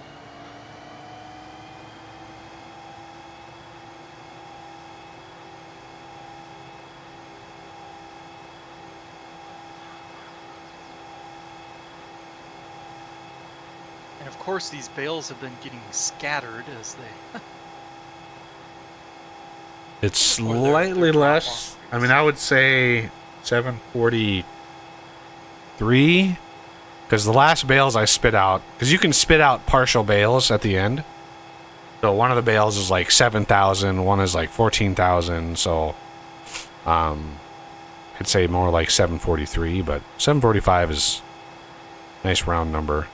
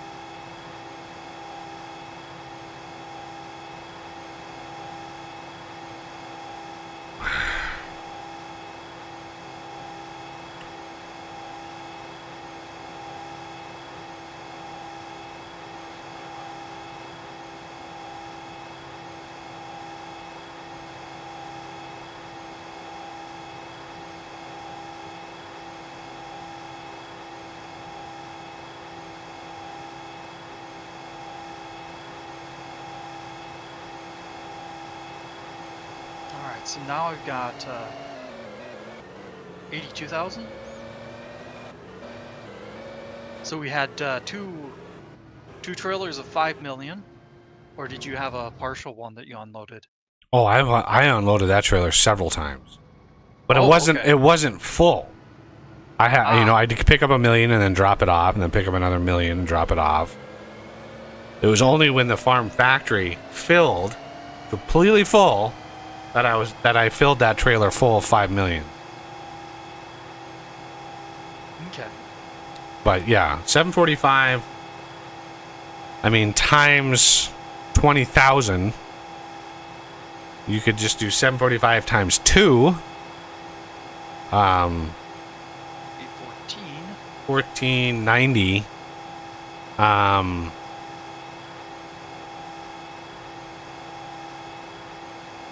So 14 million, my guess. Sounds right. 14.9 million cotton off of the field.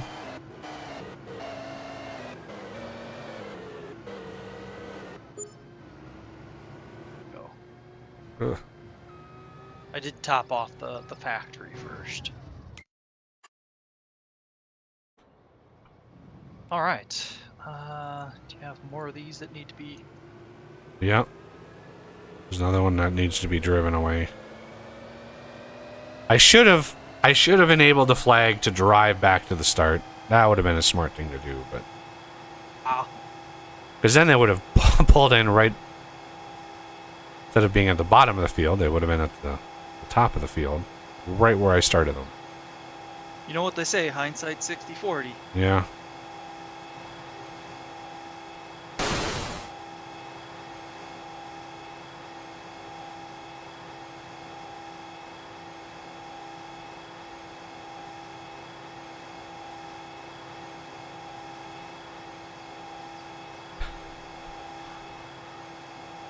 I'm just gonna take a nap while this cruise controls back to the base.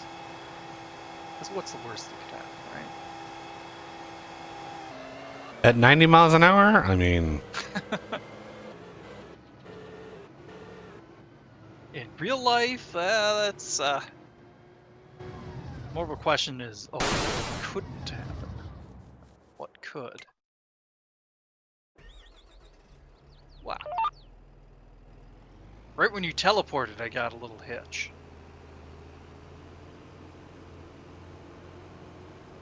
Makes sense though, loading a lot of stuff. Shoot. Oh, this whole field's gonna need some lime. Oof.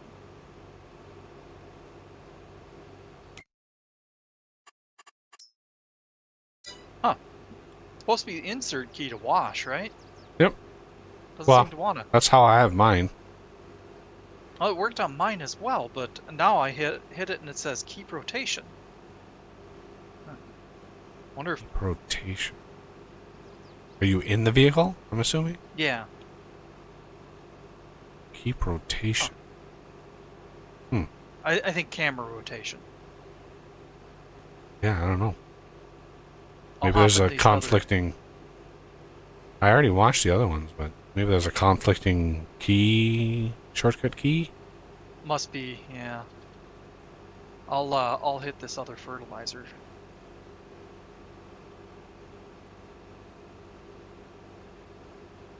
The hell?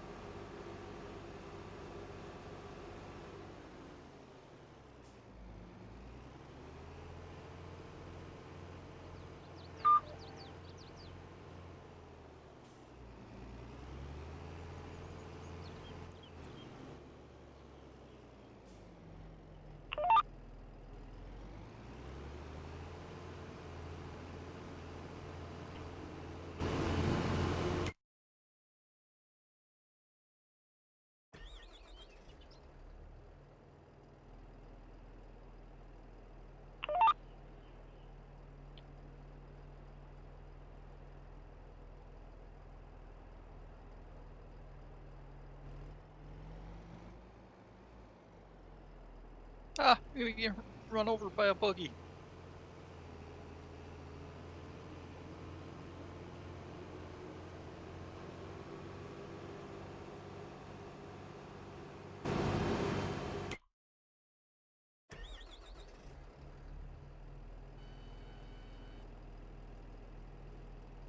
What did I plant right?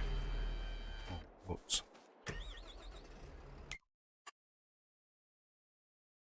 The field just north of this one, or? Yeah.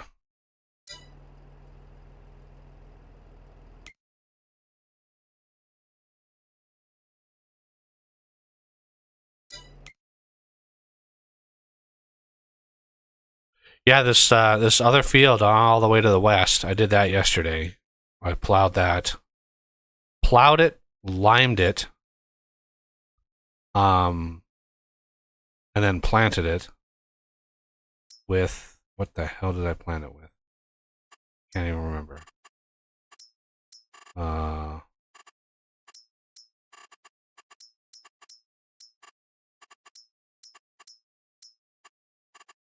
Soybeans. Right, soybeans. I'm doing a ride along, so I'll tell you which direction the center one goes.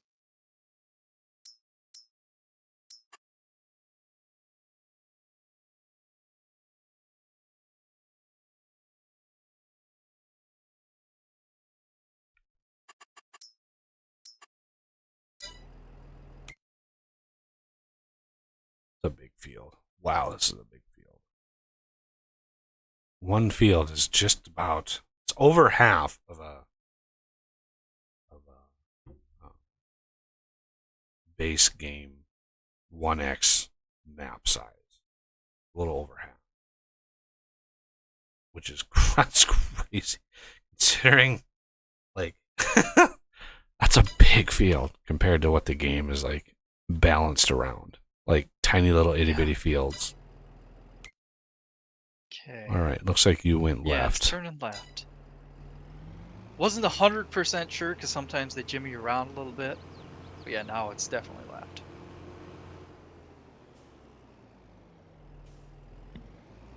Oh my god, there's trees 20 feet in front of me. I better dodge and weave.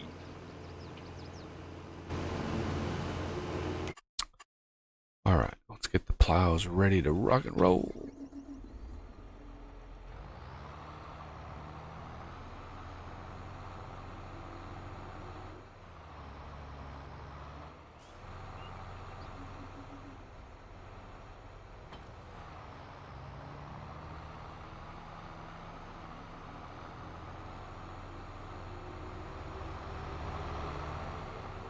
We need lime as well, right? Oh shit. Oh yeah, we need to do lime after we plow. Yeah. Yeah. Just planning ahead.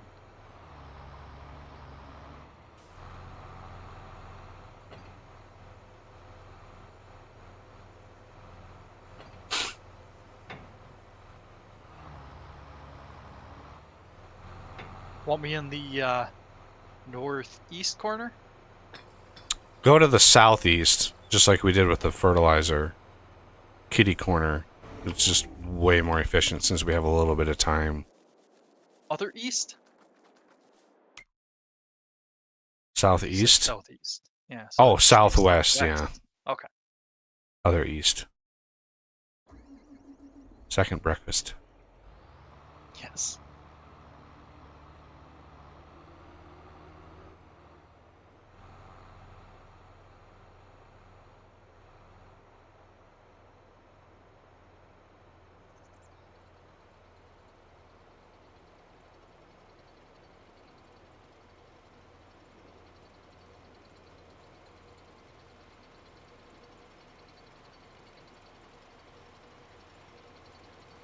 When you're doing headlands, you usually leave the plow folded, right?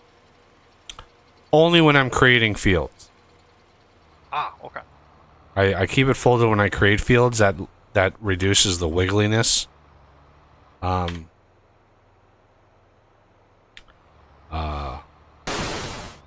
it reduces the wiggliness of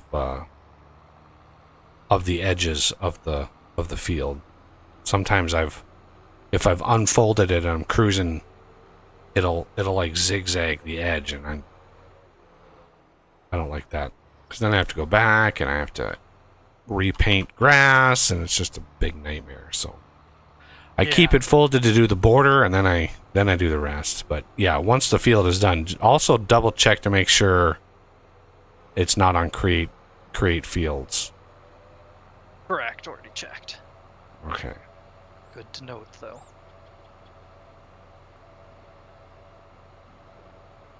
Got it all lined up. Good to go.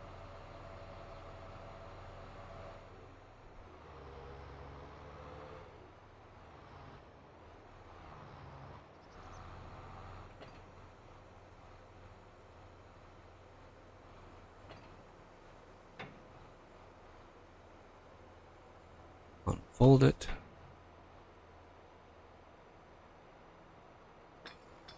Come on. There we go. All right.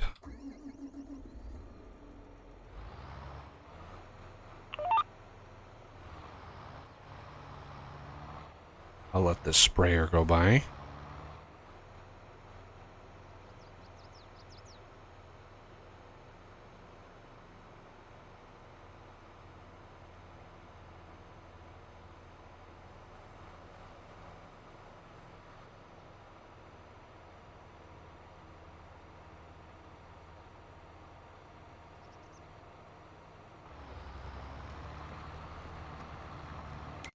Let me guess. Big rocks? Yep, red rocks.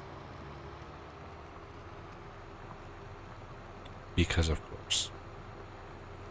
Yup. Yeah, I'll get this one in the general vicinity, and then I'll start the other one, because otherwise you'll be waiting on me.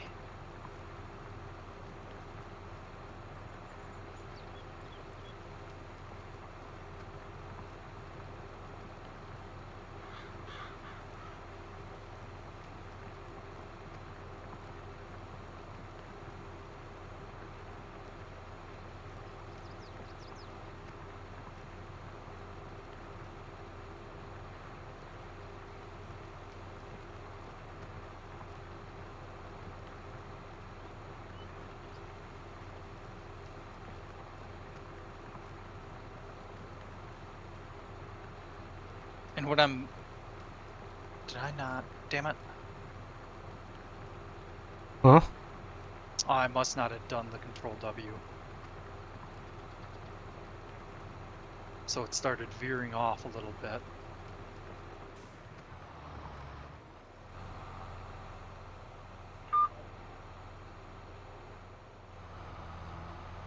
I don't know why I forget that sometimes.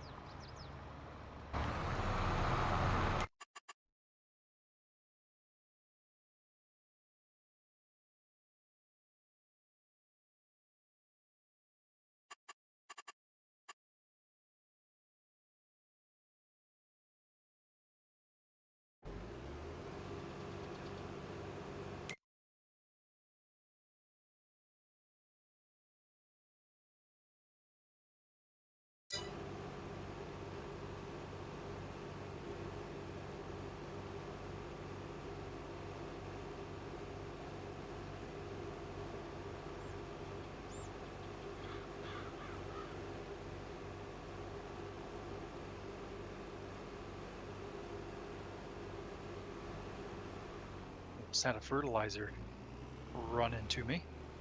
Yeah, I'm sitting in it. See that? So you're probably aiming for me, huh? Oh, Just fuck. making sure.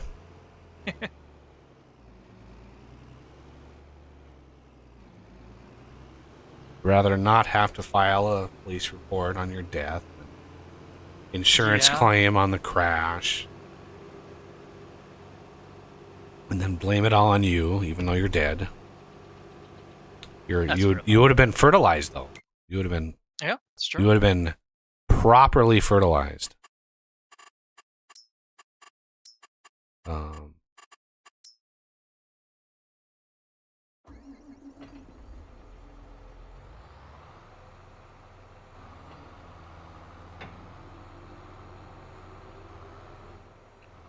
It's a 50-50 chance. 50-50. Whether you're gonna run into one or No, whether I'm going to pick the right side of the center here. ah,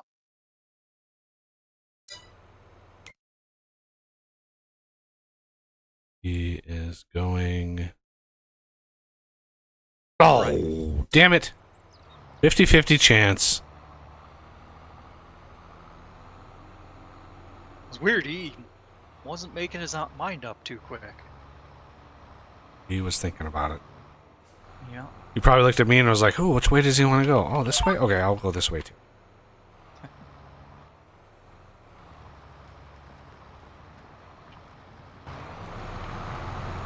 Go forth and plow. All right, now, before we have to do rock picking, but we have to go grab some lime.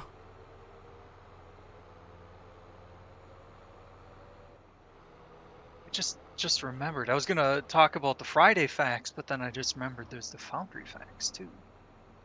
Or, Yeah, I wonder where Foundry got that idea. yeah. Jesus. Yeah,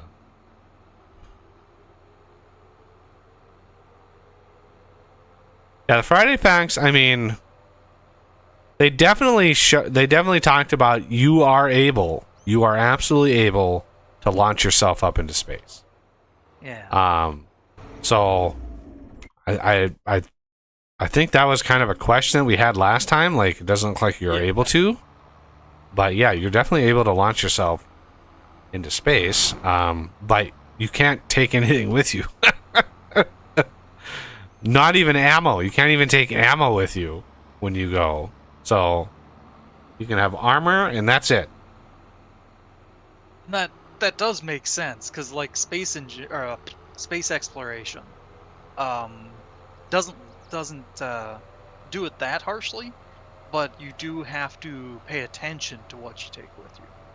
Like if you're launching up in a rocket, there's no restrictions, but if you're using a capsule, just to travel from one planet to another, or well, actually it's not that easy, because you travel to different positions. You travel from the planet into orbit, and then from that orbit to a nearby orbit. Right. And it limits the amount that you can take with you there. See, and Go ahead.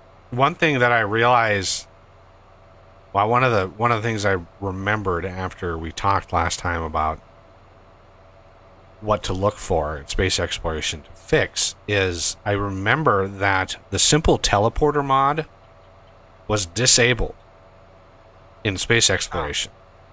And he has a specific part of that mod look for the teleporter mod, and if it finds it, it disables it.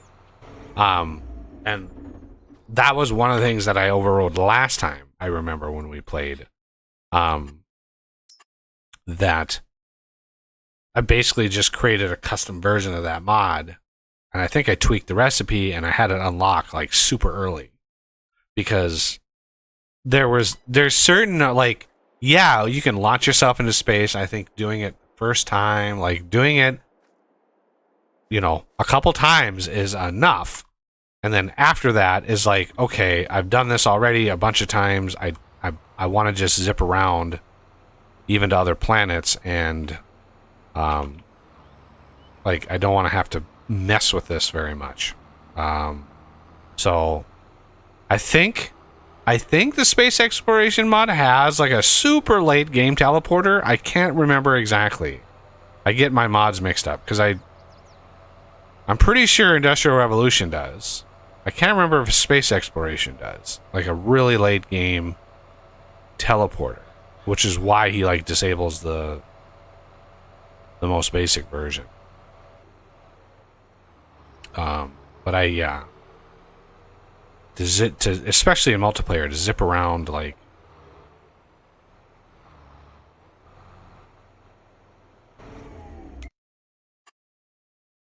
zipping around in things is kind of necessary.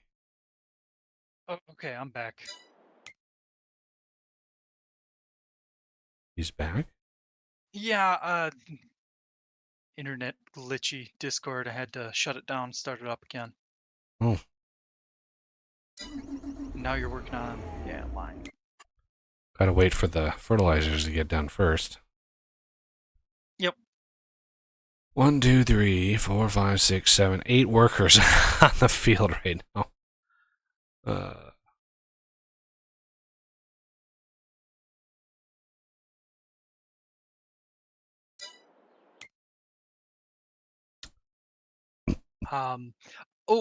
I was gonna mention I was gonna look it up to see if I had other options, but when I was looking at them, I noticed that there's a Stargate mod, and there's a SE branch for it. I don't know Yeah, a if you lot were of those for mods that one, but only unlocked like way deep in the tech tree. right. I mean, that's just fine. It's something to go for, and it's, you know, depending on how the mod author did it, it probably has a cool animation and shit like that. It's probably visually very cool to use, but it appears so late in the tech tree that it's like, by the time you get there, you either are bored to death and you've already moved on, or you've shot yourself. Like I don't anticipate a lot of those like late game techs.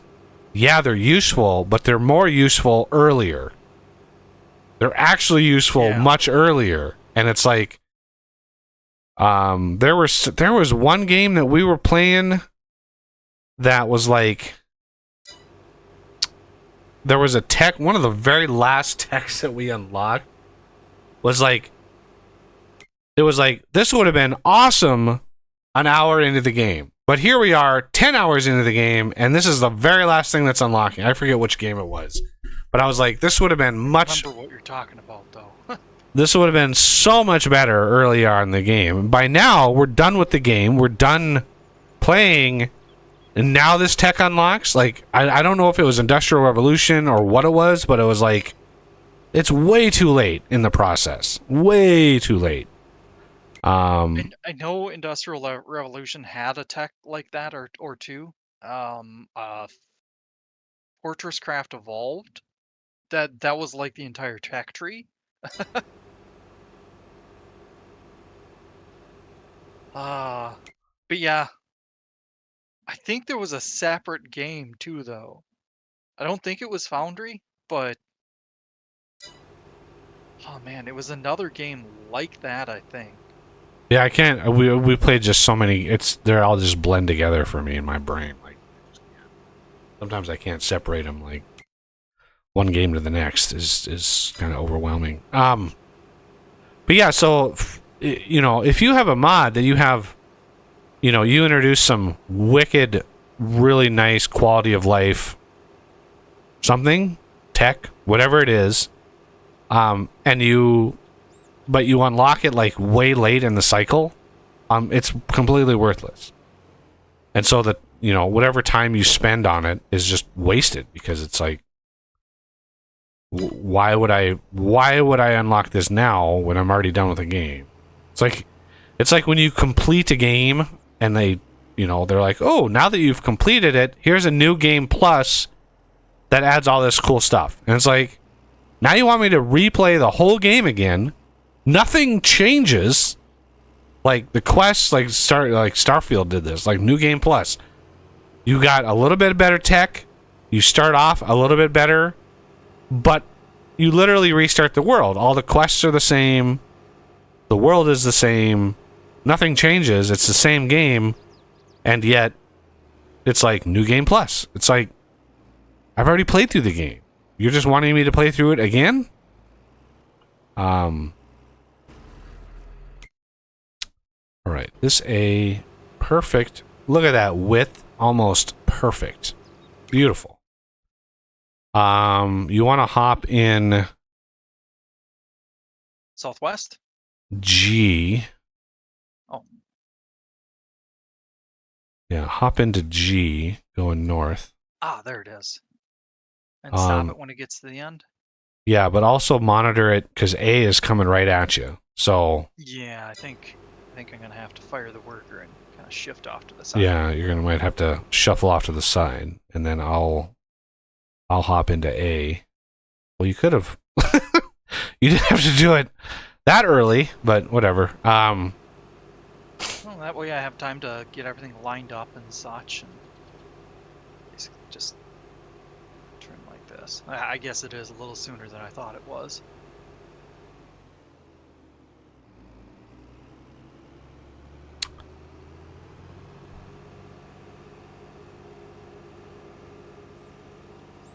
I don't know. I like the New Game Plus kind of mechanic, but obviously there's some caveats. And I think I have a higher tolerance for replaying games than you. It depends on the game. Replaying games, I'm fine with, as long as there's replayability. Like modded Minecraft, one of the reasons why that game is so damn popular is because it's infinitely replayable. Every world is randomly generated. Every world offers its own unique challenges, and a slightly different set of mods or a different mod pack completely changes the game. So the core game is replayable. So Minecraft is replayable because of the mods, because of the modded Minecraft. And certain games are replayable because of the randomness. You know, Factorio as a core game, you can replay it. It's the same game, but each world is different. You can have slightly different settings, and then you add mods, which again is one of the reasons why I advocate for mods always. Because it just adds replayability. It just makes it so the game itself, you can play it over and over and over again. You can play it with Bob's mods, and you can go to Angel's mods, and you can put Bob's and Angel's, and then if you really want to punish yourself, you go Pyanodon's mods and play the same world for the next 10 years and not finish it.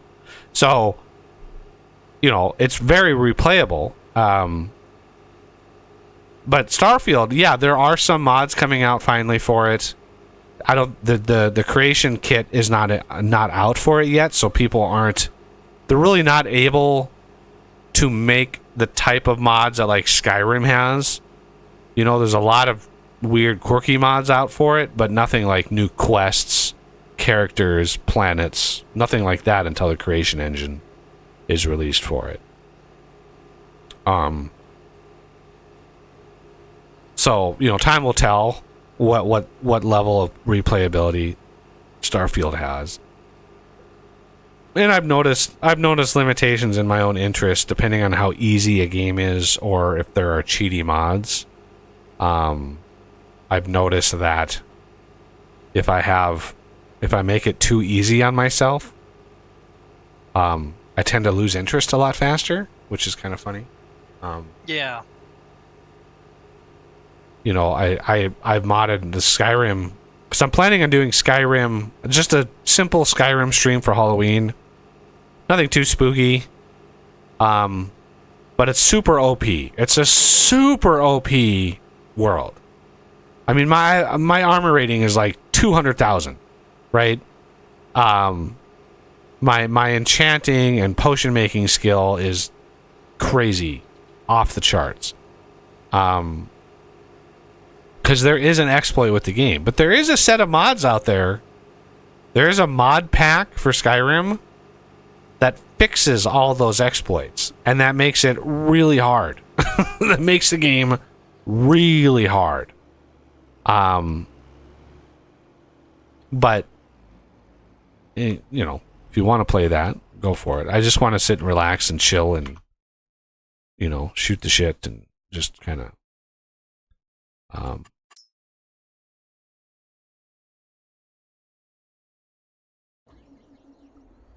just kind of talk.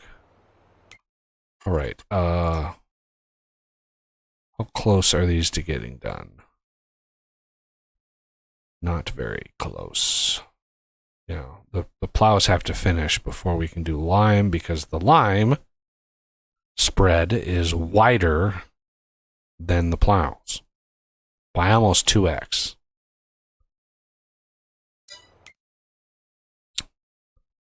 Yeah. So Could do 2 headlands to overcome such a thing, but you could certainly. then you'd also have to add delay in probably to. If we were gonna do that, I would have done it right away. 2 headlands right away, and then start the edges, and that would have fixed it.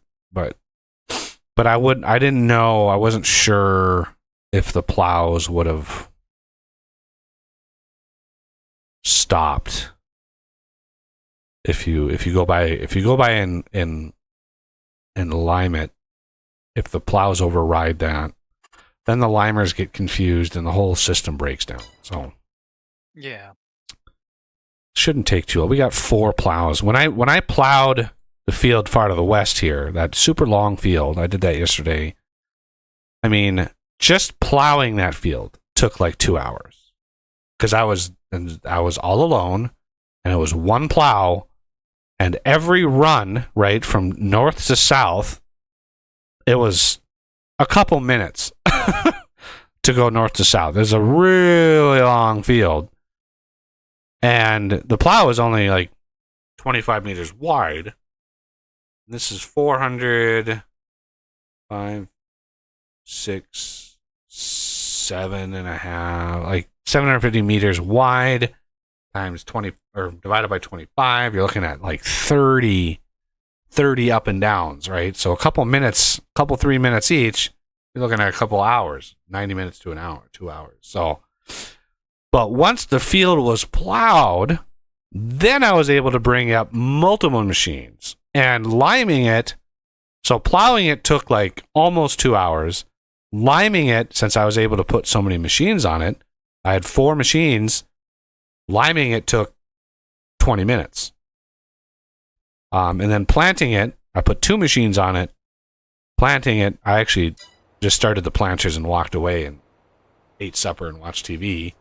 And I happened to catch it before right on the last run. I look over and the last planter is running down the lime field. So I actually managed to catch it in time.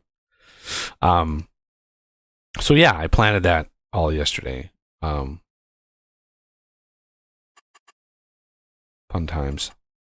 Because I wanted, even though we've got more than enough money, I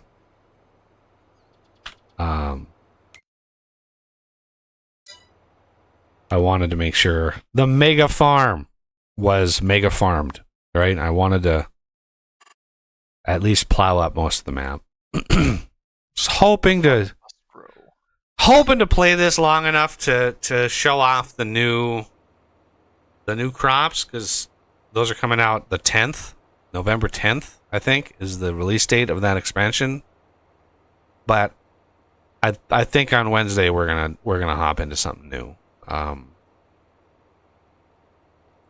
wanted to show off the cotton trailers and how awesome and time-saving the cotton trailers are, because we would still be pulling cotton bales off this goddamn field. 750 bales. Imagine 3 at a time.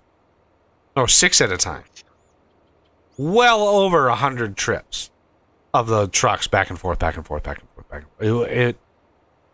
It would have been hours of just driving back and forth with bales. That is why I made the cotton trailer, because obscene amounts of cotton. 14 million liters. I'm curious at what the number actually is. 745 times 27. Yeah, 14.9 million exactly. So almost 15 million liters of cotton. There's a lot. God.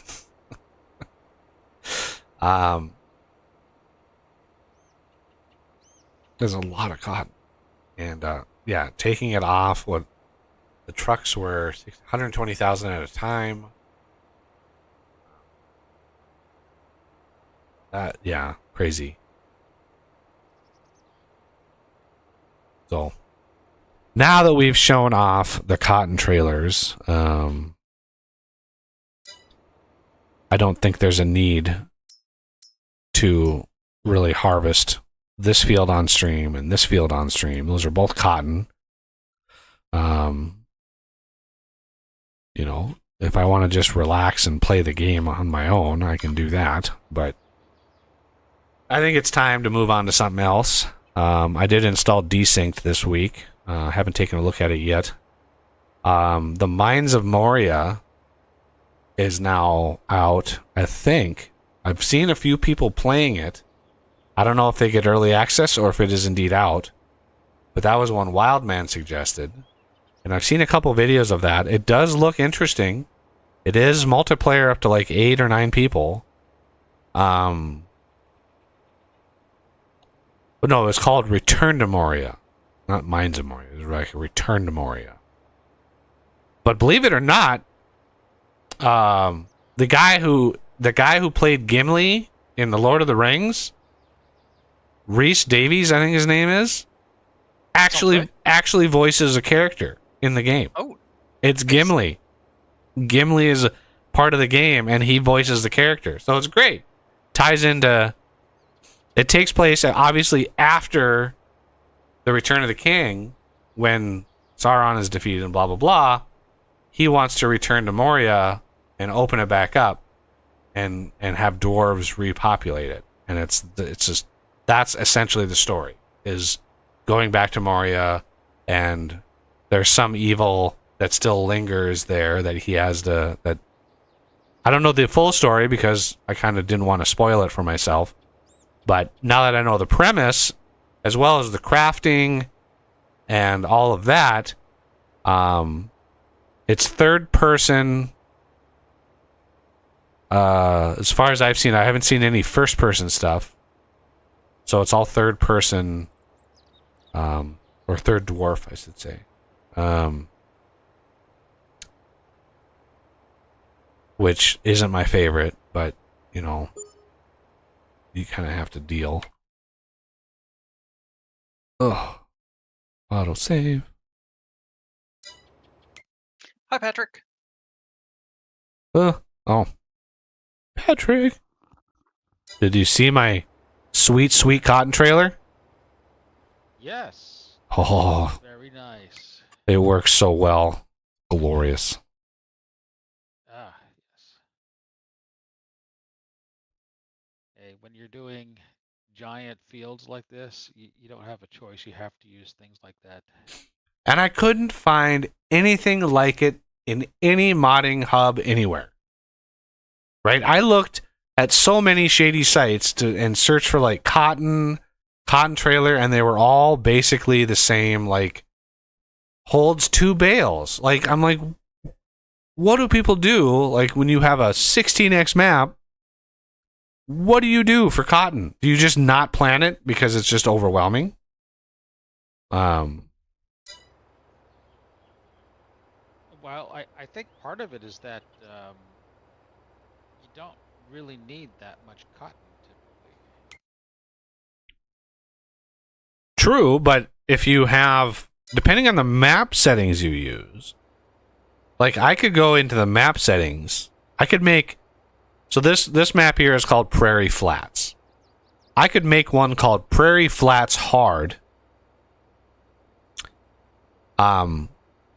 and drastically reduce the money you get from everything. Like I could divide by 10 or 50 all of the money for all of the things, which would require enormous harvests, and I can adjust the amount you get per harvest.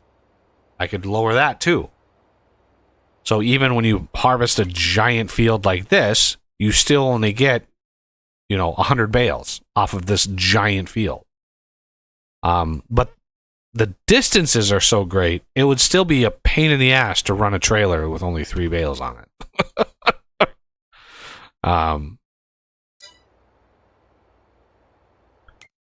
But yeah, I'm very, very proud that it's almost like a pallet cleanser from the Vintage Engineering mod. Like, being able to just sit even though I hate Lua, I hate programming in Lua.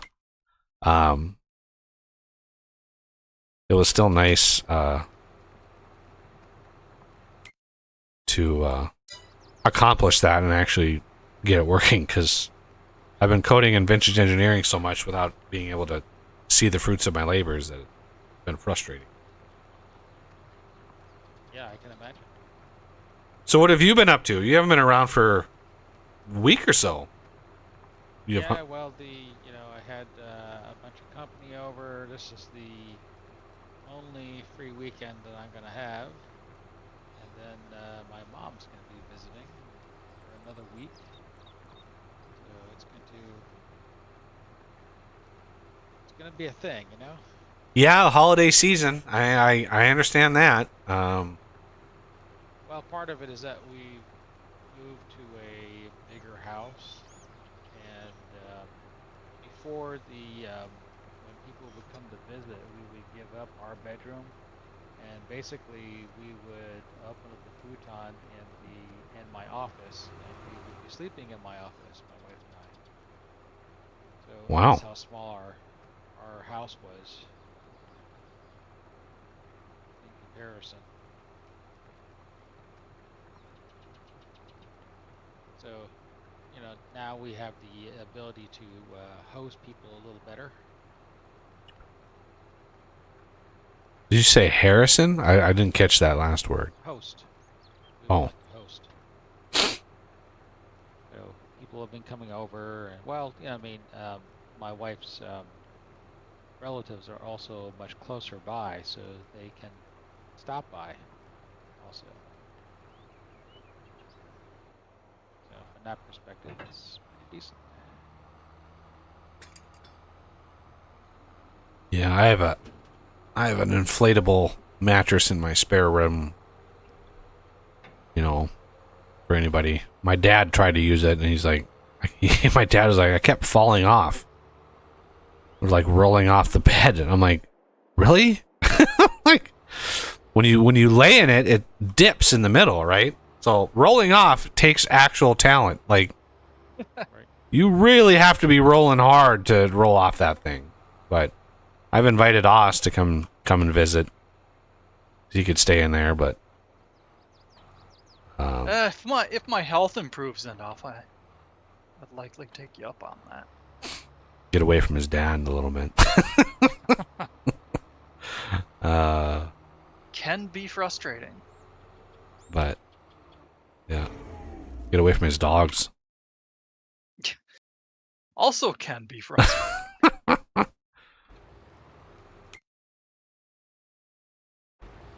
I get that. And it looks like I gotta take off again because my wife says we need to wash dogs. Uh-oh. Yes. Honeydew. We say torture dogs. She's what? Yeah. Well, Torture dogs, because they don't like it. yes. So, to them, that's probably torture. Usually dogs love a bath. Oh no. They get all energized and... I mean... No, my one dog, actually both of the dogs really avoid it like the plague if they can. Yeah, all of our dogs have been like that we've ever gotten. Just never liked it. I guess it depends on the breed of dogs, too, because my little brother's dog is a golden retriever and loves the water. Like, loves the water. So... Yeah.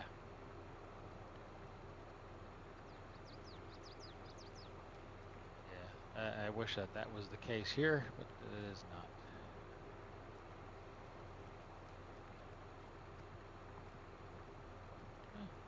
It's okay. What are you gonna do? Well, have fun. Yeah. And I caught the tail end there of the Mines of Moria there, to Return to Mines of Moria. I actually just purchased that. Tried playing it off and on. Actually kind of cool. Reminds me of Minecraft with dwarves. I mean, it doesn't really remind me of Minecraft, because there's not... I mean, there's some elements here and there about building and crafting. I don't know what game it would remind me of. Because it's not really voxel based. Not that I've seen anyway. It's more like Well, I mean, yeah. it's more like It's Ark. effectively- It's like Ark where you have foundations and you have walls and you have crafting Right. stations and stuff like that. That's what it reminds me more of is that. But yeah, we might if anything, come Tuesday, or Tuesday, Go yeah. ahead and get in there. So I'll probably stream for Halloween. I'll be streaming Skyrim most likely, just something simple. And then Wednesday we'll probably stream either. If we want to get on the bandwagon, we'll stream the Moria game because that's a multiplayer, or Desynced probably. I haven't heard too much about Desync, so I'll have to check it out. A lot of his audience were chomping at the bit. Yeah, Let's see. everybody's like, "When are you going to play Desync?" It's like, well, now that I have it, thanks to us. No problemo. Should I get the limer started? Yeah, I want to get this limer started here. Oh, I see. You're just gonna park that off to the side for now. But yeah, I can drive it. I can drive it home anytime. A very good point.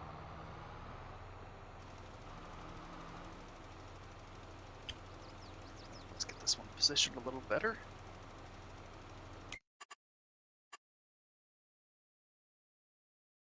Beautiful.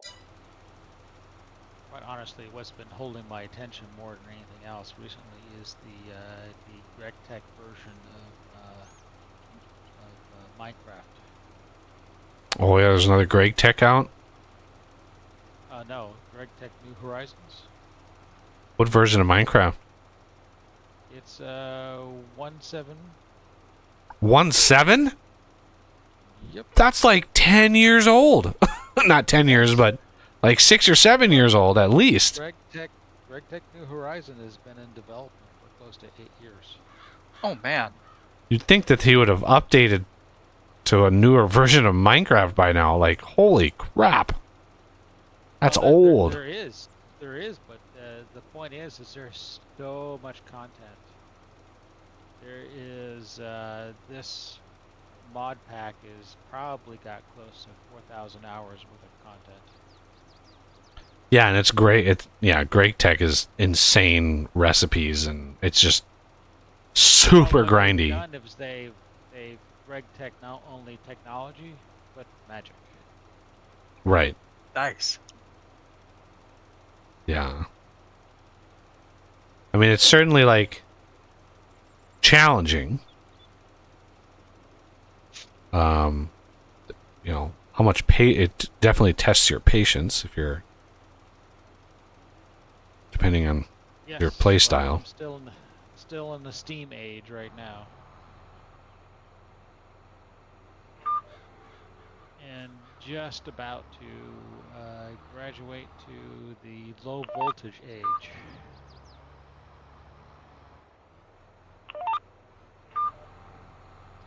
That's going to take a bit. I mean, you have to, in this case, you have to actually, you have to take you have to actually make a wire bender to deal with with make all of the wire. And well, you don't have to make a wire bender, but you want to make a wire bender so you can. RegTech is all about. You start off and you make a plate. To make a plate, you need to take 2 ingots and a hammer. And then you use a pair of wire cutters to take that plate and turn it into 1 wire. And then eventually you graduate to making this thing called a wire mill, which then will take a single ingot and turn it into 2 wires. Yeah. Oh, I know the progression. Very, very standard industry progression of You know, from load, painful to start, but once you automate it and you tech up, you get more and more return for each individual. Like, that's pretty standard. I even have plans to do that kind of stuff for the vintage engineering mod that I'm working on. Very, very standard progression system. But Greg Tech is just it's just crazy complexity. Some of the recipes are just like, what? Oh yeah, and they have extreme crafting, which is basically a crafting table that's I think it's at 16 by 16. Yeah, extreme crafting. Yeah, it would be an odd number. It's not. It wouldn't be 16. It would be an odd number. All right, so it might be 15 by 15. Let's see, was it? Let's see what the extreme crafting looks like here.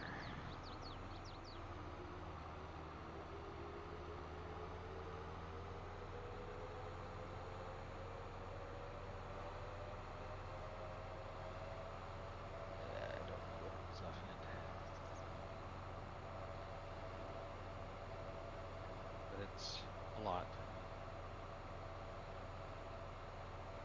It's extreme. It is. Yeah, I remember using that. I think the first version of the My Builders pack. I have that mod in there. Extreme So it's a crafting. 9 by 9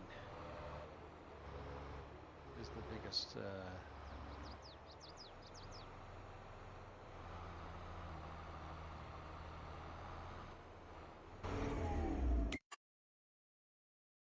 Oh my God! I was just looking at 9 by 9. Basically, it takes 9 by 9 different types of vegetables and whatnot to make a thing called the ultimate stew. Mm-hmm. Yeah. Avarita. All right, this one's turning right. All right, I'm gonna go torture dogs, and I'll be back later. Alrighty. All right. Later. Later. Get another rock picker in position.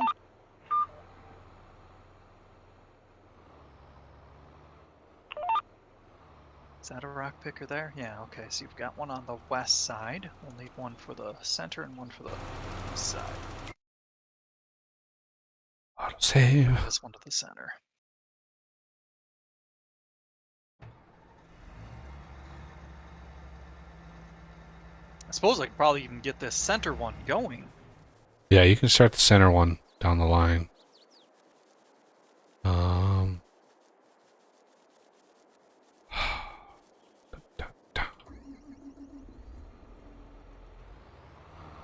Remind me when we're done with the stream, Mines of Moria, because my Steam is hung up. It's obviously still connected, but if I untask it, it'll probably boot me from the game here.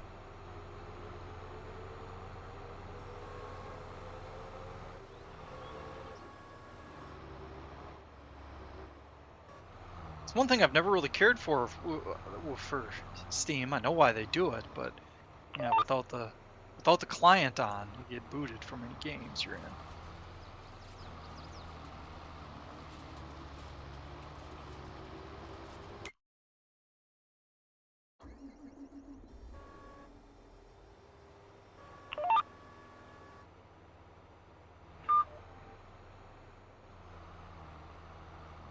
I think this is far enough away. I'll do a little bit of a ride along with it just to make sure.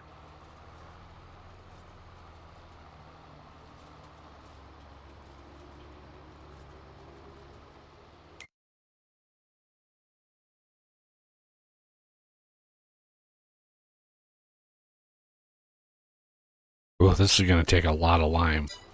So each one of these limers, I've been refilling.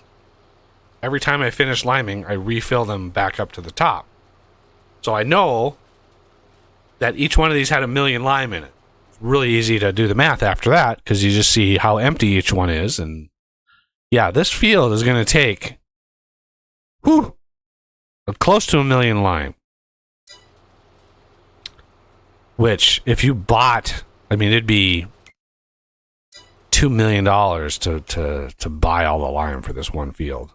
So yeah, if you're not generating your own lime, essentially with the rocks that you pick off the field, then turn it into lime, like it would be hard to make a profit off of the field if you weren't making your own lime. I keep meaning to ask the farmers in my family, like, is adding lime to the field like a thing? Because I've never heard of it before.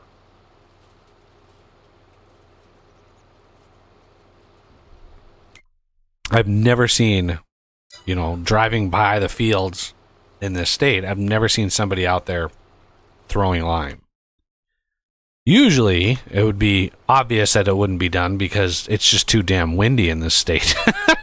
It would just all blow away, so, typically it's not done like that, but...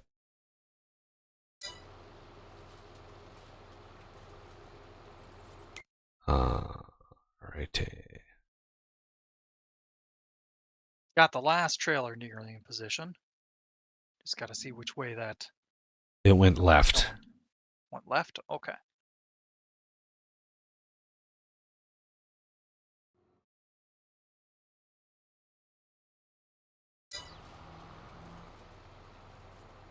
Come on.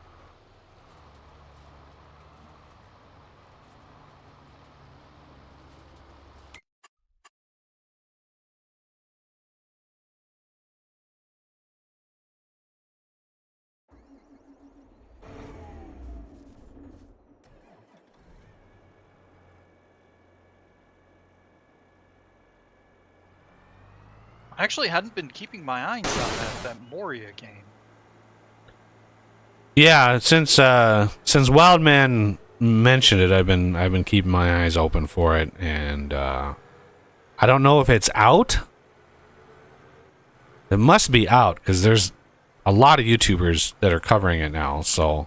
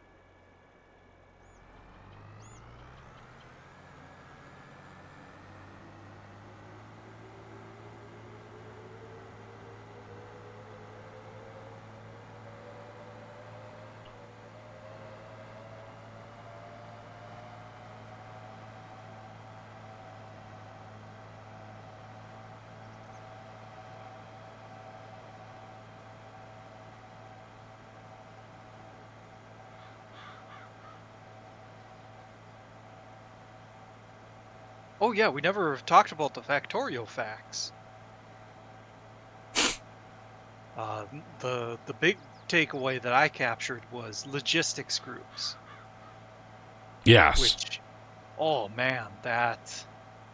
I mean, I've never really, not often anyway, reached the point where that's necessarily a thing.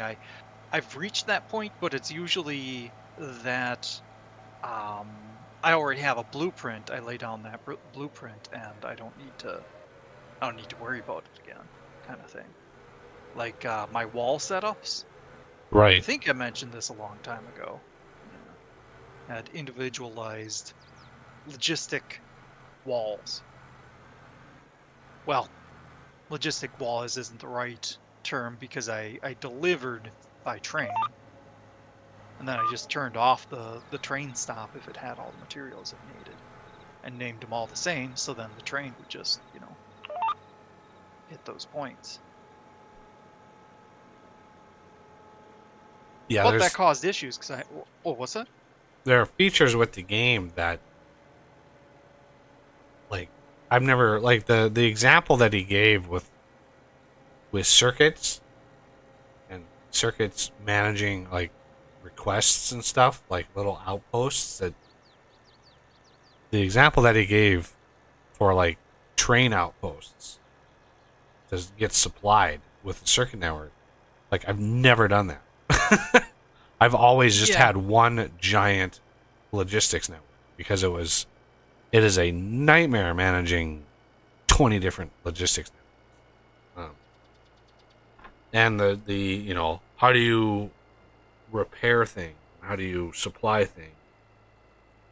It just is overwhelming at sometimes.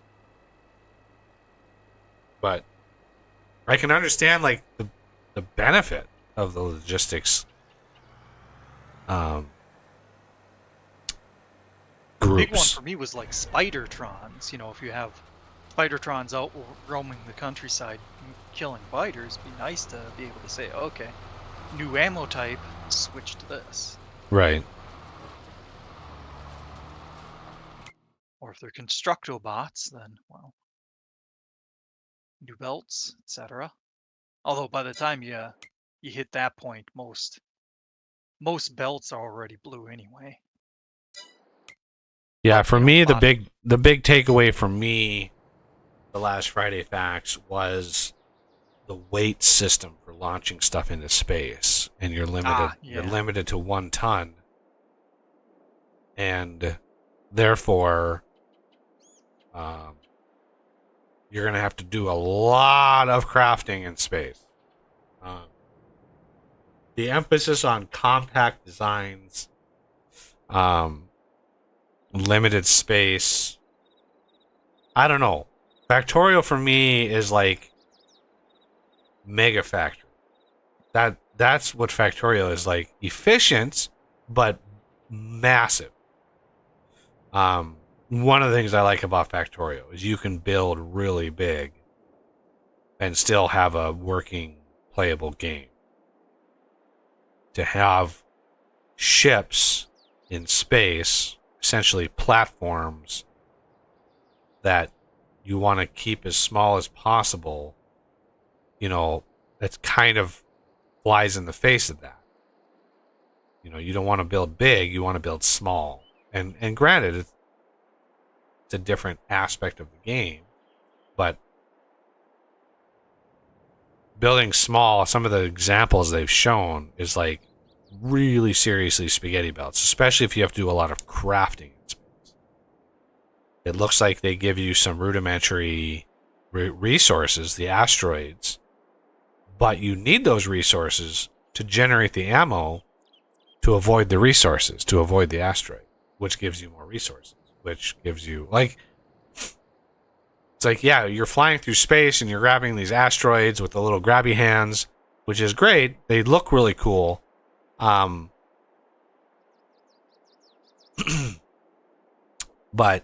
I don't know.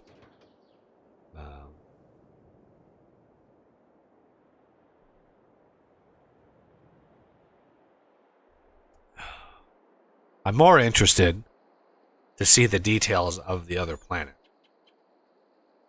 What are these other planets going to have? What kind of enemies are they adding? That is what I'm interested in. Because that is the type of thing that I just know they're holding. I know they're holding back some wicked information. Now, whether they do a Friday Facts on it sometime in the next 10 months, you don't know. It's like Spidertron. They might spring something on us at launch that they didn't ever talk about. Yeah. But I'm hoping that something comes out about the enemies and going a little further. Because I think the biter evolution, they just get bigger. And a lot of mods have tried to change this a little bit to introduce, like, poison ones and fire ones. That I don't ever see. You don't see zebras on the Serengeti shooting lasers at one another, right? You don't see them like spitting, yeah. So as far as evolution goes, so you're not going to suddenly have a bunch of biters like throwing fire. So I'd rather see other creative ways: tunneling underneath the ground or flying through the air. Those are your two main options, and I'd like to see both because you've already got worms, right? So imagine you have a defensive perimeter around your base, and suddenly there's a little area that you don't have any defenses in. There's not a whole lot of stuff around, and all of a sudden, a worm burrows up from underneath, spits out a few larvae, creates a couple biter bases, spawn bases, and suddenly you got a little nest of biters inside your perimeter. That I can see happen very, very easily. Code wise, it's very easy to code something like that too. So, that I think is inevitable. I honestly think that's going to be part of the reveal. Is this is going to be possible? These biters are just going to pop up in your base, and you've got to have, they could have like seismic detectors. You could have that part of your wall. You talk about wall blueprints, like having little seismic detectors to detect worms burrowing underneath, sort of like the movie Tremors, right? So, you got to detect these worms, where they're going, have some, subsurface defense system. I don't know what you could do there. There's plenty of options that you could do, deep foundations or whatever. But yeah. And then on the factory side, I mean, they've already really revealed quality stuff, which I don't know, man. I don't know about quality. I'm gonna like it, but I have a tendency to like the more brutal aspects. So I mean, if it's a setup that I can just kind of build off in a, once you go through the system and you actually start unlocking quality, once you get to a certain point in the game, you're going to want quality, right? What they said about quality in the ships that you have in space, you want high quality stuff on your ship. The assembly machines, inserters, belt, everything you're going to want as high quality as you can get, especially like the engines and stuff, to give you that edge in space. But you're going to need ships of low quality to go out to the other planets to get materials for the higher quality. I'm pretty sure you're gonna, they've balanced the quality system around needing to go to other planets. Fairly certain about that. yeah,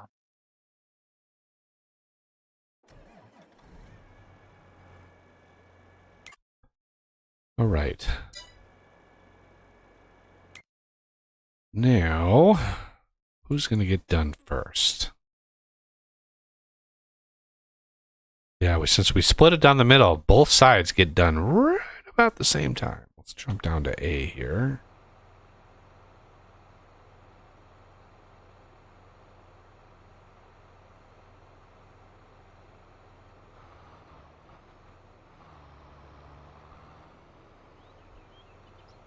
there we go.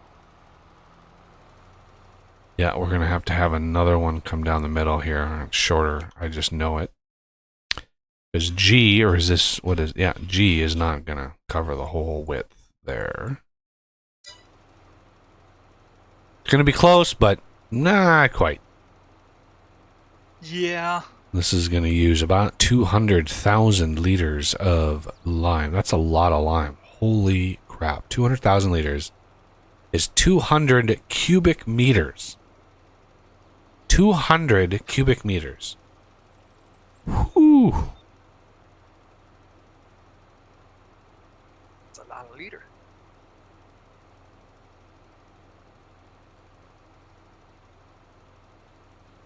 That's like 10 meters by 20 meters. Ooh, that's a lot of lime.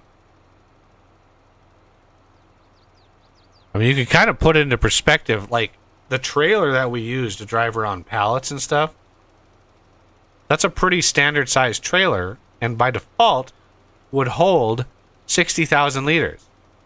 So that trailer is 60 cubic meters. So a semi-trailer, 60 cubic meters. So 200 cubic meters is like 3 1/3 of those semi-trucks full of lime. And that's just one of these. We got 3 more that are probably going to use nearly similar amounts.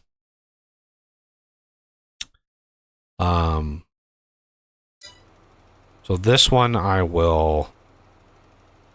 Yeah, this one, once he gets to the top, I'll fire and pull off to the side and then jump on the other side of the field, because Oss has got that one, so he can...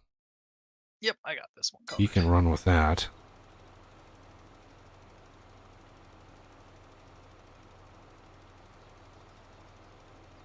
Yeah, this is...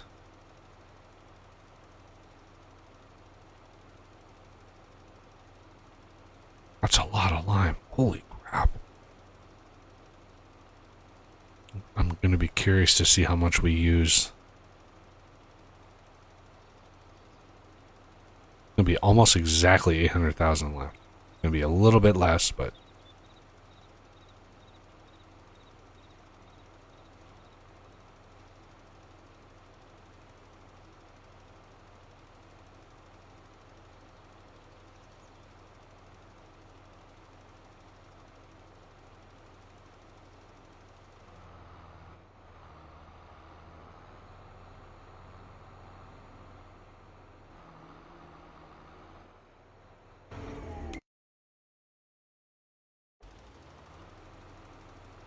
Okay, so G is going to turn around C.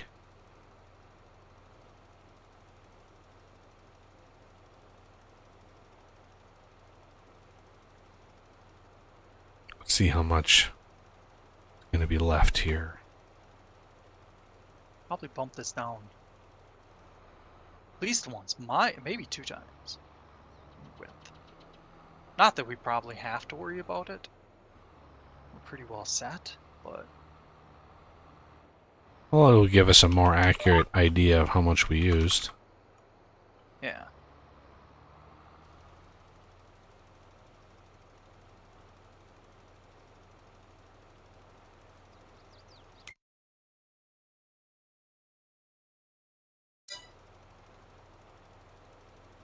Yep, I popped it down twice. Oh man, I could maybe do it a third time, but... This one's at the minimum. This is a tiny thin strip on this side. Oh man, that hurts.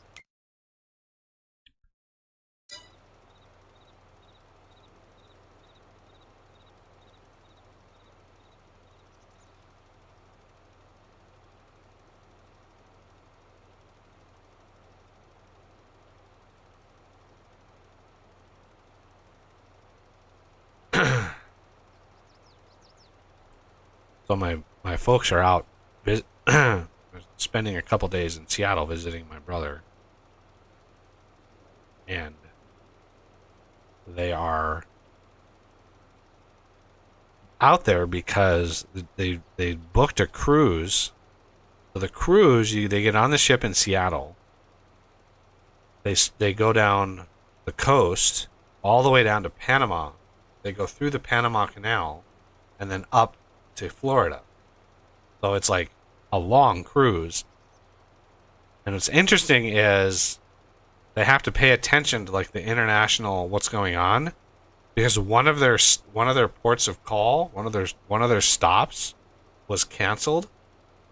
I think it was like Guatemala, canceled because the country itself closed off everything to tourists. Completely closed off. They shut it down. So it's like, holy crap. What was that due to? They just they were just not allowing tourists. And so the ship was originally going to stop and have a port of call, and nope, now it was canceled. It wasn't. I asked, like, why, and they were like, we don't know. Like, it's not. Strange. That's not information they give to to everybody of why something like that happens. But it's kind of fascinating that it does happen, and Did you ever see that Tom Hanks movie? I think it was called The Terminal. where he lives in the terminal. Yeah. That's based on a true story. Yep. When you mentioned that, it reminded me of that.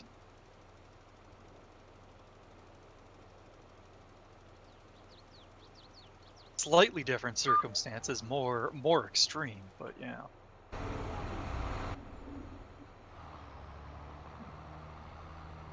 Not H, B. Same fact.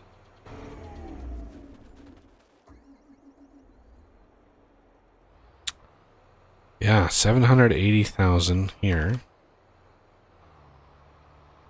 786,000.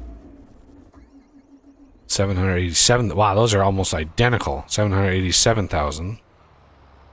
That is 22,000.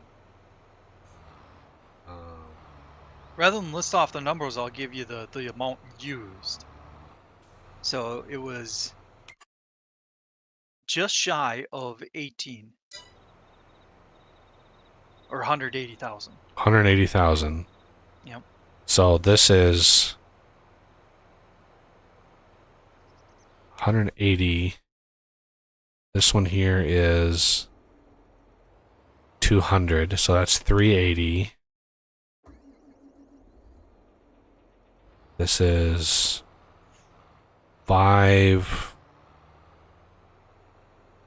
600,000. And this one is 830,000 liters total. Just shy of 1 million. Okay.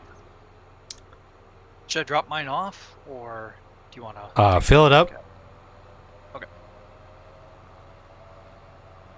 Fill her up. Yeah, I always top them off. I've been topping them off just because these fields are so big that it's like I don't want to have to worry about them running out in the middle of the field. Yeah. Like the time we ran out of gas. Oh man.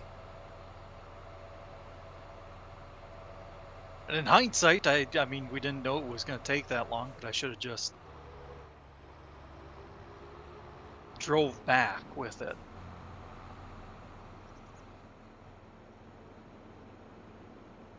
But we also, figured out what we needed to do, so now we can do it again if need be.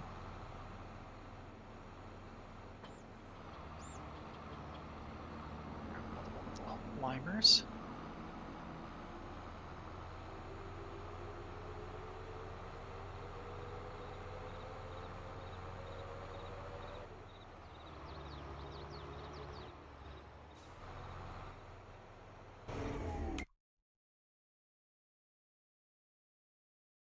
Wow, that other rock picker actually went the right direction. I just noticed that. Yeah, I was doing a ride along with it for a little while. Yeah, that's amazing. I don't know. Yeah. I couldn't get it to work. When I did that other field, I mean, I didn't rock pick it, but I remember last field we tried to rock pick. I could not get that rock picker to go the right direction. It went the wrong direction every time. I'm like, God dang it.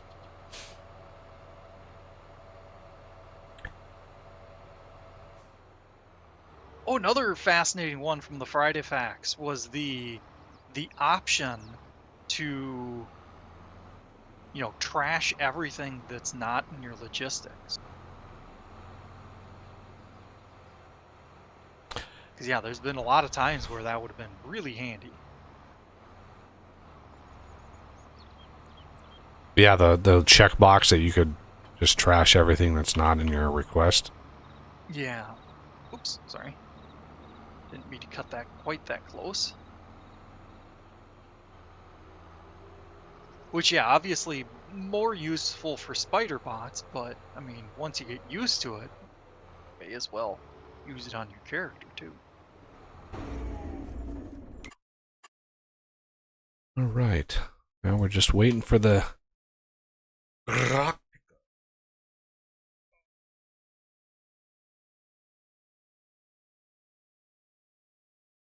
I can totally see that option being annoying for pocket crafting though, which I think they even did say. Yeah, he even mentioned it, but you can just disable it, you know, just like you can turn on and off logistics just with a hotkey or down in the UI. There's just a thing you can check that enable and disable logistics ports, and even your Yep. legs. You can disable, enable your exoskeleton, stuff like that, pretty easily. This has got 190,000 rock. This one's got 168. Oh, this one must not have been emptied. This one has 326,000. Okay. That one wasn't probably emptied. Yeah, I think it had 130. Yeah.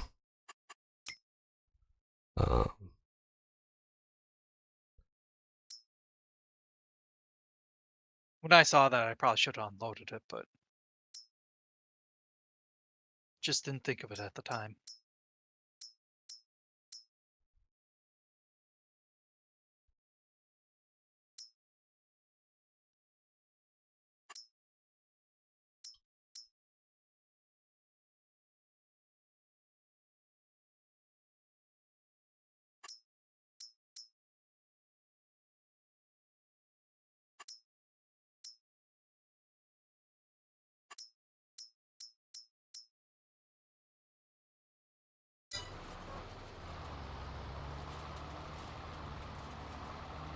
Oh yeah, I could get that fourth planter in position.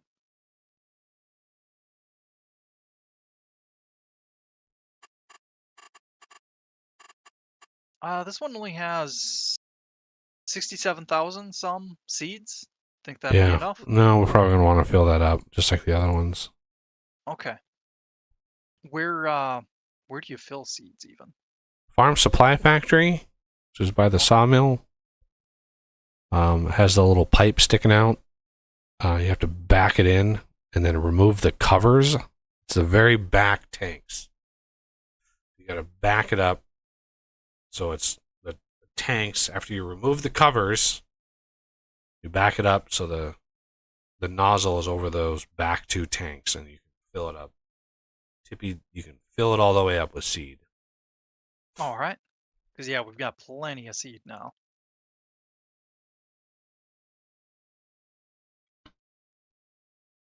And that takes care of all of my. And where the hell is Coffee? He said he was back, and Yeah.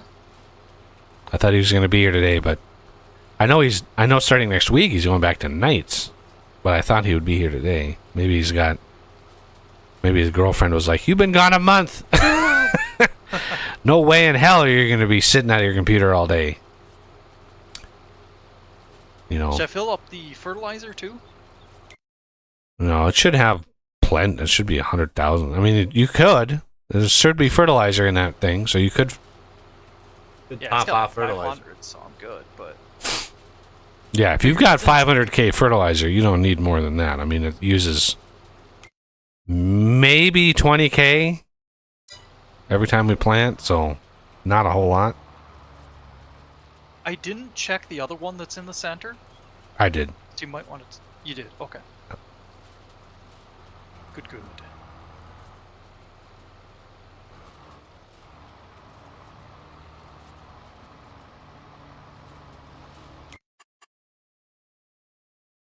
Couple rocks down on the bottom here, so.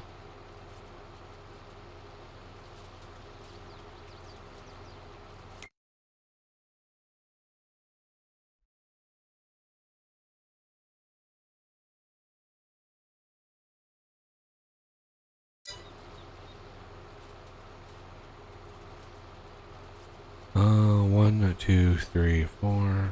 2, 3, 4, 5, 10.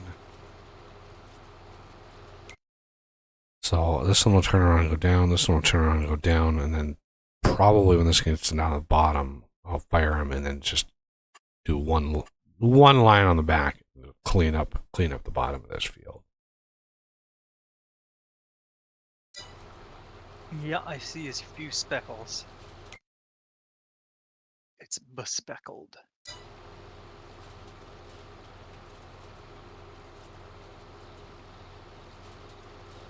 It's a lot of work to do just for grass planting, but yeah, we're returning the farm back to the grasslands, you know, back to nature.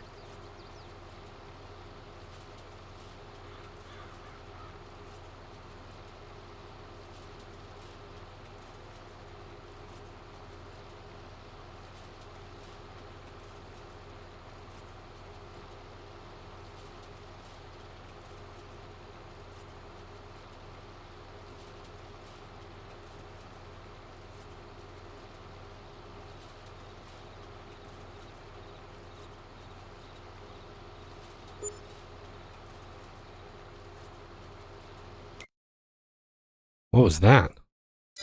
The seeds. I must have went to the wrong one. The bottom.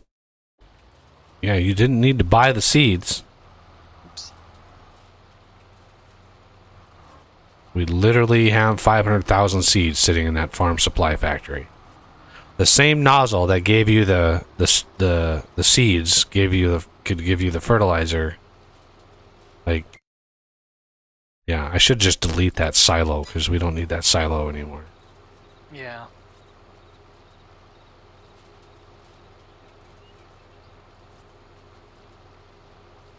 Well, shoot. Sorry. I figured you knew what the farm supply factory was. Like, Well, it's in the area. Sometimes I know they connect to other inventories. I just thought it was one of those situations. nope.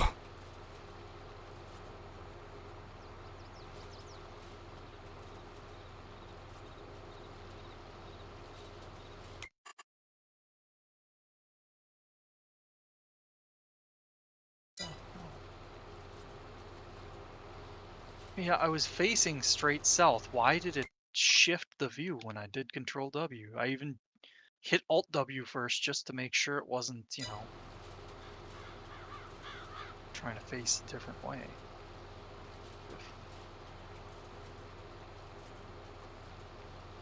Sometimes this game can be a little janky. Yeah, a lot of those issues are related to the multiplayer code, probably, because I usually don't have issues like that. So if it's not quite synced right, you can have major, weird, quirky things happen. Yeah. You know, even hit Alt W should reset, and if you hit Control W and it completely like, oh, you want to go this direction? It's like, no, I reset you. But if it didn't sync it with me, the server, yeah, Control W would be like, it just didn't recognize you at Alt W. So Yeah. we've had a few things happen over the little bit of time. Oh no. Looks like there's gonna have to be another run of this side also. Yeah, it would be marginally crazy to have it be even on both sides, Yeah. but I'm not too worried about it. I'm just gonna scrape along the bottom and But once the E gets to the end, I'll bring that one back to the shop.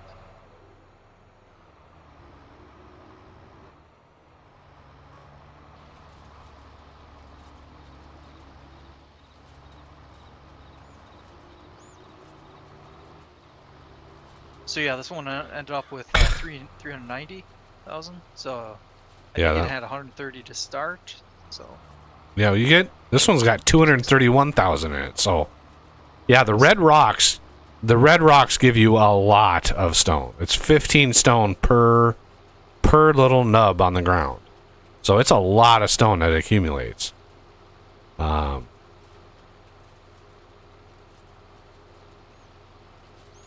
It adds up fast, especially on a field this big. Yeah, 15 doesn't sound like a lot, but when there's, you know, Yeah, when there's 100,000. when there's 200,000 little dots, it's like, yeah, it adds up quick.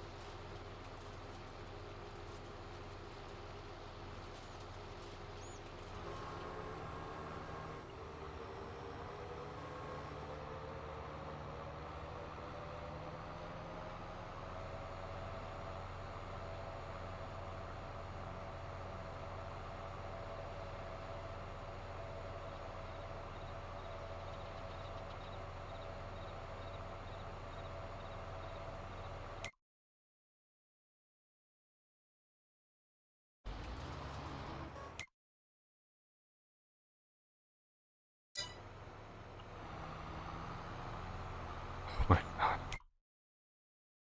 Space. There we go. Come on. Go. Forward. Go forth.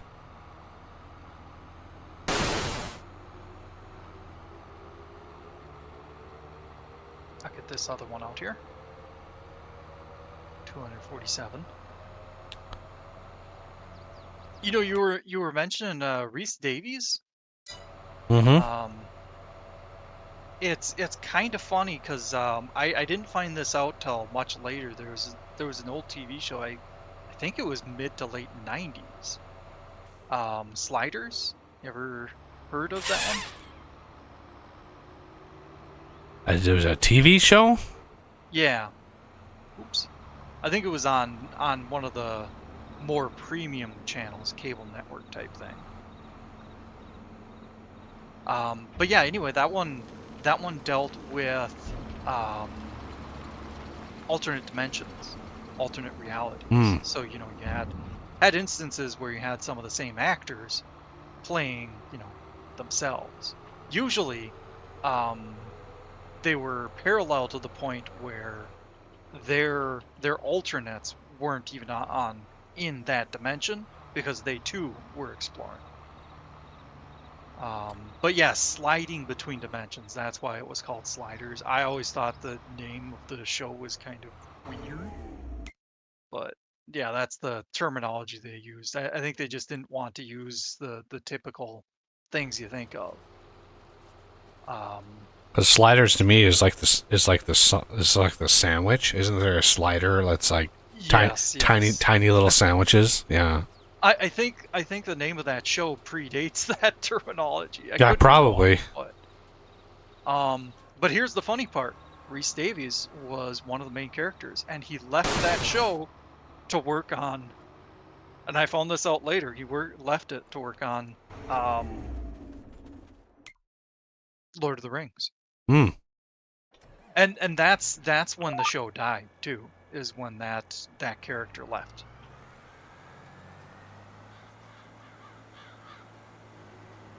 I'll pick up this one on the south side, or are we getting the? Oh, we're doing Yeah, planting. I'm starting the next round first, and then worrying about driving shit back because that just takes time, and I'd rather have these things running autonomously than. Yeah. And that way we can do whatever we want while these things are running. It's just. Woohoo! Whatever we want.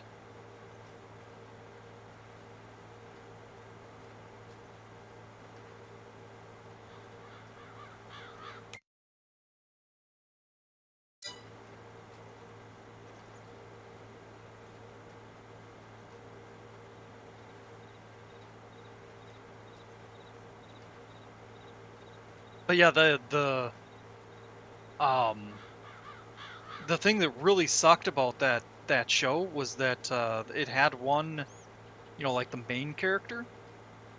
They did the most horrible thing you can think of for the last season. They replaced that character with a different actor. They didn't replace they I didn't say it right. They replaced the actor for a character rather than, create a new character to be the star. Hmm. So it was him, except it looked different, and they made, semi-logical explanation for it, but it's like, no.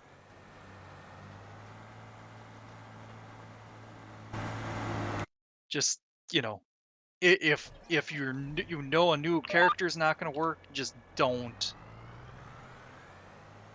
continue the series. It's as simple as that.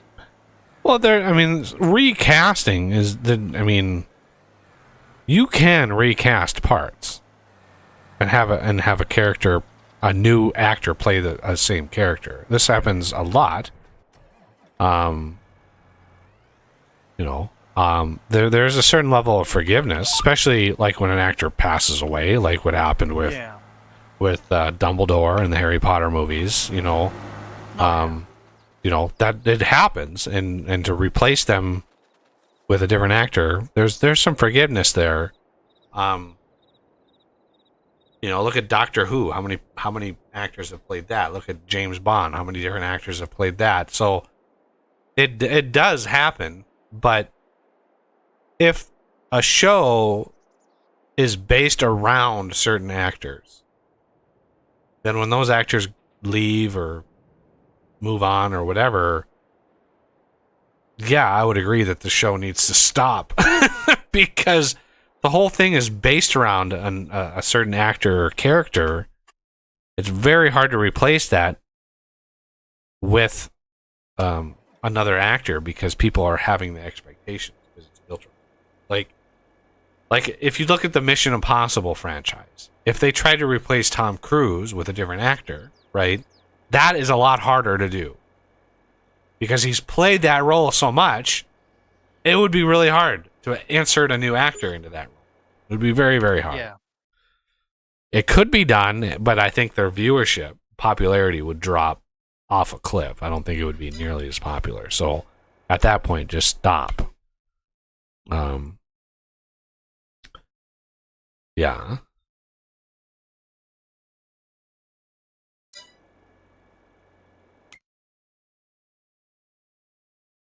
You mentioned Doctor Who, and I always find it really funny how that show got started. It was essentially, and the people who made it have copped to it. It was a scam. They cobbled together a bunch of stuff, brought it before the studio, and were like, "Hey, here's this idea," and they were just going to run with the money. But um and I think legally it was just, they just threw together an idea and didn't think it would work, just to get a little money and then start a new project. But it took hold so well in um in the UK that it was so damn popular that they said, "Oh, well, I guess we'll keep this going." And it's now like the longest running TV series of all time. It's like 60 years or something this has been going. Yeah, I mean, the first episodes were black and white out of necessity, not out of choice. And they since they didn't plan on it lasting very long, they early on realized, we have a really old actor as the main character. This is going to need to be addressed. He's going to retire soon. And that's why they brought up the whole reincarnation thing, or not reincarnation, but whatever it's called. I can't think offhand. Yeah, it's one of the shows because it was mainly a British show. I never was exposed to it when I was growing up, so I have no real knowledge of the show, no real knowledge of what the premise is.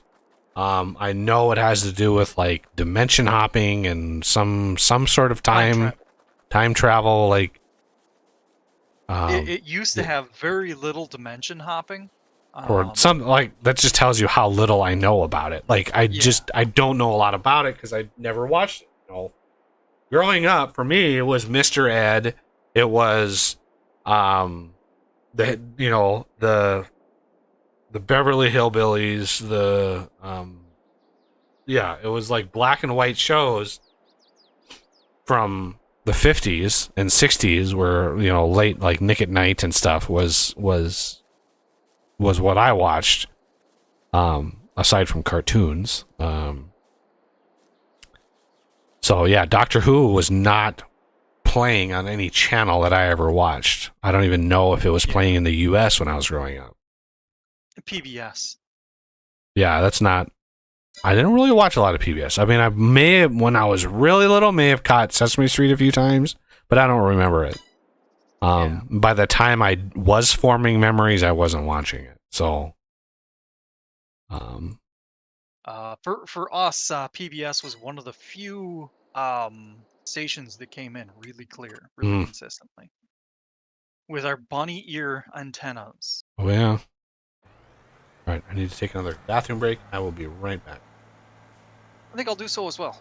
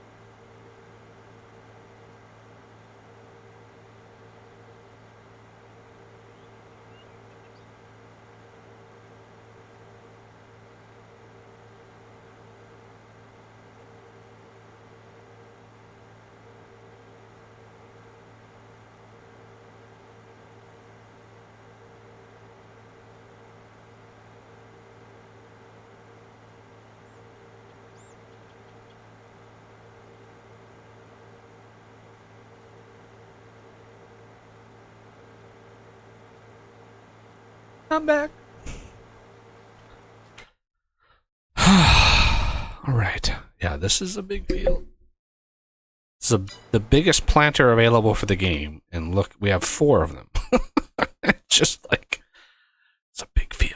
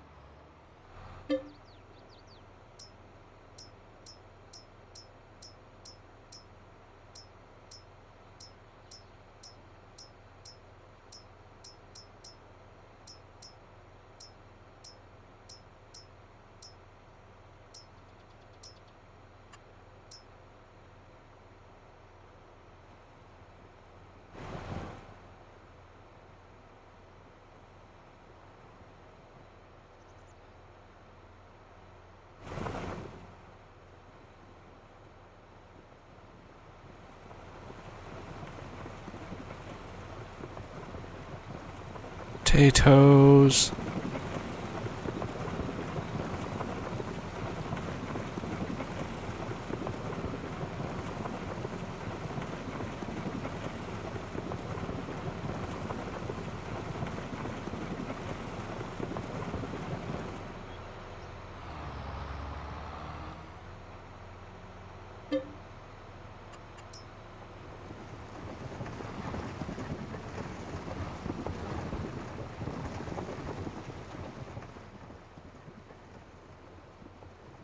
Yeah, we have a lot of potatoes. Go up here, you can see how much raw material we have. It's just crazy.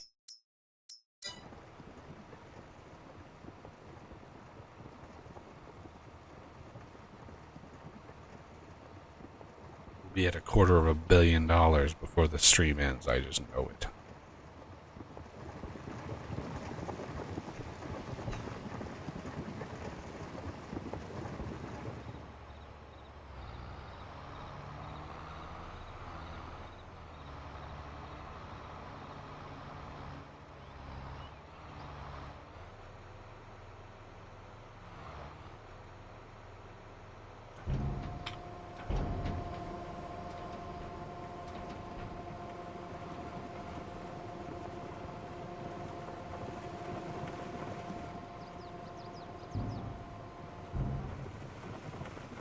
Okay, I'm back to it. You know, one of the most interesting things about Doctor Who's that I had heard is there's actually literally lost episode. I think I've heard that too. There were episodes that were on film, actual film, and they were destroyed in some way, either by fire or whatever. Something happened to them, and there wasn't a backup of them, and they're lost to time. I think one or two of them, it was to the point where, you know, they were taking up storage space, and they said, nobody's ever going to want these again. Right. Some of those had been since, you know, duplicates had been found and stuff. I think, you know, like the DVD collections and stuff, if I remember correctly, there's even an episode or two where someone literally pirated it, and they worked out a deal with the pirate to get back up. Yeah, that happens. That's happened too with film, actual like movies, because there are. Oh yeah. You know, there are actual film movies that certain theaters, like old when there's an old theater that like gets auctioned off, one of the things that they look for is are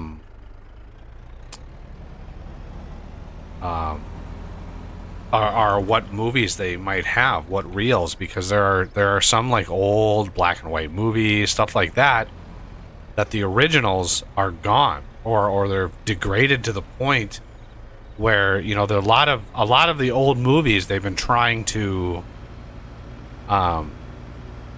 digitize, so they're scanning all these old movies to try to preserve them, and there are some that are just so degraded that they're having a hard time, and so when they find them in an old movie theater somewhere, they try to preserve them as much as possible. Yeah. I'm sure it's to the point even where, you know, if you have two bad copies, you digitally compare the two and find the better version. You find the best frames, right? You find whatever frames that you can scan, you find the best ones available, and that's what you use. Yeah. Absolutely. Holy Moses, that was a lot of grapes stored away in here. That was 890,000 liters of grapes. And I've got two more of these to go. Speaking of rarity and finding stuff, that reminds me of a story somebody was telling me. So this was either first or second hand. Have you ever heard of Magic the Gathering? The cards, yeah. Yep, the card game. Okay. I figured so, but, you know, just in case. Now, you know that some of those cards are rather rare, and some of them are actually very valuable. Mm-hmm. There's one card that last I knew was $400 for a single card, and I'm sure since then it's probably gone up. There's a card that's 2.6 million. There's one of them in the world. Oh, wow. It's the One Ring. They made a One Ring card. Oh. And there's one of them in the world, and I've seen the video of the guy that got it. He's like, his hand is like shaking as he's putting it into like some protective cases, But Well, yeah, imagine. it's one in the world. They made one of these cards, and yeah, 2.6 million. That's probably since I had been into the game, because the most valuable card. Yeah, back this when is I was more. playing This was was recently. Black. This was just in Yeah. the last few years that they put that card out. They've been making a lot of just crappy decisions. Like at one point they'd say they'd never remake specific cards to maintain their value, which collectors were fine with because they Yeah, have one of those, it's a reason to and they collect them. reneged on it. Oh, Yep, of they course. reneged on it and reprinted them. Yeah, that doesn't surprise me. But oh yeah. Anyway, so what I was saying is that either the guy I heard this from had this happen, or he knew someone specifically that had it happen. They happened to be in an old, like mom and pop shop store of some kind, and the owners had just recently um, knocked down a wall, and it turns out that there's actually a storage room behind that wall. There was no entrance because it had been walled off since, and they found literal boxes, not just card boxes, but packages with the card boxes from like first or second edition Magic cards. Jesus. And the person that that was there that had heard it bought as many of them as he possibly could, and planned to come back with probably thousands of dollars to buy any of them that he could, because like I said, there was shelves of them. But when he got back there, they were all gone. I don't think he ever asked what happened to them. But Oh man. yeah. God And damn it. I hope he. Oh, if I remember right, he actually told the people that they were very valuable. So he didn't like take advantage of their naivety, because he warned them first. But I could be wrong too. And if so, that would be such a dick move. Well, that's standard. Yeah. I hear all the time people finding stuff in thrift shops. Somebody found a piece of furniture, just a small piece of furniture in a thrift shop. Turns out it was made by like a really famous Victorian era furniture maker. Ah. And the guy at the thrift shop, he actually was knowledgeable, and he found this piece at a thrift shop. Couldn't believe his eyes. Bought it for like $15. Oh. Turned around at an auction and sold it for like 3.2 million. I mean, it was just like insane turnaround. Wow. To me, that is like, yeah, you could like go to the owner of the thrift shop and say, this is worth a lot more. But then it's not a deal. Right? Yeah. It's up to the owner of the thrift shop to know what they have. That's on them. If you run a thrift shop or even an antique shop and you don't know what you actually have, it's not the job of your shopper to inform you what this is actually worth. It's up to you to make sure you know what it's worth. Anytime you have a collection, if you run into a collection from childhood and you're like, oh, I wonder what these are worth, you can go online. It's really easy. Go online and find what they're worth. If you don't do that, you run the risk of, not knowing what they're worth.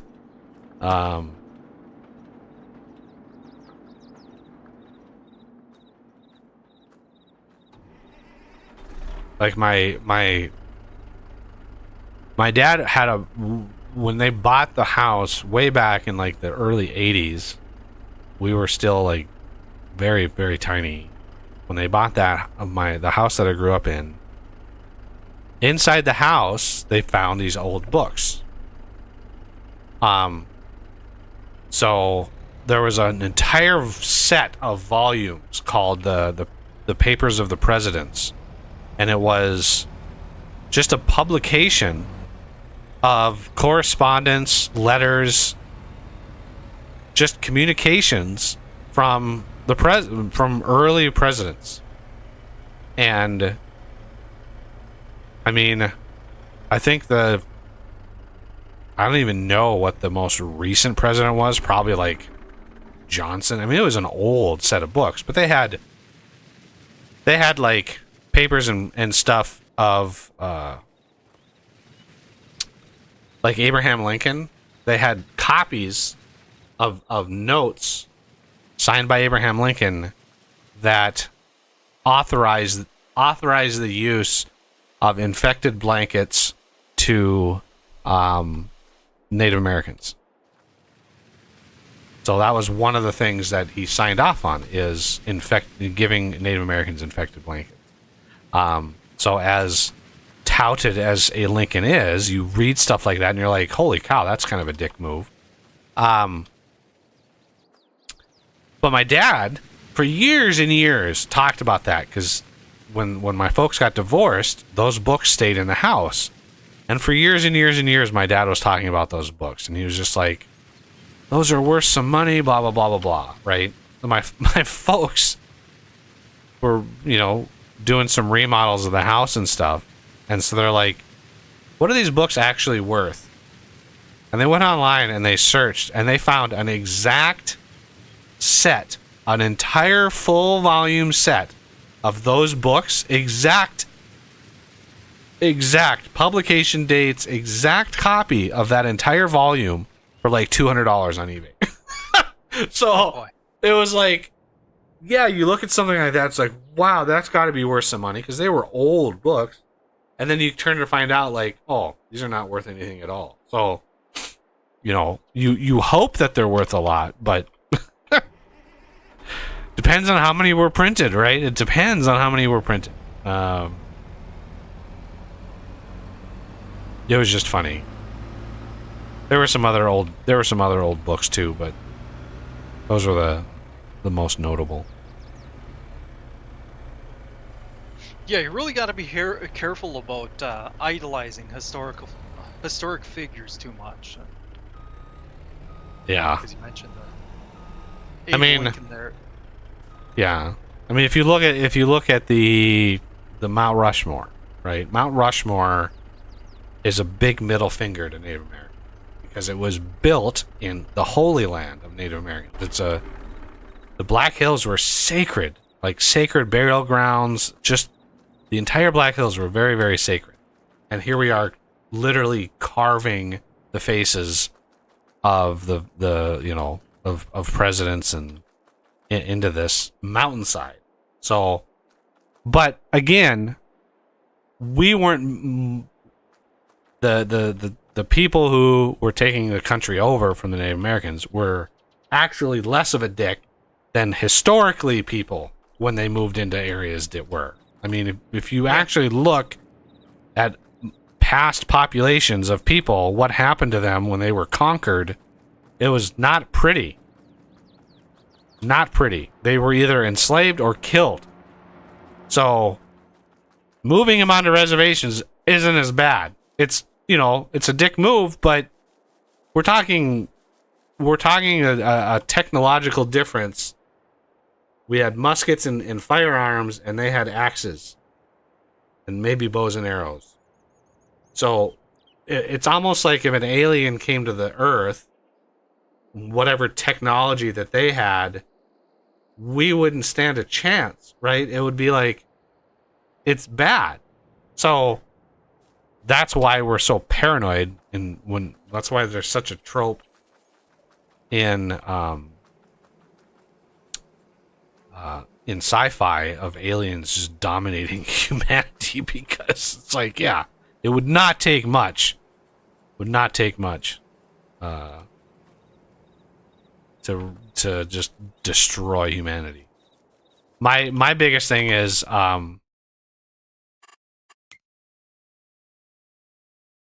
hey, look at that. They didn't actually hit one another. Or did you make it so they didn't? I completely forgot about the planting. Took over, so. Oh, it looks like something might have gotten missed on the north side. What? The north side, it shows it's not fully fertilized. There's a little notch. Oh. I can take a drive up there. Yeah, you got to drive up anyway. All right. It could be a sink issue. No, I see it too. Oh, okay. Yeah, another one of those. Don't idolize historic figures, at least not to a huge degree. Another one of them is Gandhi.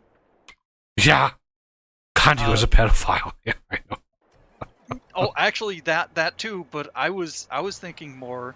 Now I haven't heard, seen much in regards to multiple sources backing up, etc. But supposedly he was a huge racist. Oh, that doesn't surprise me either. He did not. Apparently he went to Oxford or something like that, or somewhere in the UK, and he made the comment about, I can't believe you have to let these people just walk around. It's really weird to hear something like that from a non-white person, because it rejects the stereotype that only white people can be racist. Yeah, well, that is 100% false. Yeah, Yes. I've never. I've always some hated of that the deepest racist people are Asians. Like, they despise, like, a Vietnamese person will despise somebody from China, who will despise somebody from Japan. Like, they are not friendly to one another. And it's sad, it's unfortunate, but what are you gonna do, right? You cannot legislate it out, you cannot force it out. You just have to hope that people get over it. Yeah, eventually people are just gonna have to move on, or not, unfortunately. Yeah. Unfortunately, the message of, if you're this race or that race, you can't be racist, that just makes matters worse. Yeah.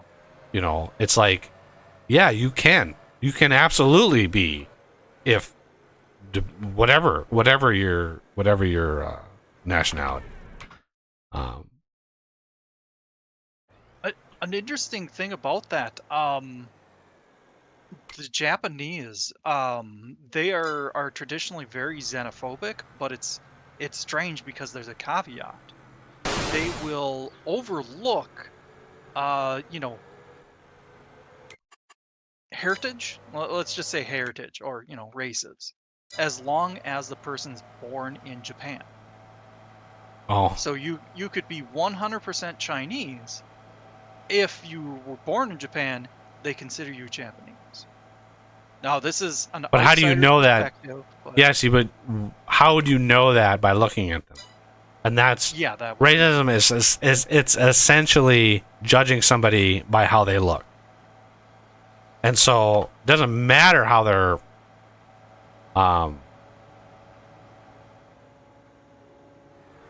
doesn't matter what they look like normally. It's just judging them based on how they look, which is ridiculous.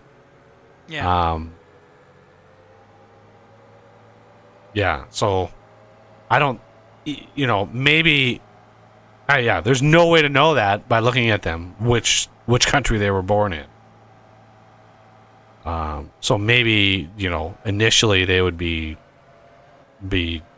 ostracized, but then the Japanese would be, oh, you were born here? Okay. But who knows if that actually happened.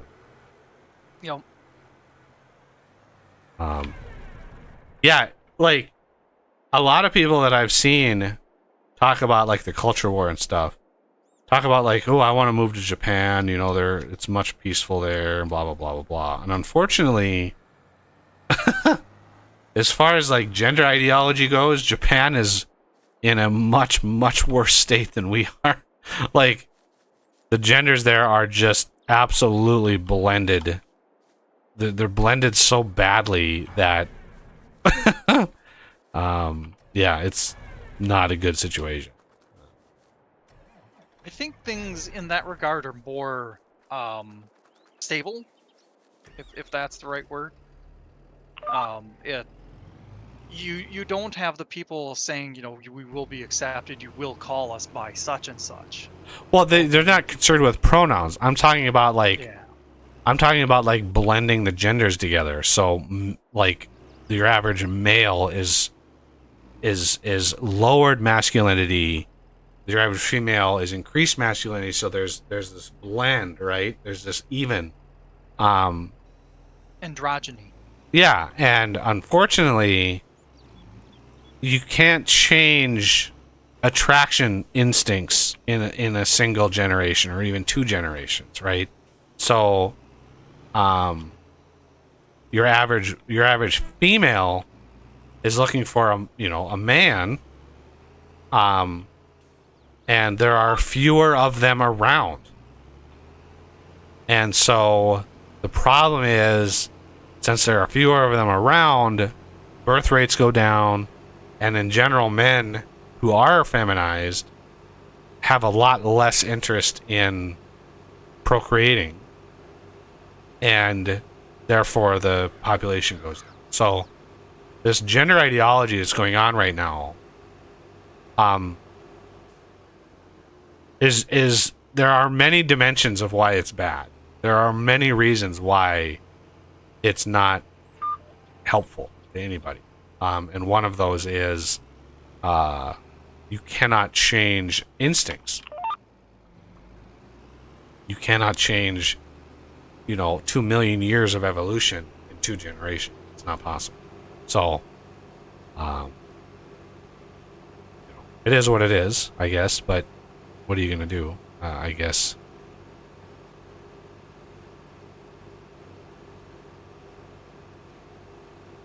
Until you really realize that, or they just get bred out.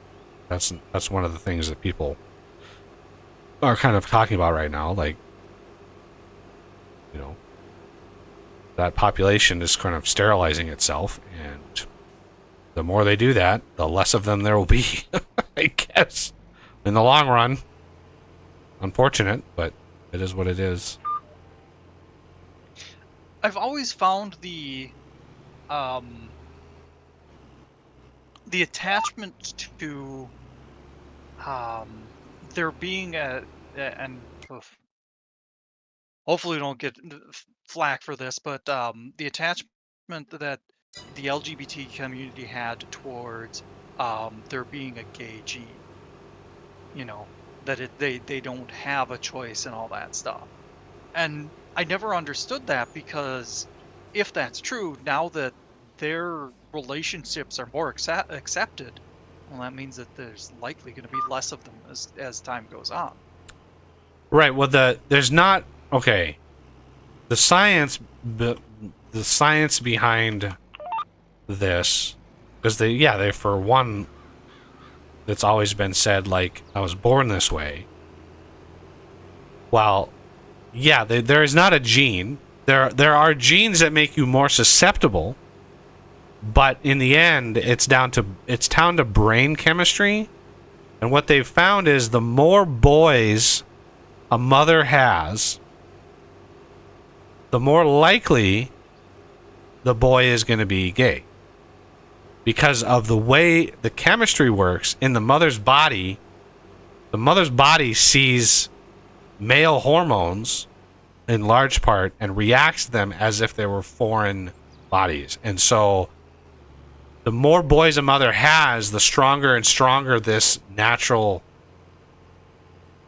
resistance kind of comes into, and it tries to compensate by increasing estrogen levels and trying to do that. And so the more boys a mother has, they tend to get more and more effeminate because of this natural chemical reaction the mother has. And if you look at that as an evolutionary thing, why would that happen? Evolution. Why would this behavior still exist? And you can debate. There's no definitive answer. Of course, there's no definitive answer as to why. But a lot of speculation is done around, well, if you have small tribes of people, if you're looking at 100,000 years ago, a tribe of people would be 25 to 50 people in a group. The amount of food that you need to keep that going is a finite amount of food. And if you have a population spike, you might have some starvation going on. And so to balance out demand to supply, you need a population check. You need something to sort of put a check on the population. And so this is one of those things, is like, and this is a theory, I'm not saying this is the definitive answer, is the more boys a mother has, the less likely a boy born is going to procreate, right? If you have a boy that's born who's effeminate, they're less likely to pair bond and to produce offspring. And in general, if they're born that way, they have traits, right? They're artistic. I'm talking in generalities here.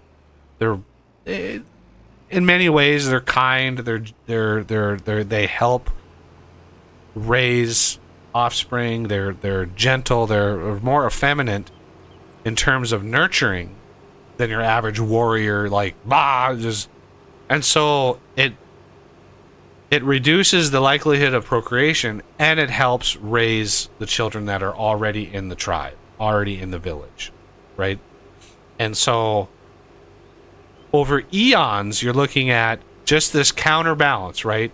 The population never goes too crazy, and you have this evened out population, this kind of check and balance. And that's one major theory of why this exists. In my family, believe it or not, I am convinced that we have genes in my family where we are more genetically disposed to that as possible. I am convinced, because I have an older uncle that he married a woman who could not have kids. I think he was, he is like bi at best. He's bi. I have another uncle whose son is gay. Like, it's pervasive in my family, and so I've kind of looked at it in terms of genetics combined with the chemical side of things. Like, there are some families that are maybe more predisposed to be sensitive to those chemical changes in utero. There's a lot of study that you would have to do that would narrow that down, but yeah, I don't pass judgment on somebody who's gay. I don't pass judgment on anybody, because it's like, yeah, you are who you are. My problem is when you start forcing that stuff on children who are still developing, who don't know themselves yet, right? That's my problem, and that's most people's problem. If you look at the right, by and large, the problem isn't an adult who is like this. The problem is you're now forcing, they even have a chant of "We're coming for your children." They even chanted that during a parade. Like, it is unnerving, the kind of stuff they're doing. So that is what most people have a problem with.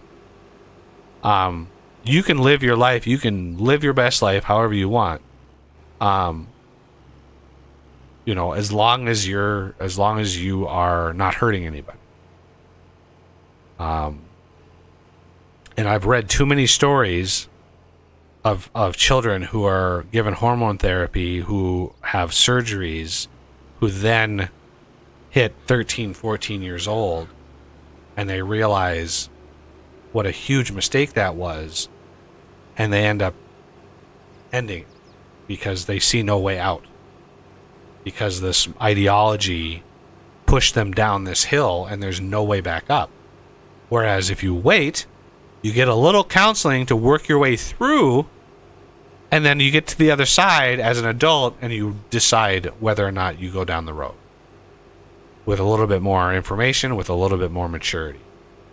But no, for some reason, the ideology is, you know, and California has passed laws. It is insane. Where it's yeah, it's awful. So I don't know what we were talking about. Let's move on to something else. I don't know. Fair enough.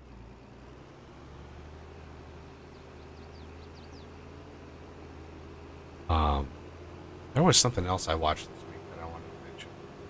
There was the coincidence video. There's another thing that I wanted. I can't remember what it was. Was it political or was it that farmer? Farmer. Because you posted in I think it was members chat. No, it wasn't that. That was just a guy trying to save whatever he could on his field by plowing around the fire. Right. No, it was something earlier in the week. It was something Monday, Tuesday, that a video I saw that was kind of fascinating. Can't remember what it was, though. I don't know what. It wasn't political. It was just something quirky. Okay. Yeah.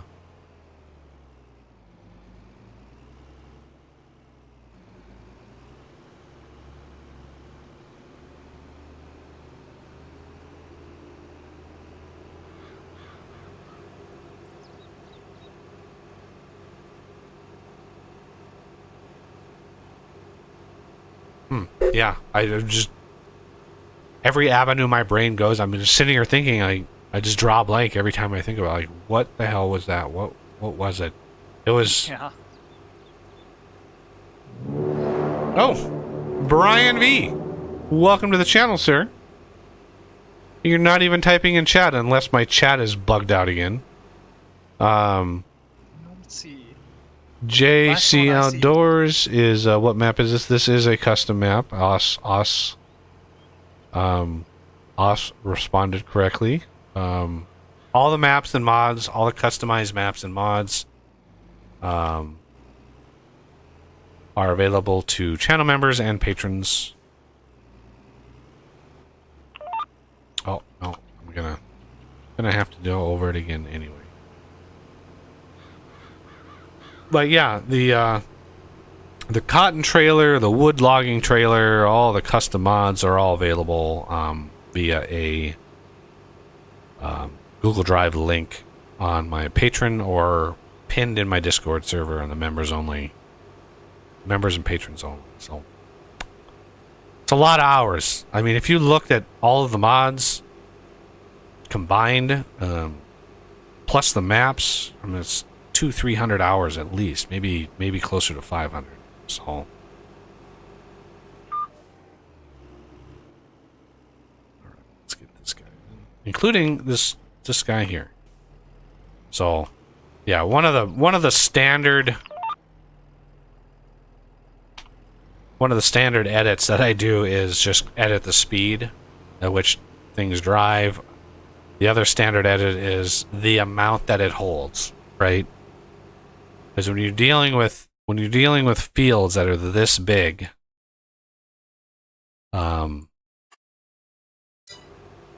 you need lots of storage. Otherwise, you're constantly filling up. I mean, that DB120, like the vanilla version of that, only holds like, I want to say like 17,000 liters of seed, which is that's nothing.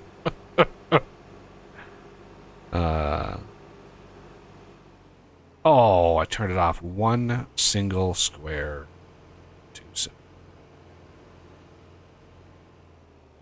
There we go.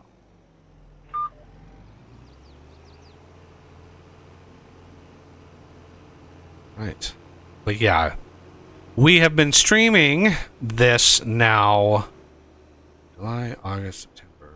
Like almost 4 months. Yeah. Like 3.5 months.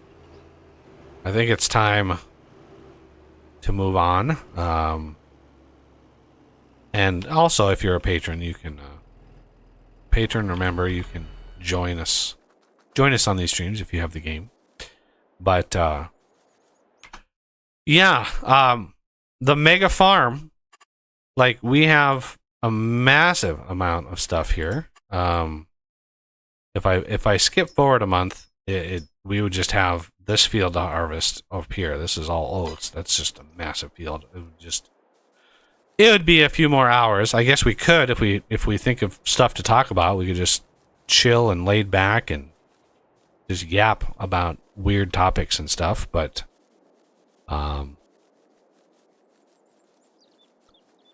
yeah, I think we'll probably go. Well, talking about streaming coming up, Halloween. I'm thinking about streaming just, an OP, my OP game of Skyrim. Because, it's as scary as I think people like to watch. And diving through dungeons. I have a very distinct memory. So funny. How old is Skyrim now? I have a so distinct memory. The very first time I played Skyrim. The very first dungeon, which is obviously Bleak Falls Barrow. Going into that dungeon, creeping around, and then seeing one of for the first time, the Draugr get up and stand up out of the alcove. The very first Draugr you see. And I remember seeing that for the very first time going, oh my god, this is so awesome. Now I watch it and it's like, oh, that's so janky. But yeah, back then, was it 12 years ago now that it came out? Something like that. I remember seeing that and going, holy cow, that is so cool. And it was freaky, It's one of those like rare times in a game you're like, oh, so unique.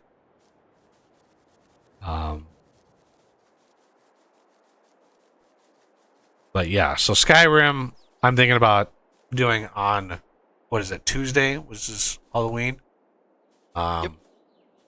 And just streaming, single player, but just streaming and talking and, maybe, if there's activity in the chat, asking chat for decisions and where I should go, and otherwise just sitting and relaxing. And then Wednesday we'll probably do either Desynced or Moria.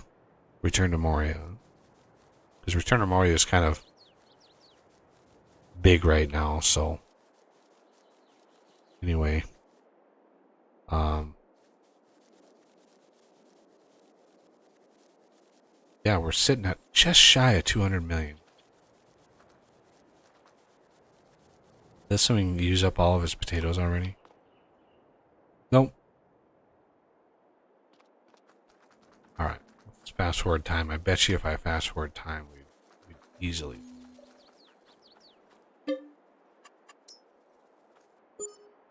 Easily be in the 200 million range.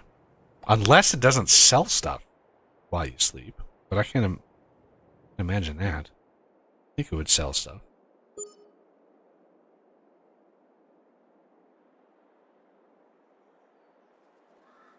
Would Oh, be yeah. weird if it didn't, but 2 million in production cost. jeez. But yeah, we gained.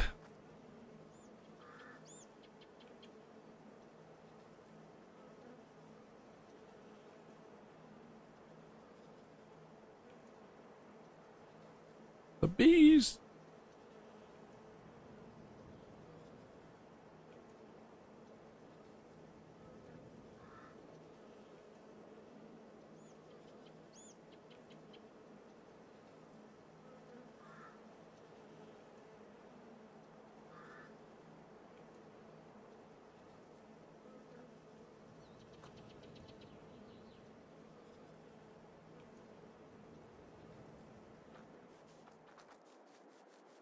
And then the soybeans are done. No, this is oats. This is just grass. I'm not concerned with that. I mean, we could just roll over. I mean, it took just shy of 6 hours to get this field done. Harvest, this was all cotton. So we used the cotton trailers. These things hold 5 million liters. of cotton. Those are custom to my channel. So those cotton trailers, this is the same process with logging.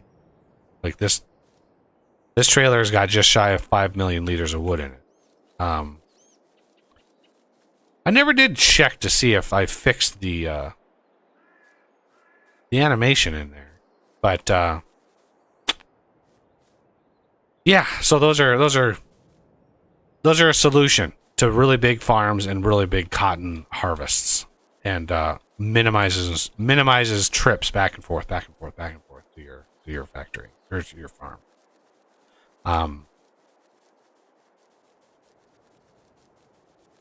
But yeah, if we wanted to, we could jump on this field, but that would probably be another 6 hours.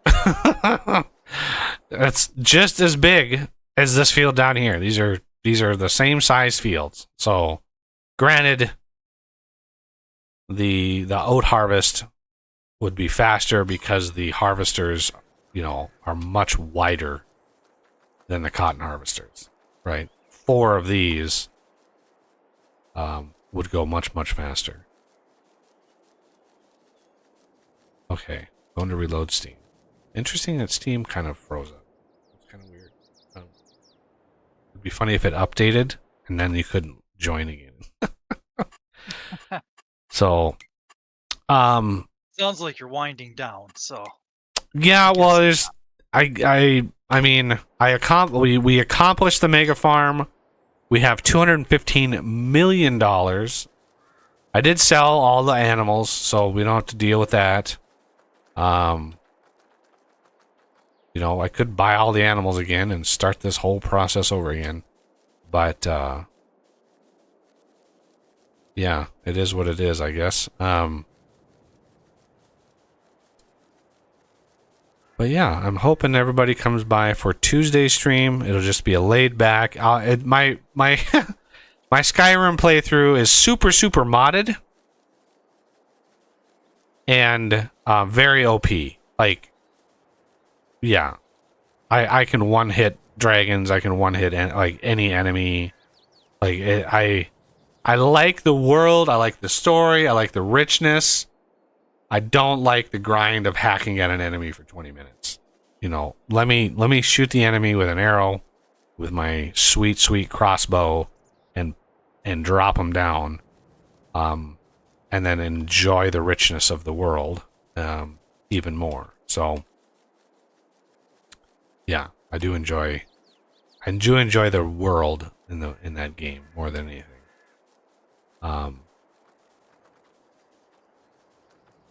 So yeah, it'll just be fun, like exploration, and who hasn't memorized the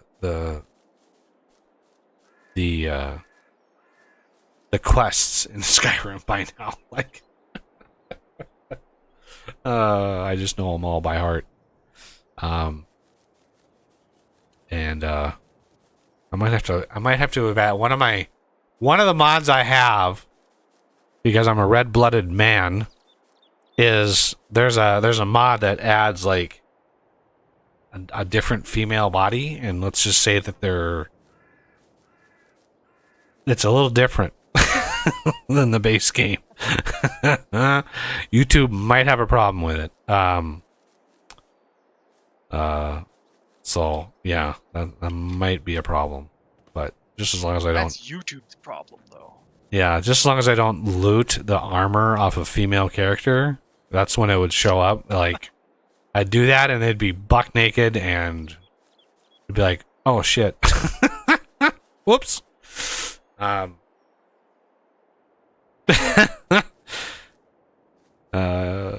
the button.